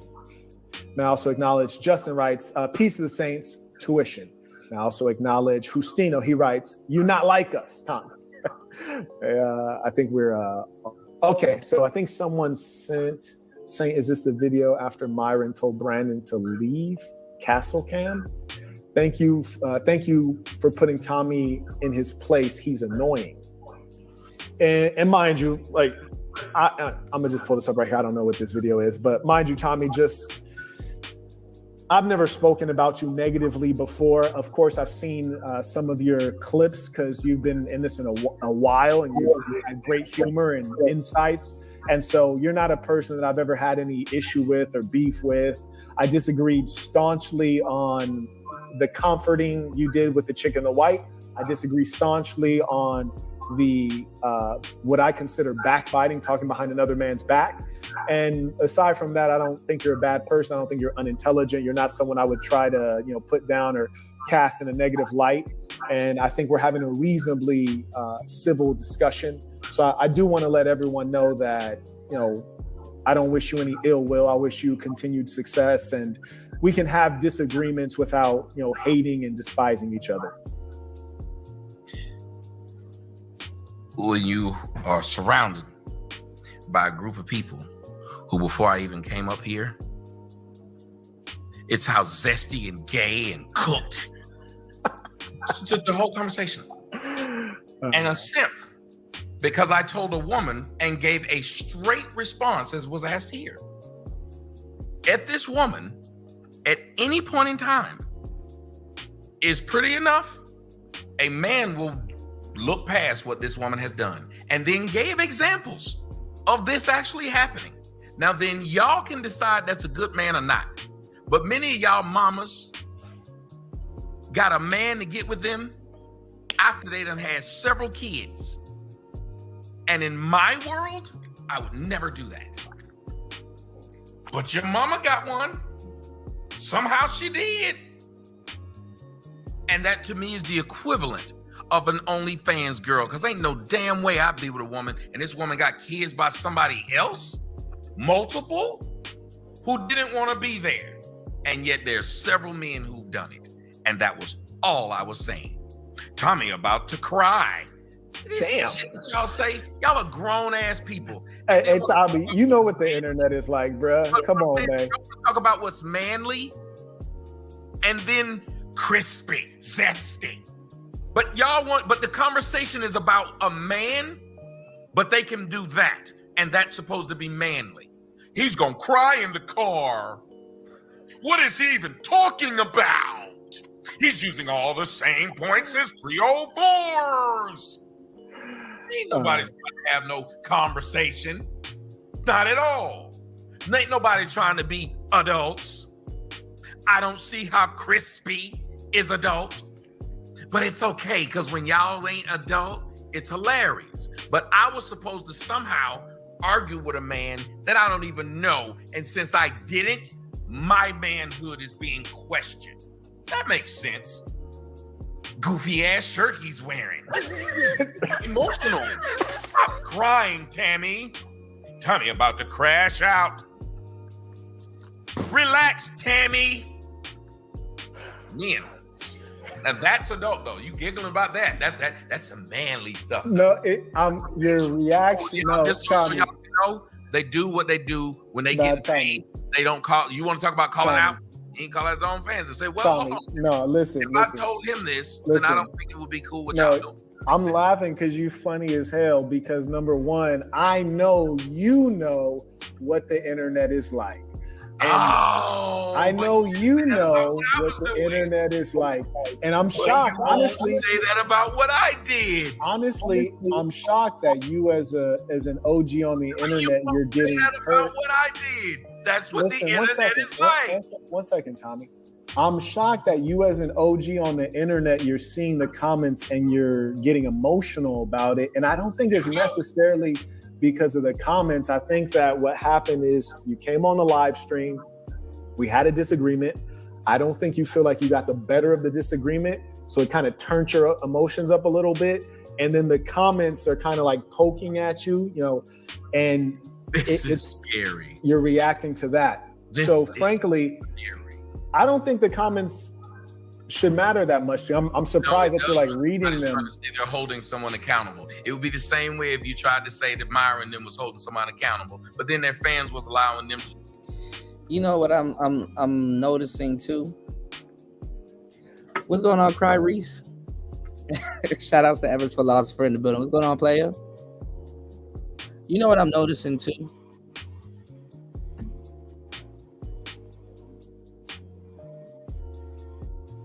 There's a whole new generation of people in this space that don't know Tommy. There's like 2 generations of people in this space that don't know Tommy, and the funny part is that they probably don't because they don't know the amazing content. You got people running around here talking about some make it make sense. You got people running around here, breaking news, nigga. Don't even know where it came from. You got like 2 generations of people on the internet that don't know Tommy because he's been on and off YouTube so much that all the new Samuelites, they don't know Tommy. Most of these new Samuelites walking around here, who's this guy?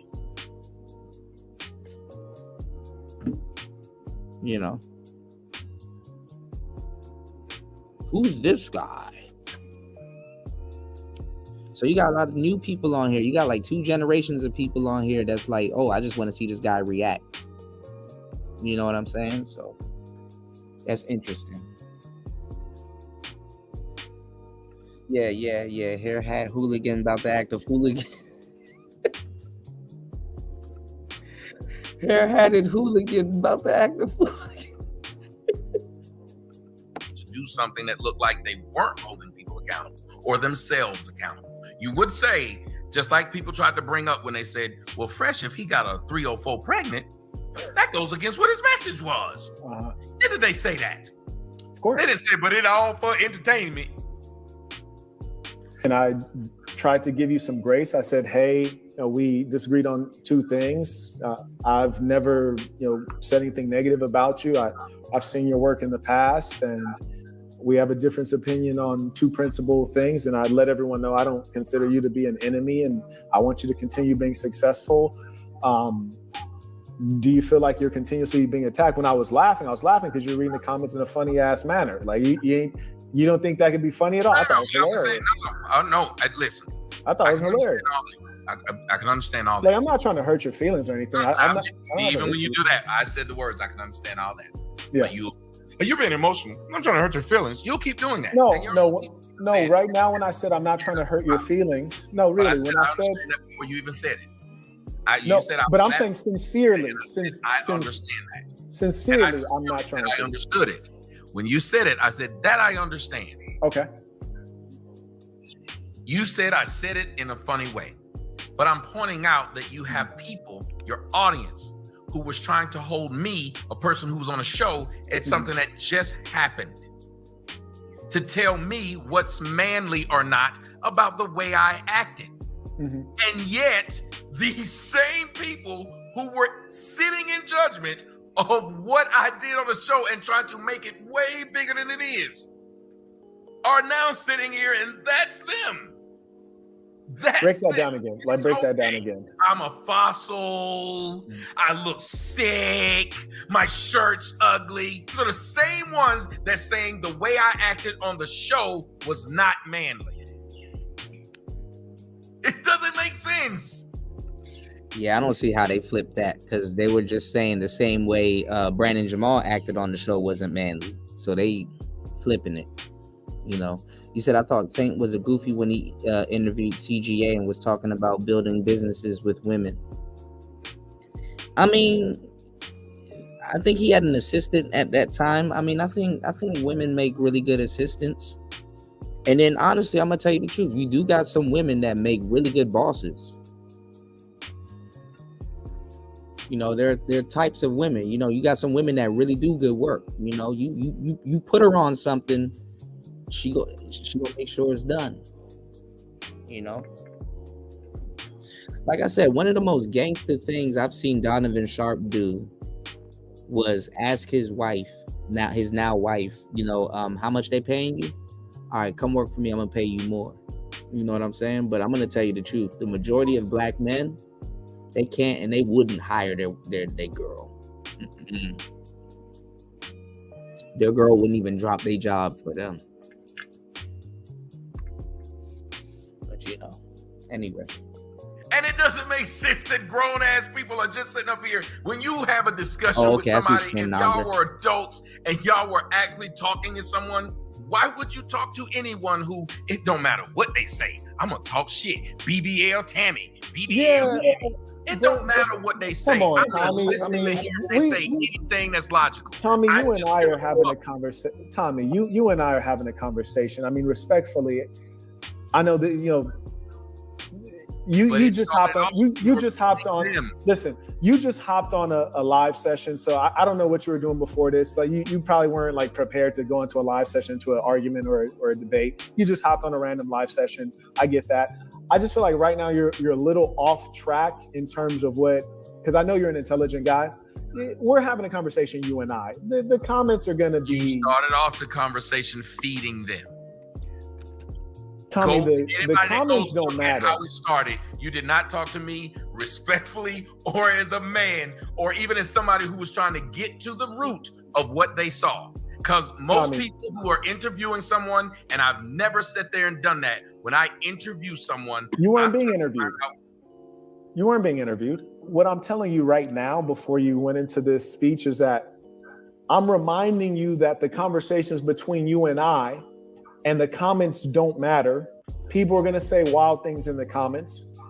We stated our perspectives. We have a difference of philosophy and life way, which we've clarified. I said, you know, there's a level of mutual respect here from my end. And I don't think that you know, there needs to be like so much angst on your side. Like I'm surprised, honestly. I'm surprised that there's like angst on your talking like we were talking as adults. Hold on, Andre, get some, bro. Listen to what I'm about to tell you. Start taking some Manuka honey. This is good for everybody. Start taking some Manuka honey and get some black seed oil. And take a tablespoon of black seed oil every single day and a tablespoon of Manuka honey. Take a tablespoon of black seed oil or make it into tea. Get some high-grade black seed oil and some Manuka honey. If you smoke weed though, you might have nightmares. I'm not gonna lie. But I guess slow down on the smoking. Get you some a high grade black seed oil or manuka or Yemeni honey. Black seed oil also is good for your blood. It's a blood thinner. Okay, it's a blood thinner. Devin D said, "Do you know something for my fertility? Get some wild Irish sea moss. You can get the purple one that I showed the other day on the stream. You can get the purple Jamaican sea moss, or you can get some wild Irish is white sea moss. Take that with some bladderwrack and drink beet juice. Beet juice. Yeah, take the black seed oil. Don't take any of the blood thinners that they give you, because it comes with side effects. Black seed oil don't have no side effects and it's healthy for you, and you'll feel it. Your whole digestive system will be good. Give me 1 second. After this, I'll pull it up and show you. You didn't, but I understand you're gonna keep playing that role that you didn't, and I understand. No, we've always been talking as adults. No, we've always been talking as adults. I think the most adult thing possible is to set a standard and hold people to behaving morally. And that was my chief issue. I believe what you did was extremely immoral. And in fact, when that behavior is carried out by everyday people, for example, young African-American males in the ghetto, and they're around someone, they don't speak up, that person leaves, and then they speak up on them, and that person gets wind of it, yeah, things do come back around. It is very helpful to not backbite people. It's very helpful. You don't understand the logic there? Extremely immoral what I did. If you call that immoral, that is immoral. That's you win. You win, sir. You win. That is immoral. I agree. Yes. I agree. That is right. And I think that right now, what we're seeing is surprising because. Thank you, Loli. I appreciate you. Thank you. Yeah, y'all support the show. Let's get it. We'll take a slight break real quick, get back into the content, and I'm gonna show you guys some health benefits, some beneficial stuff for your well-being. Another thing they don't show y'all these days, but we'll see. With your experience on YouTube, with your age, with your intelligence, with your logic, right now you're getting wrapped up into, am I winning or losing an argument? Are people making fun of me in the comments, when really it's about, we're having civil conversation. You've established your position, I established my position, and the way we wrap up the conversation is of, hey, there's still respect here and honor, and we're doing business. It doesn't have to be anything personal or emotional. And sadly, I feel like you have a grudge. Like, for example, if I saw you out, I would shake your hand, I'd buy you a drink, whatever you tasting, get in two of them. So it wasn't an interview, but we're doing business. It's business right now. That's correct. This is business. Don't play dumb. Are you really? Is that I what don't you're know doing? how. What am I getting out of this business that's being done? Oh, you're playing dumb now. That's amazing. No, what am I getting out of it? Come on, Brody. You Please better tell me than what that. I'm getting out of this. I'm trying to be civil with you, and you're playing dumb. I'm asking a question, and you're not going to answer it. You said it was I don't business. respect that I'm at all. asking, what would I be getting out of Tommy, it? I don't respect that at all. You're playing just dumb. not going to tell me what I'm getting out of it. So you show up on the YouTube live stream with no self-interest whatsoever. So you show up, you don't think that you're getting more exposure, you don't think that you're getting views and access to a new audience. What's on the screen? What's on the screen? How you got much your exposure stuff. You're can he reading get? your stuff. Okay. I don't see mine. Let me ask you this, Tommy. Name a thing Let me ask you real quick, Tommy. You got to stop talking for a moment. thing I've advertised. You got to stop talking for a moment. So you said that you've never heard of me. If logically that is true, that you have never heard of me, then perhaps some portion of my audience has never heard of you. Thereby, that would expose you. But yeah, you were doing a show about me. So One second. So that would expose you to an audience that would be unfamiliar with you, and thereby you might be able to gain some audience. So you're just here out of the goodness of your heart. You're just here out of the goodness of your heart? Yo, I literally told you exactly what happened, and you can go read it. No, so you're here just out of the kindness of your heart to contribute. Anybody who knows me knows if somebody's talking about me, I show up. If you, it's better to talk to me. Out of the goodness of your heart. Now he's saying out of the goodness of my heart. That's amazing. Here's what I can't respect about you. I tried to let you. You came on here. You got flamed. You came on here. You got flamed. Advertise myself. I didn't put my cash app or nothing. You came on here and you got flamed. And your feelings got hurt, and then you started in the comments. You're right. Oh man.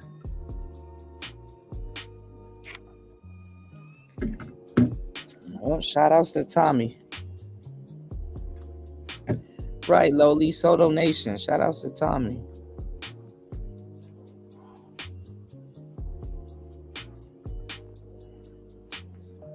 All right, listen, y'all.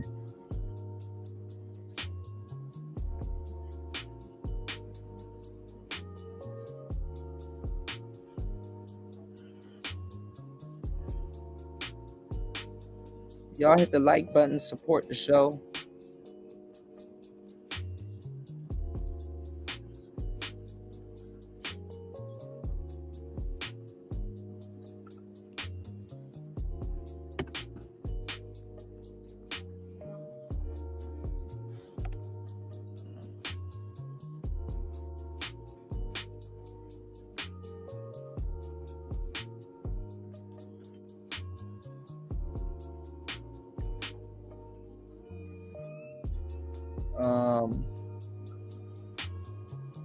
Don't get the cheap one.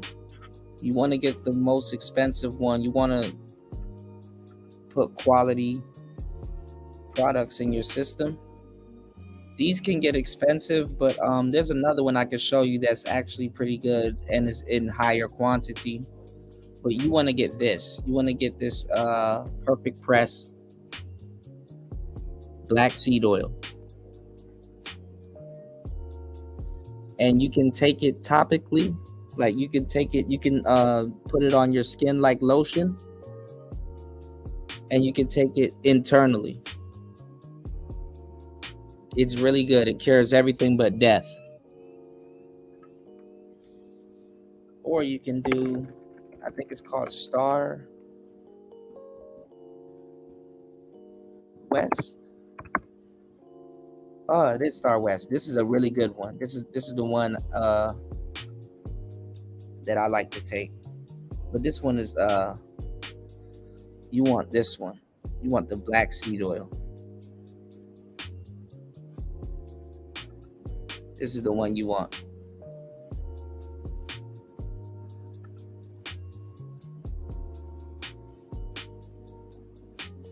I'm really giving y'all the game. This is what you want. You want this black seed oil right here.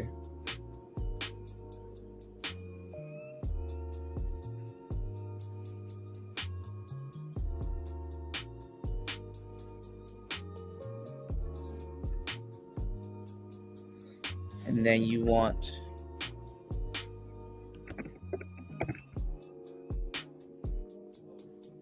a high grade Manuka honey.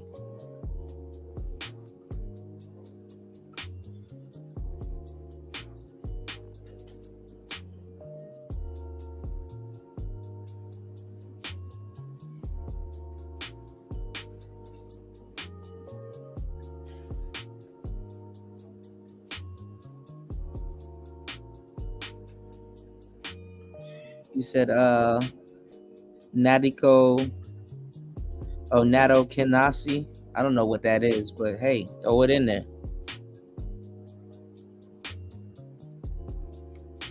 So yeah, you want some Manuka honey. Honey is really good and nourishing. This also helps your digestive system, so your body can literally you'll feel it. Like once you're gonna feel that black seed oil when you take it after a while, it's like a whole cleanse. Like once it hits every single organ, you're gonna feel it, and it's real slick. Once you like feel the texture of it, what it does is it coats your your whole digestive system and your walls with that same type of slick. So food is like, I wouldn't say it's going through you, but pause. Like, it's not like it's getting stuck in certain organs and having buildup and then causing digestive issues, which causes your body to have a harder time to, you know, get the nutrients out of it and send it to the right places and stuff like that. You know what I'm saying? Yeah, and it reduces mucus. Yeah, and it's good for your lungs also. Yep. There you go. But for the blood clots, and like even if you have like you know, my godmother, she passed away from multiple sclerosis. And you know, even if you have like sickle cell anemia and stuff like that, it's really good for your blood, but it's a blood thinner. So it thins your blood. So try not to get like tattoos or anything on it, because you know you'll bleed a little bit more because your blood is more thin. You know. Yeah. I mean, this is what this show is here for. I mean, it's here to share knowledge and save, you know. So just make sure you guys soak up this information. You know, a lot of people take advantage of that, you know.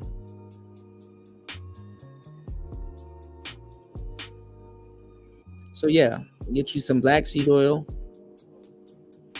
and some manuka honey. If you don't take anything or no vitamins else in your life, this is all you need to take, to tell you the truth. And drink water. Don't forget that. Always drink water. Water is the base of every single diet. Drink water. I would say get some alkaline water or water that says bottled at the source. The best water is like Crystal Geyser, Fiji, and all them other, you know. You said you legit almost died if you didn't go when you did. Man, listen, man, we need you here, Andre. The kids need you.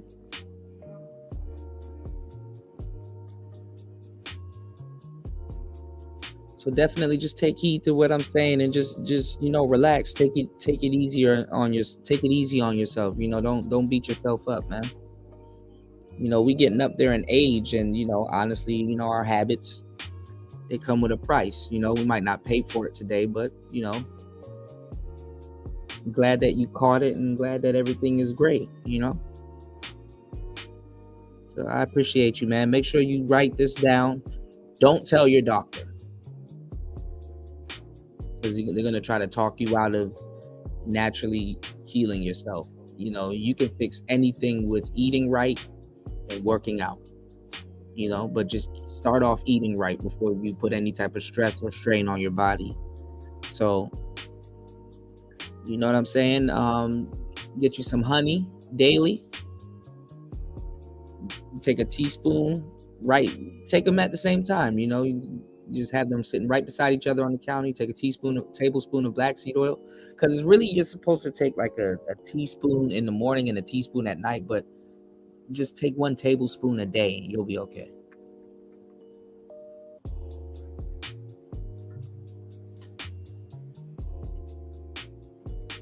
Now with the smoking of the weed though, maybe you might want to switch to edibles. Because I don't know if you're gonna have I don't know if you'll have nightmares.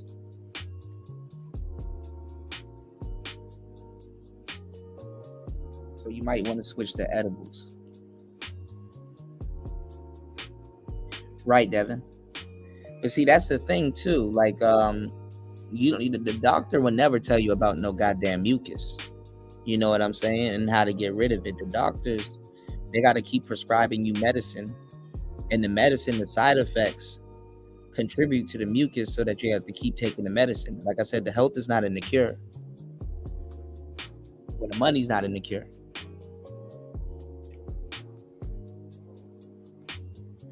But as for you, Devin, you can get some, and even the Jamaican one is good.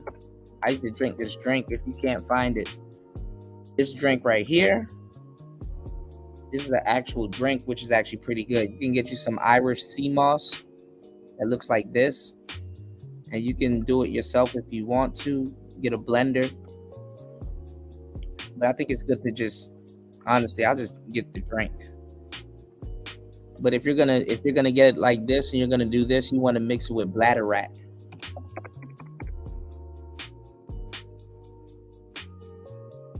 So you mix the sea moss with the bladderwrack. This is bladderwrack right here. This is what they usually mix it with, or they mix it with this.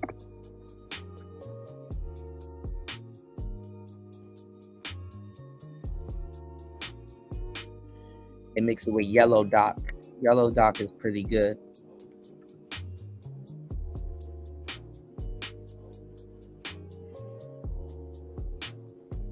Yeah, ashwagandha is good too.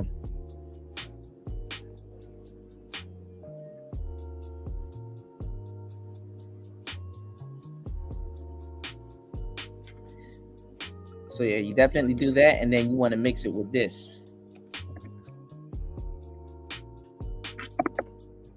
Now, don't be afraid when you drink this beet juice. I'm gonna tell you right now, your pee is gonna be red. You're not bleeding, bro. If you drink beet juice, bro, your piss is gonna be red. It's gonna be red. But also, you can do carrots and mango. I don't know, bro. That's up to you, bro. That's up to you, man.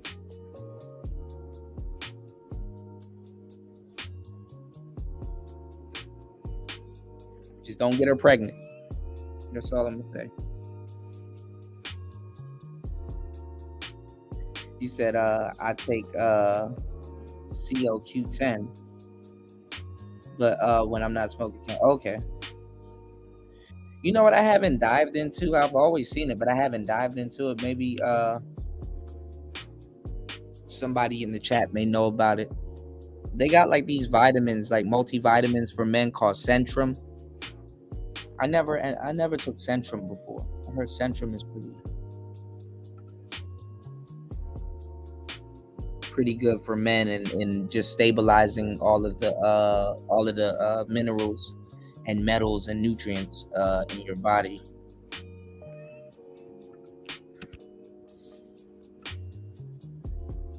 All right, let's get into this real quick. Earth hypothesis that the Earth is a level, non-rotating. So I heard Alex Jones is getting rid of InfoWars, and he sold it to help. I guess something going on in Turkey, if I'm not mistaken. Let me see. Plane, all measurements of Earth measure a level, non-rotating plane. All measurements of the globe are assumed. They're none. No problem, bro. I wish you a speedy recovery. Just keep us posted. Let us know if you need any more information. Because the doctors ain't gonna tell you this stuff, man. So. None of them are real. The radius was falsified, and if you falsify the radius, everything. You said, I've been in the hospital since last Sunday. Oh, so you're back in the, oh my goodness. You said, my stomach is messed up. My GI prescribed me some new meds. I'm in a lot of pain too. Yeah, y'all gotta don't tell them that you're doing this, because their job is to keep you there. Painkillers ain't gonna help. You're just gonna get an addiction that you don't want, because you don't want to feel pain. So guess what? You're gonna depend on the painkillers. So you don't want to build up a tolerance and a dependency on the painkillers, because guess what? You're going to end up having to take more, because prior to taking the painkillers, you're going to be like, okay, well, I know 800 will kill the pain, but 800 is fucking up your liver and your kidneys. You know? You said that's the new thing. Let's look it up real quick. Hold on. Yeah, Jay Green was telling me about that. That's why I was like, I gotta check up on her. Hold on. And honestly, too, the black seed oil helps with your stomach, because the stomach. Let me tell y'all something, man. With the human body, like the stomach is a very fragile piece of the body, going either way. You know what I'm saying? Like if that stomach acid go north, it's fucked up. You get heartburn, acid reflux. is really bad. You know, people's stomach acid is like found in their damn esophagus, in their damn chest, and that's what has the heartburn, right? Because it's your diet also too, you know. And then if it goes too far the other way, then it starts tearing up the inner lining of your, you know, your intestines and stuff like that. The stomach is really supposed to prepare after it, you know, it takes some of the nutrients out of the food. Also too, your appendix. We don't even use our appendix nowadays. Did you know your appendix is supposed to be a second stomach? You know, so not everybody's stomach functions right. You know what I'm saying? So that's why it's like you got to use water. You gotta eat certain foods. You got to eat at a certain time of day. Honestly, fasting helps. So when you like, you know, when you kind of, you know, break your diet and stuff like that, your body can handle it because it's like, okay, I know I'm not overdoing it or going over. You know what I'm saying? So you really got to be in tune with your body, but with the black seed oil, it helps regulate your stomach acids and everything, and it helps everything kind of, you know, run smoothly. You know, because you want things to run smoothly. You know, you don't want to eat something and be like, damn, I'm about to pay for this later, or damn, you know, is my stomach gonna act up? You know. So a lot of times too, it's good to eat fruit, watermelon. Eat a lot of watermelon, even the seeds. You know what I'm saying? The seeds are more vital than the actual watermelon. But you want to cleanse, you know, you want to rebalance your, you know. That's the thing about, like when people detox, you know, you lose a lot of vitamins and you lose a lot of, you know, so sometimes a fruit detox is pretty good, like watermelon. But when you detox, you have to have everything prepared because you want to reintroduce, you know, certain nutrients back into your system. You want to recalibrate your body. You know what I'm saying? So for the times you do break diet, or, you know, eat a rack of ribs, or you know the shit. I'm gonna tell you the truth. As soon as you try to diet, that's when people start inviting you to fucking buffets and oh my god, girl, we about to eat snow crabs, and they start inviting you to all kinds of shit you never got invited to before. Like I'm like, where the hell were you when? You know what I'm saying? It's like shit. I remember as soon as I went vegan, I started getting invited to all kinds of debaucherous food fests, and they've never invited me to none of this shit. You know? No problem, Jay Green. I got some stuff I wanted to send you. You know? I went pescatarian for a little bit, and then I went fruitarian for a good minute. I'm thinking about doing that again. You know, and plus you save a lot of money and stuff. You know what I'm saying? You know, even though now they're jacking up the prices of fruit and vegetables in America. And then also too, when you do like vegetarian and fruitarian and stuff, you got to watch out for like E. coli. You got to know about like organic stuff. Not everything is actually organic. They just it's a secret tax. They just like start putting, you know, stickers on shit, and that shit ain't organic or grown different. You know what I'm saying? So it's just you just got to be real careful. And then also too, you have to understand your intake. Like for example, if you eat a bunch of pineapples, you know, you got to be careful with the acidity, because pineapples are acidic. Oranges, they're acidic. Limes, acidic. Lemons, acidic. They're citrus. You understand what I'm saying? So they're acidic. They're, you know, it's an acid more so when it gets broken down. Melons, it's like a certain texture that comes with melons. You know what I'm saying? You got to be careful if you eat a lot of watermelon. Of course, watermelon is really good for detox. But if you're like pairing that with cantaloupe and honeydew, or, you know, or you're just overdoing it, you know, too much of something is bad. You know what I'm saying? And then also too, you're getting natural sugars. There's just a lot of little things, you know, just kind of, you know, pick a, you know, certain things and then just go for it. You know, grapefruits are good, but they are acidic. But grapefruits are really good, especially for your heart health. Shit, start eating some honey nut Cheerios. Them shits are bomb as hell. With some almond breeze, oh my God. You know.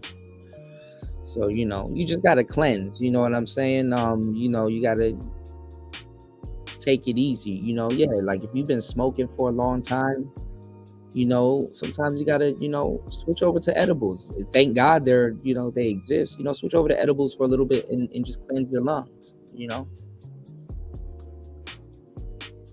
Yeah, diet. Yeah, and then smoking throws that shit off, man. Smoking will throw your libido off if you don't pay attention to it. So, you know.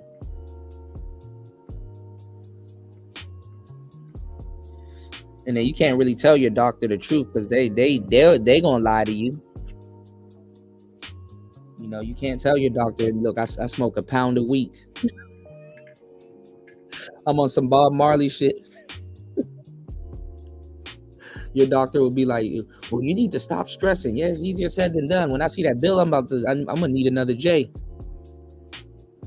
I'm gonna need another J. When I see that hospital bill, nigga, your doctor would tell you to stop smoking, and then you go outside, and after you get your discharge papers, and you see the nurse and him outside sharing cigarettes and shit. Like, what?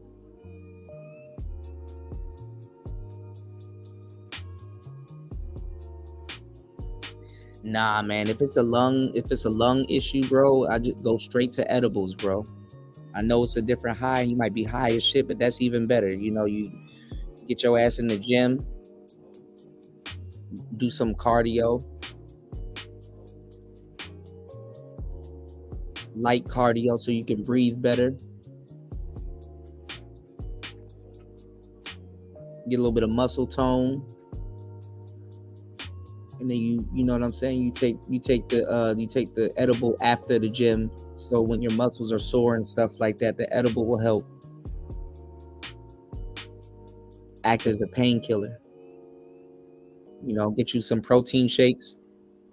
Do post and pre. You know, you drink half. Also there's something else I could tell y'all to take, but it's getting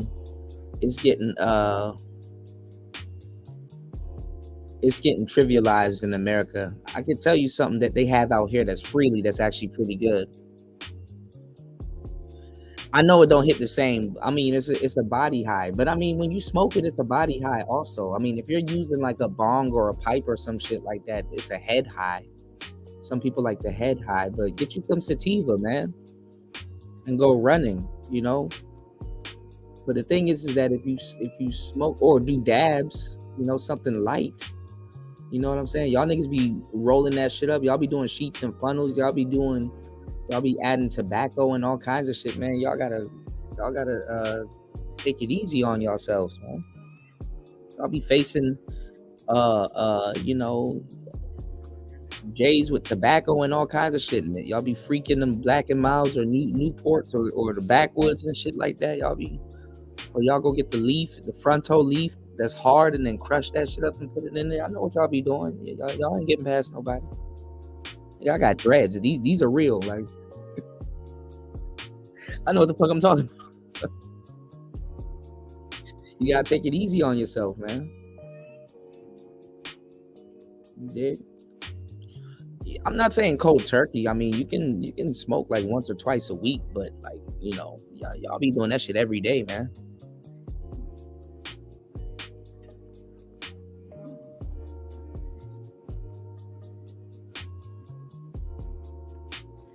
So how you kind of got to look at it is if like that's in your routine, like every vice you do, you have something to kind of counter it.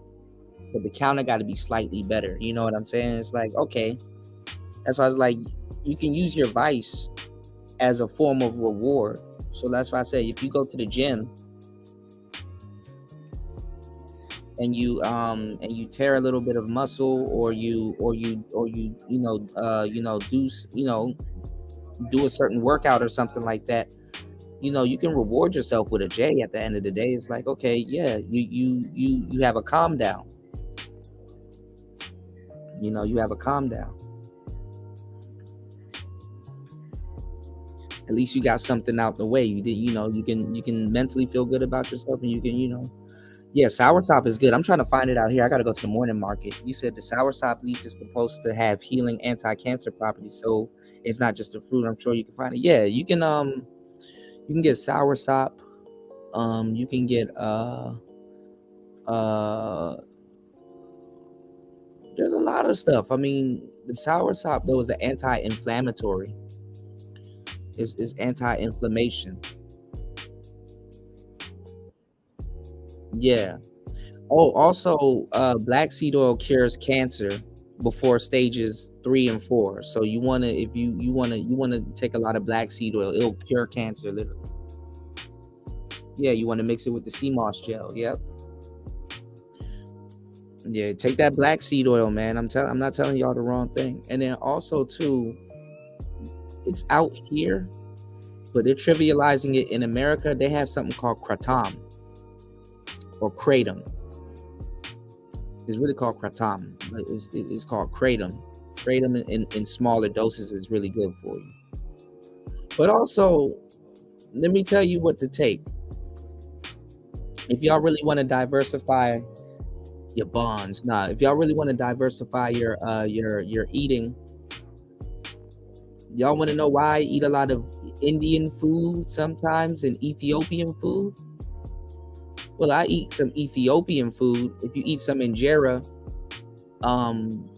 there's 2 things that you can take, you know, or go get you an Ethiopian girlfriend. She'll find all this shit for you, you know. Go get you an Ethiopian girlfriend. Go get you a Habisha. She'll find all of this shit for you. Go get you a Ethiopian girlfriend that'll bring you some injera. They use this red type of flour called teff. Teff is really good for your body. Teff is really good for your body, and they eat pork and beef and stuff like that, but it's good. Also, they have another they have something called kocho. Kocho is really good for your body. All right. Or what you can do is you can eat Indian food. Indian food is really good because they use a lot of curry, and they use a lot of their food has a lot of what's in the Indian curry and what's in the in the Indian food, there's a lot of curcumin. There's something called curcumin. Okay, just don't spill that shit on your clothes or on your carpet if you got beige carpet. I learned the hard way. I had beige carpet. It's called curcumin. Curcumin is really good. It's an anti-inflammatory.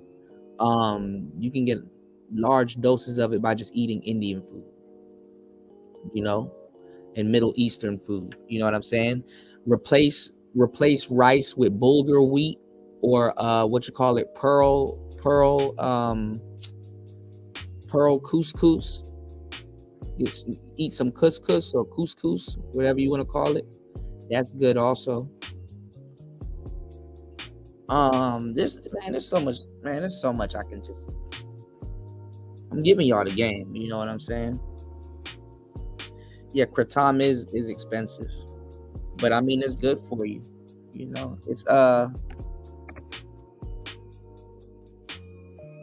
how you spell it. So if y'all go looking for it, get you some fufu, man. Get you some yam fufu, man. You know, start eating like certain fish. Start eating like certain fish. Start eating, you know, just honestly, this is an excuse to eat more exotic. I'm gonna tell you the truth. I went straight exotic. You know, I never really have no problems and stuff like that, but I know if I've been junk fooding it up and stuff like that, I just go and get some exotic stuff, man. You know. And I'm gonna tell you right now, if you smoking, that shit bombed in a motherfucker. Go get you some Indian food after you face a J. Shit, them people gonna be looking at you. You gonna have to take that shit with you home. Them people gonna be looking at you crazy. you know. But listen, y'all tripping, man. Y'all sleeping on this Ethiopian food. Some of the best food on the planet. Get you some goddamn, hold on. Let's look up. Let's see if I can give some more information to Jay. Pieces. Hold on real quick.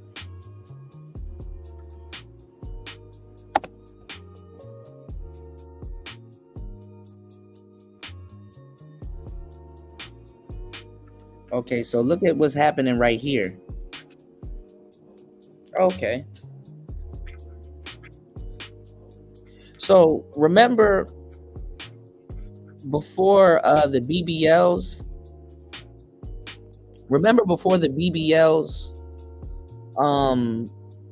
people were getting gastric bypass surgery. I know y'all haven't heard it in a minute, but like remember Randy from American Idol? I think even Simon and a couple of young women, they got what's called gastric bypass surgery. Every time you hear the word gas or gastric, it usually has something to do with the stomach. Okay? So look at this right here. Towards the beginning of the stomach right here, so your stomach is taking in food because your stomach processes food, and honestly, when you digest something, it processes it at a certain time. So like if you eat something today, depending on what you're eating, you can expect to see it 6 hours later, or you can expect to become sluggish after you eat because your stomach acid is breaking down all of this food. Now, before the food leaves your stomach, if you see right here, there's a pinch. This looks painful. There's a pinch going on right here. This right here, there's a pinch. See this? A sphincter, okay. So it's a pinch going on before your stomach passes it on. And food is probably sitting in your stomach longer than it needs to be. And sometimes too, your stomach doesn't get to break down everything too when this happens, because like food is like chilling at the top. If your stomach acid isn't going the other way. So yeah, the black seed oil would definitely help with this. You know, I'm not a doctor, and I don't want to come off as a know-it-all. But honestly, with the black seed oil, what it does is if you've ever touched the texture of it, you know, you want to keep your stomach acids regulated, and you want everything like flowing. So the best thing you can do is get something that can regulate your stomach acid, so your stomach acid is breaking down food so that it can get past this pinch. Because I would think that when you're healing from something like this, you know what I'm saying, when there's like big chunks of food or something rubbing up against it, it gets swollen. You understand what I'm saying? So for your stomach to go back to its original size, you gotta kind of, you know, drink liquids, do smoothies and stuff like that, and give it time to heal. Because if it swells up, it's going to create more of a pinch than what it is. And then I think you take the black seed oil and the food is passing through it very smooth, because the black seed oil basically coats everything. You know, it coats everything. So you want it to go, because this looks painful. If that shit swells up, yeah, it stops. Yeah, damn. And look at this. It's but so much space. Yeah, it's but so much space. So like, yeah, you're gonna have to juice for a little bit. And the cool thing is that you can put the black seed oil in the juice. I would say juice for a little bit, like have the food kind of already broken down before it hits your stomach. You know? Oh yeah, prickly pear cactus is very good for you. Absolutely. Yep.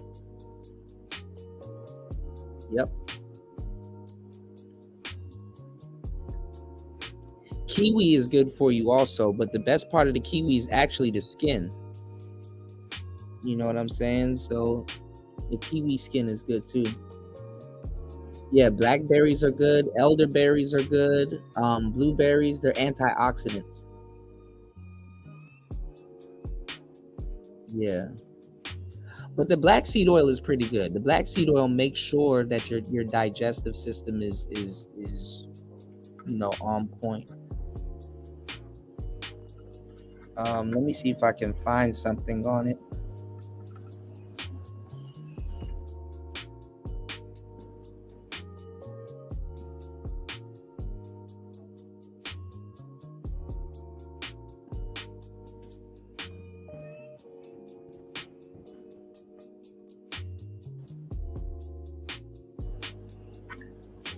Yeah, see, and they tell you to take it in the morning before breakfast. So basically, they're assuming that you have an empty stomach.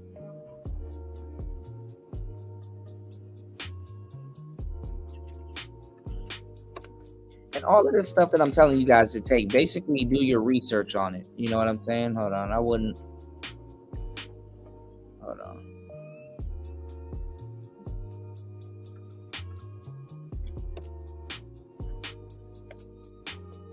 Hold on.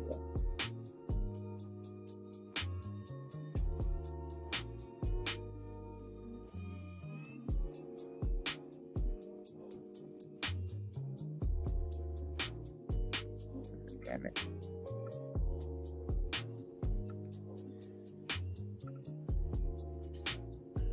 Says clinical studies indicate that black seed oil is a carminative, which means it supports digestion and relieves gas, bloating, and stomach pain. See what I'm saying? See? I know what I'm talking about. A study of 19 patients with H. pylori infection consumed black seed oil 3 times a day and showed significant reduction in symptoms. But hold on, let me see.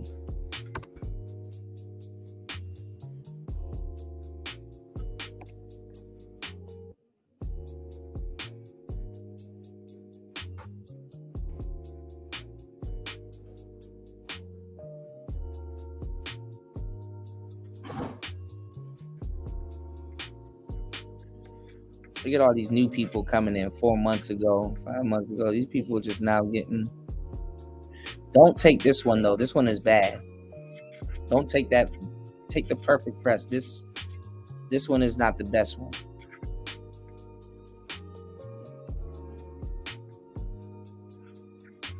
And this dude, he probably already had stomach pain. He's not even taking the good one either. There it is right here. This guy's telling you the truth. He got the perfect press.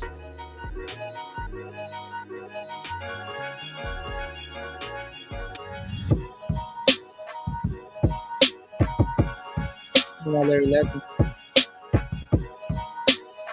Oh, dude, don't say that, bro. What's up, squad? Thanks for clicking on today's video. My name is Robert Glover from Bricks Fitness, and fitness saved my life. So on this channel, I like to talk about how exercise and nutrition can make all of our lives better. If this is your first time watching one of my videos, consider subscribing and joining the Brick Squad. The Brick Squad is a group of amazing people who understand why it's important to make health and wellness a priority. So today we're going to be talking about the benefits of black seed oil. I stumbled upon black seed oil a few months ago, but this is actually something that people have been using for wellness purposes for thousands of years. King Tut was buried with a bottle of it.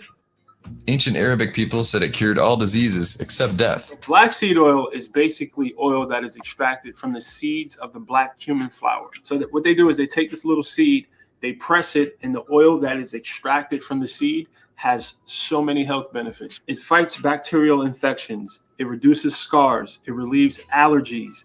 It enhances weight loss. It reduces symptoms of arthritis. It relieves indigestion and heartburn. It improves memory. It enhances men's fertility. It lowers your cholesterol, and it reduces inflammation. But I want to stop on that one. It reduces inflammation. So this is an anti-inflammatory agent, which is super, super important with how our diets are nowadays. I'm going to get into this a little bit deeper. When you roll your ankle or you sprain your knee and it becomes inflamed, it is swollen, that is inflammation. And this is a response of our. Okay, that's what I'm saying. So it reduces inflammation all over the body. So if you know, if your stomach is having a hard time and you have that pinch going on, that inflammation has to go down. And when food and the acids go through it, it probably irritates it, and that's where the pain is coming from. So this should work. Our immune systems, that in those cases are good because it initiates the healing process. Now, when it comes to inflammation internally, this is the root of most of our problems. Internal inflammation is what causes disease in our body. So the same thing that's happening to your knee when you sprain your knee, the inflammation that's happening happens to our bodies when we ingest alcohol, when we eat a bunch of sugar. It is literally causing internal damage to our body, to our tissues, to our organs.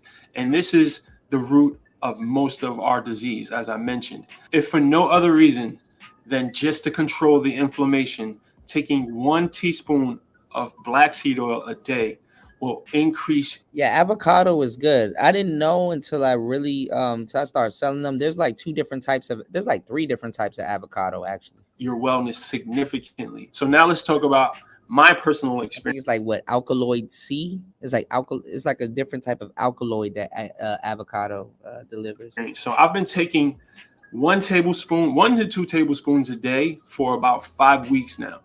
And I'm very in tune with my body.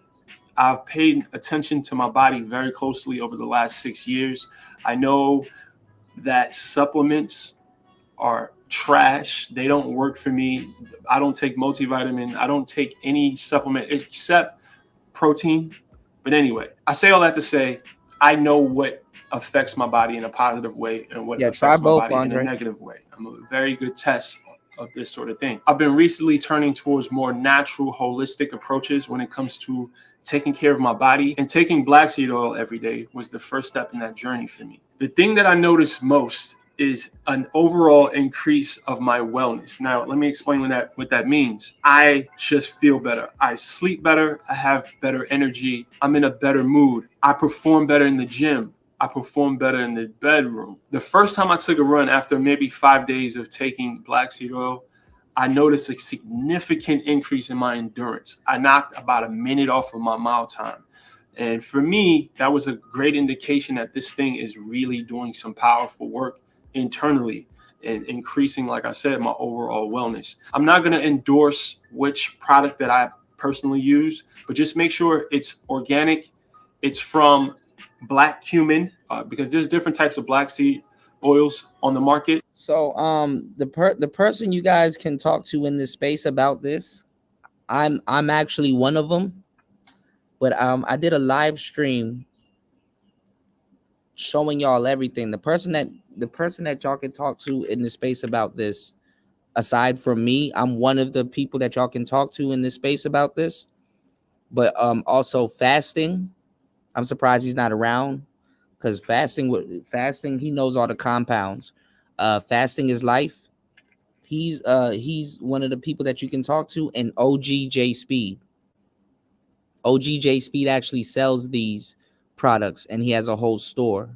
So the person I would recommend you guys speak to is either myself, OG, or fasting. I'm going to see if I can find the show where we talked about it. Give me 1 second. So you want to make sure it's from black cumin. It should come in a dark bottle. It should say Nigella sativa on the packaging. Because we had more information on that show than anything that I could say today. I didn't plan on talking about this. And it should be cold pressed. This is something that has helped me significantly. So I definitely wanted to do a video sharing my experience with black seed oil. It's a powerful thing. Do me a favor, comment below if you guys have personally used black seed oil. Let me know how it's worked for you. And if this video has helped you guys, please go over to bricksfitness.com. I offer custom meal plans, online coaching. I have these amazing t-shirts. And shout outs to Toya. Toya knows her stuff also. Toya knows her stuff also. Hold on. Damn, I gotta find the we did a whole show, and everybody was showing all of their fuck. I would have to find that show. I have to ask Fasting. I would have to ask Fasting. We did a whole show, and everybody was showing us their medicine cabinet, you know. But you guys, you know, it really starts off at, you know, eating better. Hold on, give me 1 second, y'all. Give me 1 second. I'll be right back. Hold up.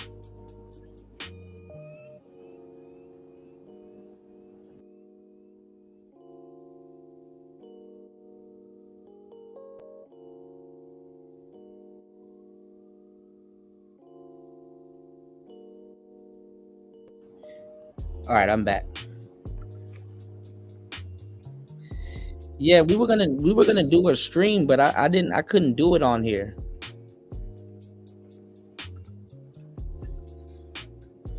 I couldn't do it on here. Yeah, cold pressed black seed oil. That definitely. See, Royce naming all the things we were talking about. Royce knows the stuff.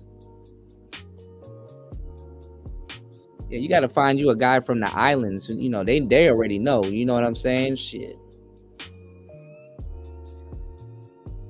We know how to cook. We know how to make stew with green banana and everything, man. And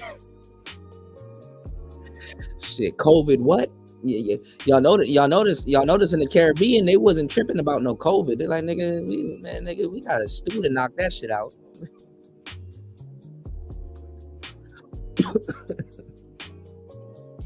Y'all notice in them islands, like, nigga, we play with COVID, man. I mean, nigga, COVID.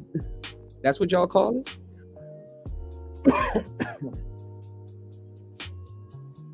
Shit.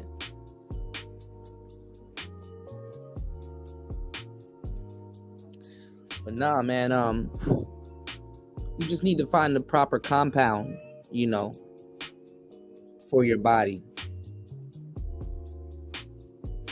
And make sure you're not cold turkey and shit.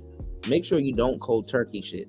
You know what I'm saying? Because if you cold turkey certain shit, it's going to confuse your body. You don't want to confuse your body, you know? So like cut back on certain things and introduce, you know, alternatives and stuff like that.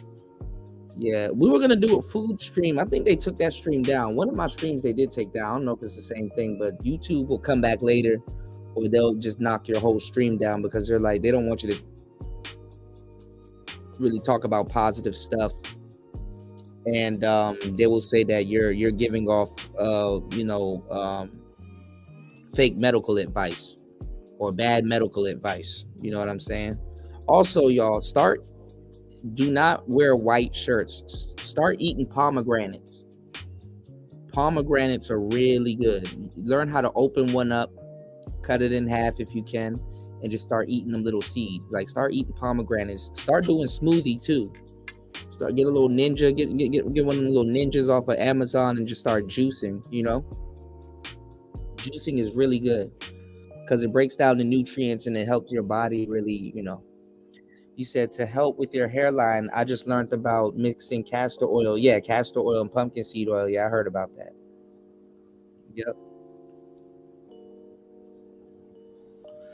He said, I was about to be like, what did white t-shirts do to deserve this? Man, look, I already told Devin D if he drink that beet juice, he said he trying to you know, wake the little man up. If he drink that beet juice. Nah, you can chew the seeds on the pomegranate. The seeds are pretty soft. You can just chew the whole thing. Just don't eat the white parts, you know. His piss gonna be red, you know. His piss gonna be purple for real. It's gonna look like blood in the toilet. That shit gonna stain up everything, you know.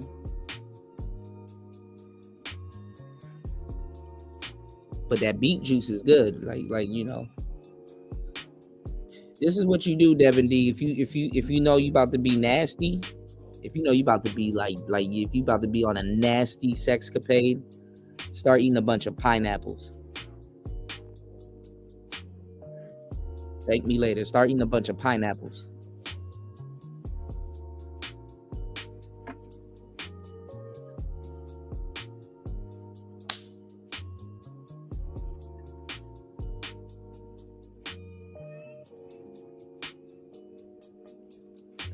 Thank me later. Your girl will thank me. Eat a bunch of pineapple.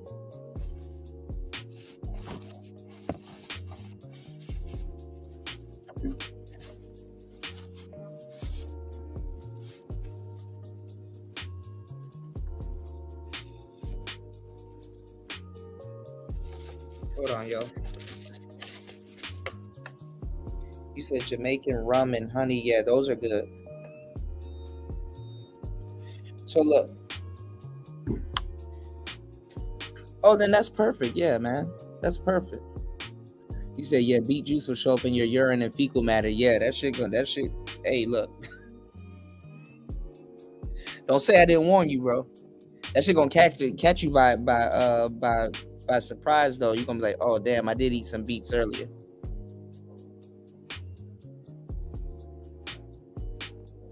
Beets are actually pretty good as fuck. I actually really like beets. Listen, if you got, look, they got Manuka honey here for cheap too, really cheap. When I figure out this mail situation, I can really start sending y'all some stuff. Like I told y'all too, I was like when I did the mall porn, I can send y'all exclusive like anime stuff and Dragon Ball Z stuff. They have it out here. They're gonna cost an arm and leg in America. You know, I showed y'all the shit when I was in Thailand.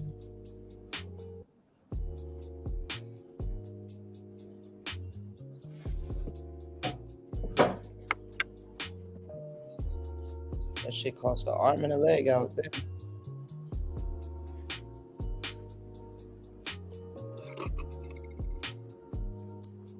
Hold on, yo. You said you might want to look at the Ecamm Live software update. Yeah, I had Ecamm for a minute. I'm okay. I know how to use OBS and Streamyards together. That's way more than enough overkill. But I do like Ecamm. Ecamm is alright. All of the software, you just learn how to use them and you're Gucci. Then just focus on your content.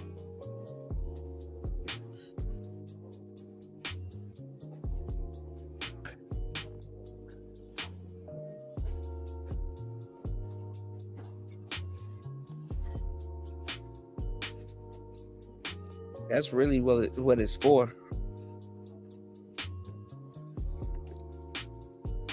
Y'all support the show, y'all.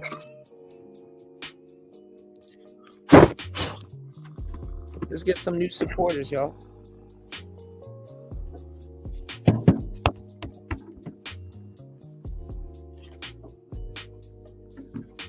I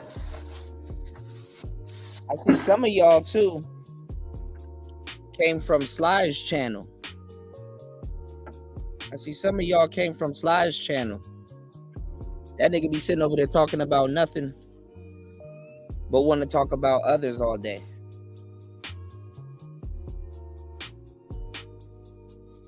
So don't let him and his lies fuck around and send you to a good ass channel. Cause I'm telling y'all,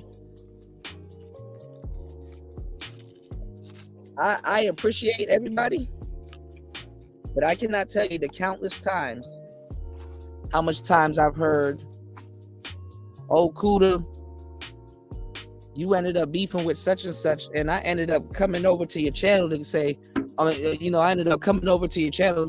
Oh, let me go see what such and such is talking about. And then he fucked around and subscribed and was like, damn. He not none of that shit that such and such was talking about. Broski actually makes sense. I thought he was over here talking about a lot of nothing. Fucked around and found something. And end up curing myself. Some of you niggas are suffering. Some of you niggas can't put them pork rinds down.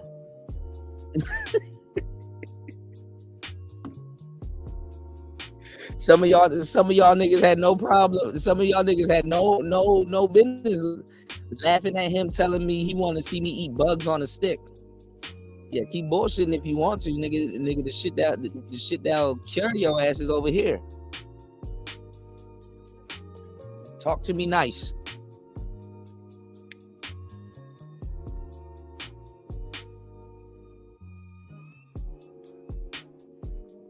I mean, y'all niggas can't put them damn pork rinds down. Let's talk about that.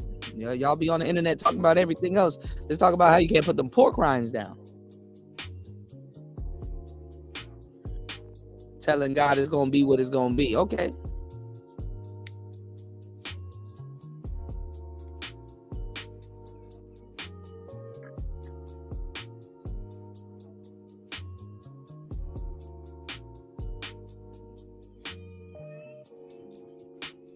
Thought you a good channel.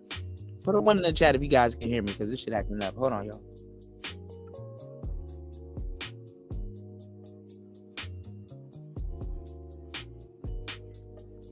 All right, y'all should be able to hear me. But yeah, some of y'all niggas can't put them damn pork rinds down. I'm giving you some longevity right here. You know what I'm saying? Some of y'all niggas can't put that goddamn hot Cheetos down. I remember I was stuck on hot Cheetos for a good minute. What's going on, Reckless Ray? Y'all hit the subscribe button. Might as well give me over 3K while we at it. You know what I'm saying? So yeah, y'all take some of these compounds and stuff like that and just definitely, you know what I'm saying? You know, go live your life, you know? Thrive. Now, I be eating, and it's not because I'm Jamaican, because it's a different type of spice out here. I be eating a lot of fucking hot food. A lot of it. And I didn't know. You know, I didn't know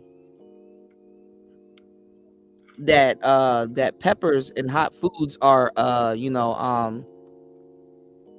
it's a drug. But not a bad drug, but it is a drug. And also it was used for medicinal purposes. You know, I mean, they got jalapenos and stuff out here. But they don't seem to be as hot as the jalapenos and stuff. They don't seem to be as hot as the jalapenos and stuff like from like Mexico or from South America. And I didn't know that when you eat a lot of hot food, and I should have known this as a Jamaican and shit like that, but I mean, there's different types of heat. But when you eat a lot of hot food, it releases endorphins in the brains. Yeah, yep.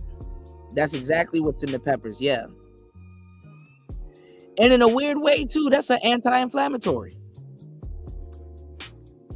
That's an anti-inflammatory.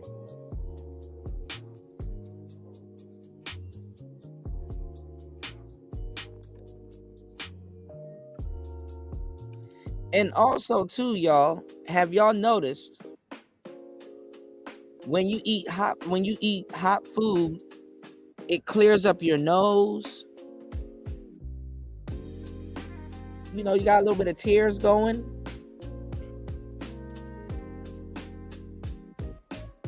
Get some paper towels because it flushes everything out. And there's a difference between spiciness and heat. You know? There's a difference between spiciness and heat.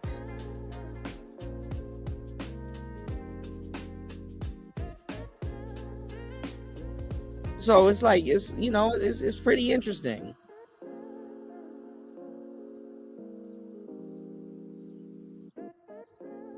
Really interesting, actually.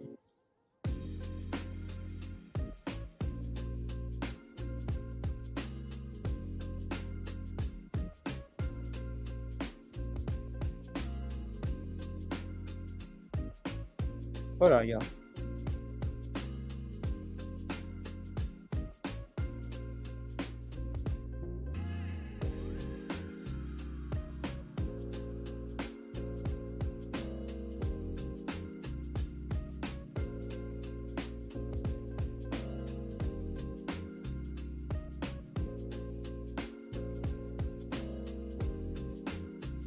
So also too, man, y'all pay attention to certain things. Pay attention to the rice that you eat instead of eating regular rice.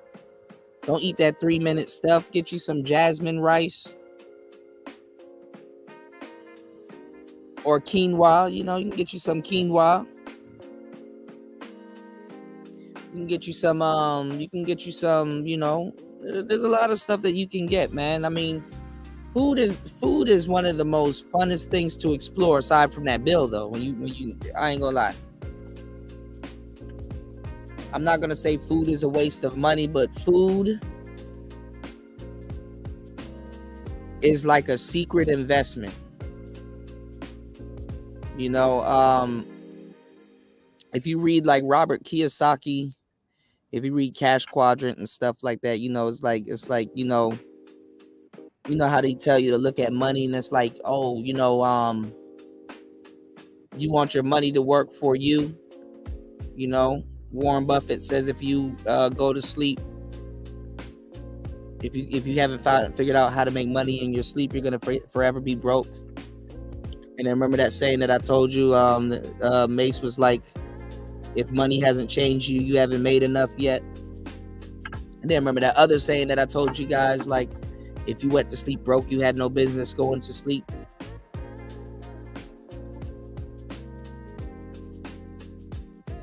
I'm gonna tell you, when you spend a little bit more money, or you start buying like quality food, it's gonna feel like you're wasting your money. But over time, you're gonna start to see the benefits, with your diet and how you eat and what you eat.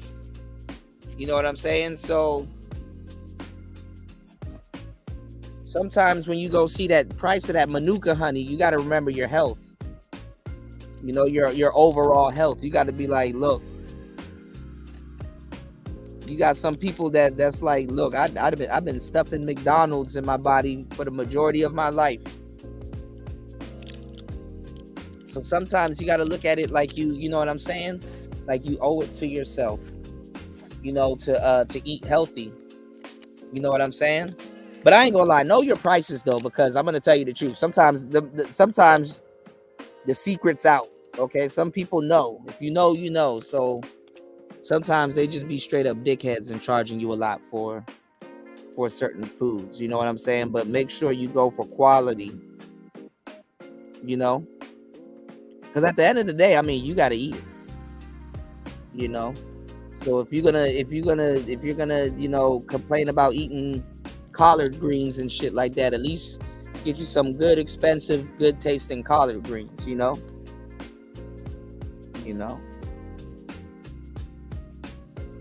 And then also too, with the new foods and stuff y'all are gonna be eating, man, you're training your taste buds. He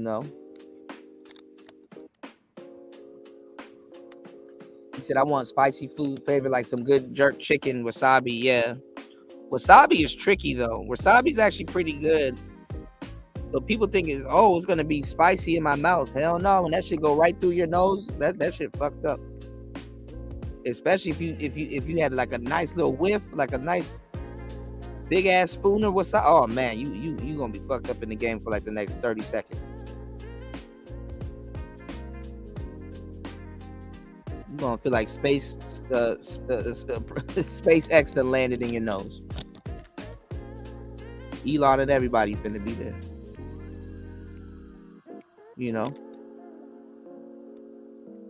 Hold on, y'all.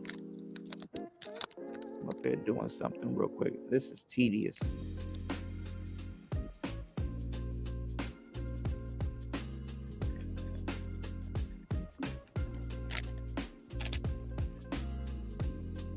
I'm not gonna lie, man. I done had them Reaper chips. Man, them chips was weak as fuck. If y'all wanna win like a hot food eating contest, come to Asia. Stay here for like a week and just eat regular shit, and then go back home and then go to the contest. They're gonna swear you're an alien.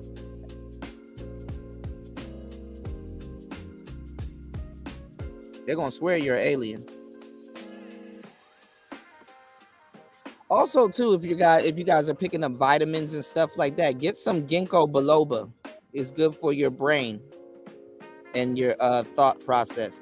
Get some ginkgo biloba and some I would say get you some fish. So you're killing two birds with one stone, but get you some omega-3. You can't go wrong with ginkgo biloba, and you can't go wrong with omega-3.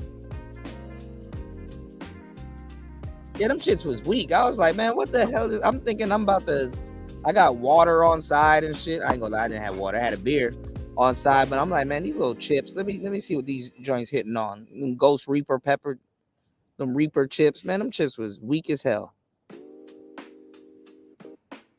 I actually was mad. I wanted to return. I wanted to return it. I did the hot chip challenge. That shit made me. I was mad. I was looking forward to some content.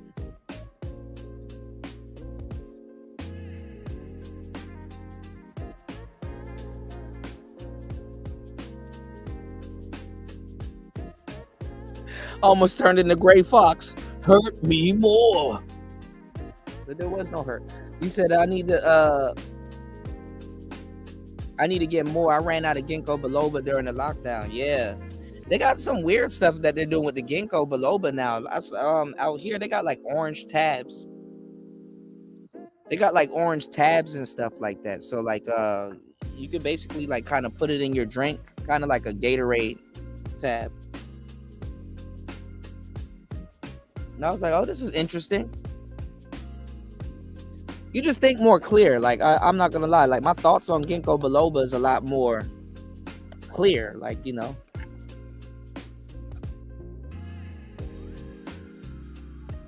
Go get some ginkgo biloba. Buy yourself a set of personality glasses and shit. You're gonna be smart as hell.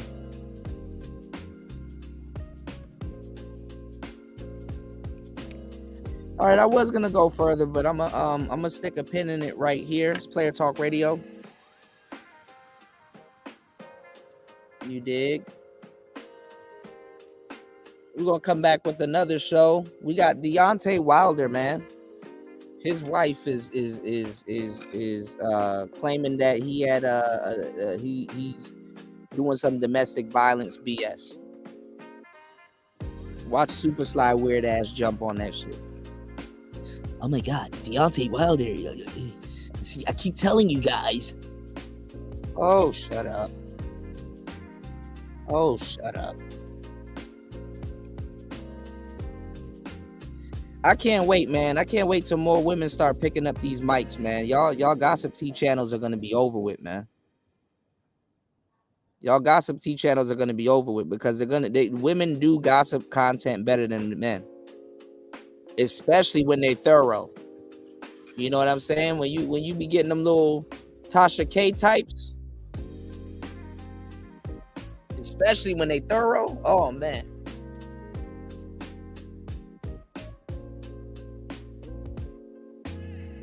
Put these niggas up out of business, man.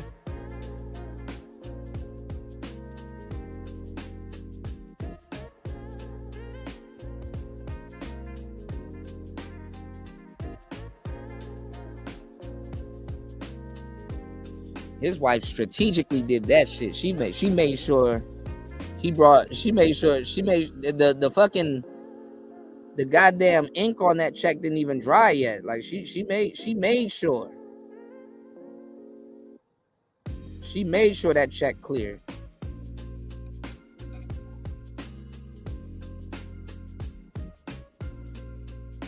You know? Imagine wanting your own space for a little bit. Let's say you and your wife going through it. And imagine you want your own little space and stuff like that. And, you know, you have to just, you know, can't really be around her during training. She irritated and mad at you. I'm like, girl, I got to bring home this bread. But that's what you don't understand. And then imagine facing a knockout like that. And then all of a sudden, she know you got a check, and you know what I'm saying? She done turned into Young Thug on you. Got you a check, got a check. Oh, you done got you a check, oh, got a check. And now she about to run you through the ringer. They probably wasn't talking prior to that, so that's even worse. You know, sometimes you need your own space, but they just don't get it. Like, yes, you're my wife, but leave me alone. Stay on that side of the mansion for like a week. Broads be offended that you gotta go do your job. Ain't that a bitch? They be offended that you gotta go do your job. But they don't want no broke man. I don't get it, bro. Cassie, you see men get they ass whipped in the ring. Like, niggas be having like real live Fox 5 black eyes and welt marks and broken ribs and all kinds of shit, and still don't get no Cassie payout. Cassie took 2 little kicks to the ass. Nigga had socks on. Cassie took a nice yanking and 2 kicks to the ass and got paid $30K. I'm like, damn. Not 30K, my bad, 30 million.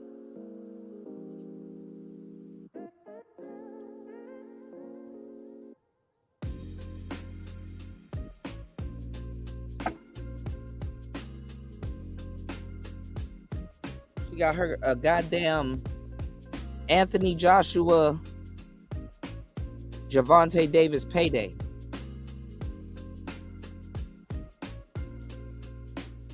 That got to be a Guinness Book of World Records. You know, Muhammad Ali, he won the championship with like broken ribs and broken hands, and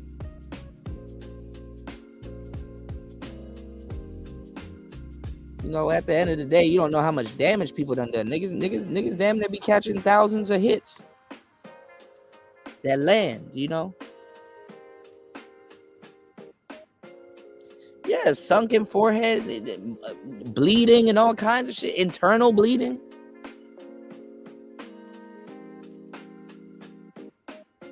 You literally watch a man get mutilated. Niggas be fighting for a sandwich and shit. Can't even eat after the boxing match.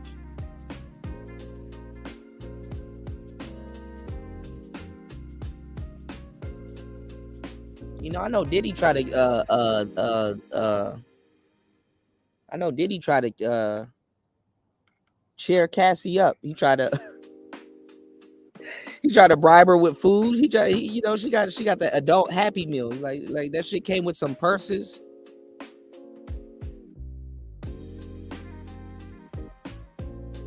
Some rings. That shit came with a Bentley.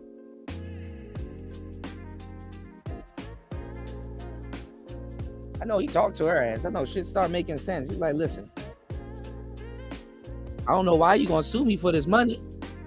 You gonna spend it on the same shit anyway.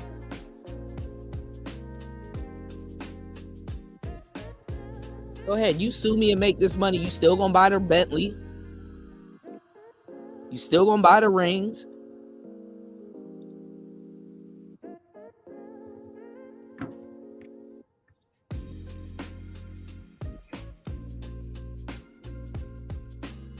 I'll never get that. You know, you gotta, you know, and if you're a lady stuck in a situation like that, man, you gotta, you know, especially if the guy is just out of nowhere, just unloading on you and shit like that, you know, you gotta, you know, you better get out that shit for the sake of yourself, because some of y'all start liking dudes that, you know, that be hitting on y'all like that. I mean, you better make sure you get the hell out before you start liking that shit. We said, I was done after I beat the Olympic boxing team alternate. He said, we gave each other TBIs. He said, I broke his jaw. His wife threatened to leave him if he kept fighting after our fight. Wow. Yeah, I mean, I would imagine. I mean, you gotta, you know, you gotta you know, they do worry about you. That's one of those sports. You know what I'm saying? Like, you know, when I was going over the edge concept earlier, you know, telling you that you have to have an edge. I mean, the edge is a good part of the edge. That's why some edges are like more effective than others. Is the woman has to like worry about you. You know what I'm saying? To a certain degree, Sierra worries about Russell Wilson because he can get tackled and be out for the game and get really hurt. You know, to a certain degree, you know, you got your edge. It to a certain degree has to be damn near dangerous, or it can be dangerous. You know, and also too, you want to give women the option to say, hey, I can be your cheerleader if I need to be, you know?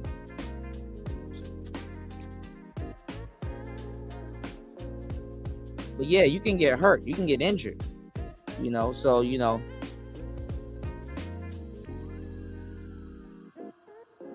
I'm pretty sure they're tired of going to the hospital after fights and shit like that. So, you know, get internal bleeding and shit like that, and you know,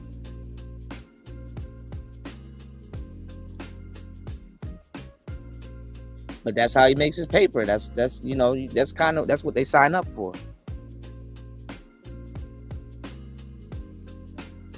Some bras just don't give a damn. But I forgot his name, and Deontay Wilder was talking about him. I forgot the boxer's name, but he kind of got hit in the back of the head. You know, I guess it was the sheer force. You know, these people are strong as fuck. Was it Marcon? No, not Marcon. Latin guy. I felt so bad for him. He got hit in the back of the head, like where his neck and his spinal cord was, and he just wasn't the same. He's in the hospital. He's basically brain dead. Let me see. I forgot his name.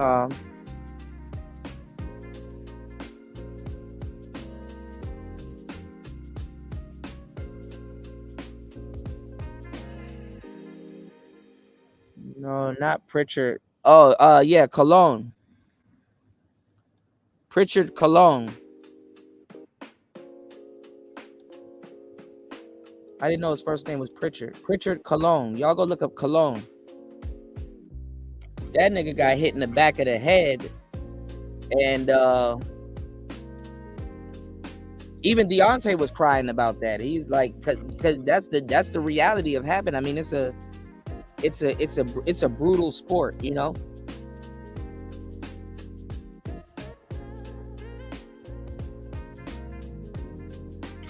That shit is a brutal sport. He got hit in the back of the head, and he's just straight up, that nigga eating baby food at this point. And I ain't even gonna lie, I don't know if his wife stayed with him. And I don't even know if they had a kid. But that's, you know,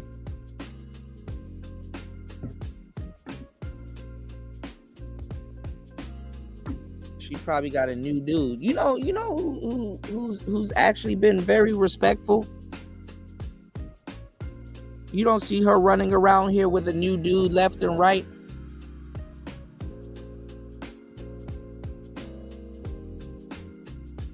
Lauren London.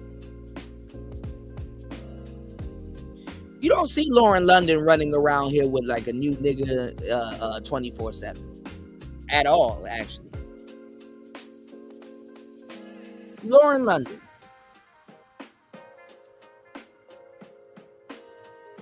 You know, you can tell she really loved Nip.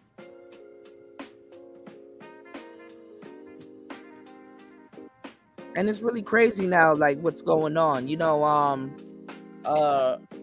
Ebony K. Williams, she did all of that gloating and you know, all of that jazz, and was telling young women, you know, how they need to be courageous and put their career first and all this other stuff. And then she turned herself into a single mother. Like, you can't make this shit up. She turned herself into a single mother. Having a baby at 50-something years old is crazy.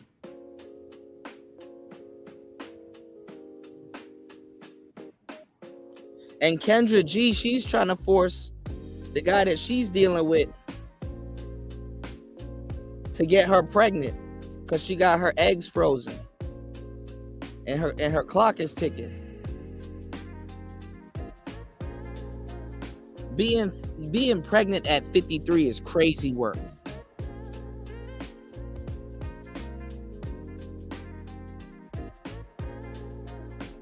And it's like, damn, technology is allowing women to make themselves single mothers.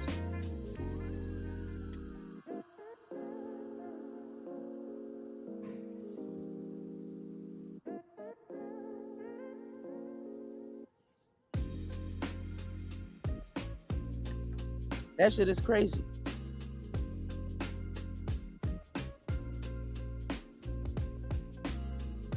So I wonder what the younger girls are supposed to get from her, you know, from her speech. I wonder what they were supposed to get from that.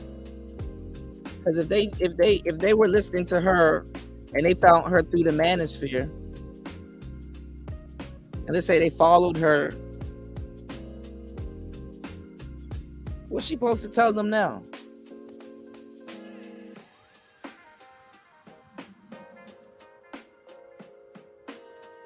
You know?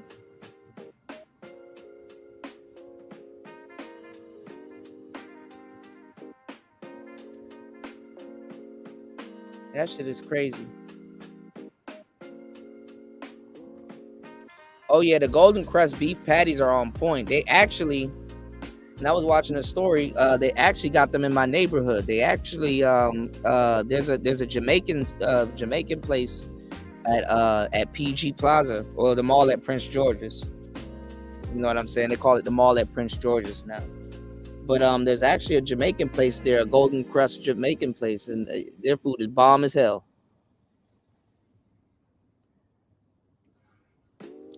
So definitely, you know, go mess with the curry there and shit. You know, get that curcumin, all right? But listen, I gotta go study. I got some pre-records to work on. Shout outs to everybody here. I dropped the link in the chat. Make sure you guys hit that link. We need a couple more people on the Cash App. If you're watching this on the playback, y'all hit the like button. Shout outs to everybody that supported and contributed to today's show. Thank you so much. I don't know where I would be without you guys. Make sure you guys support the show on air, off air, anywhere if you care. It's Player Talk. Peace.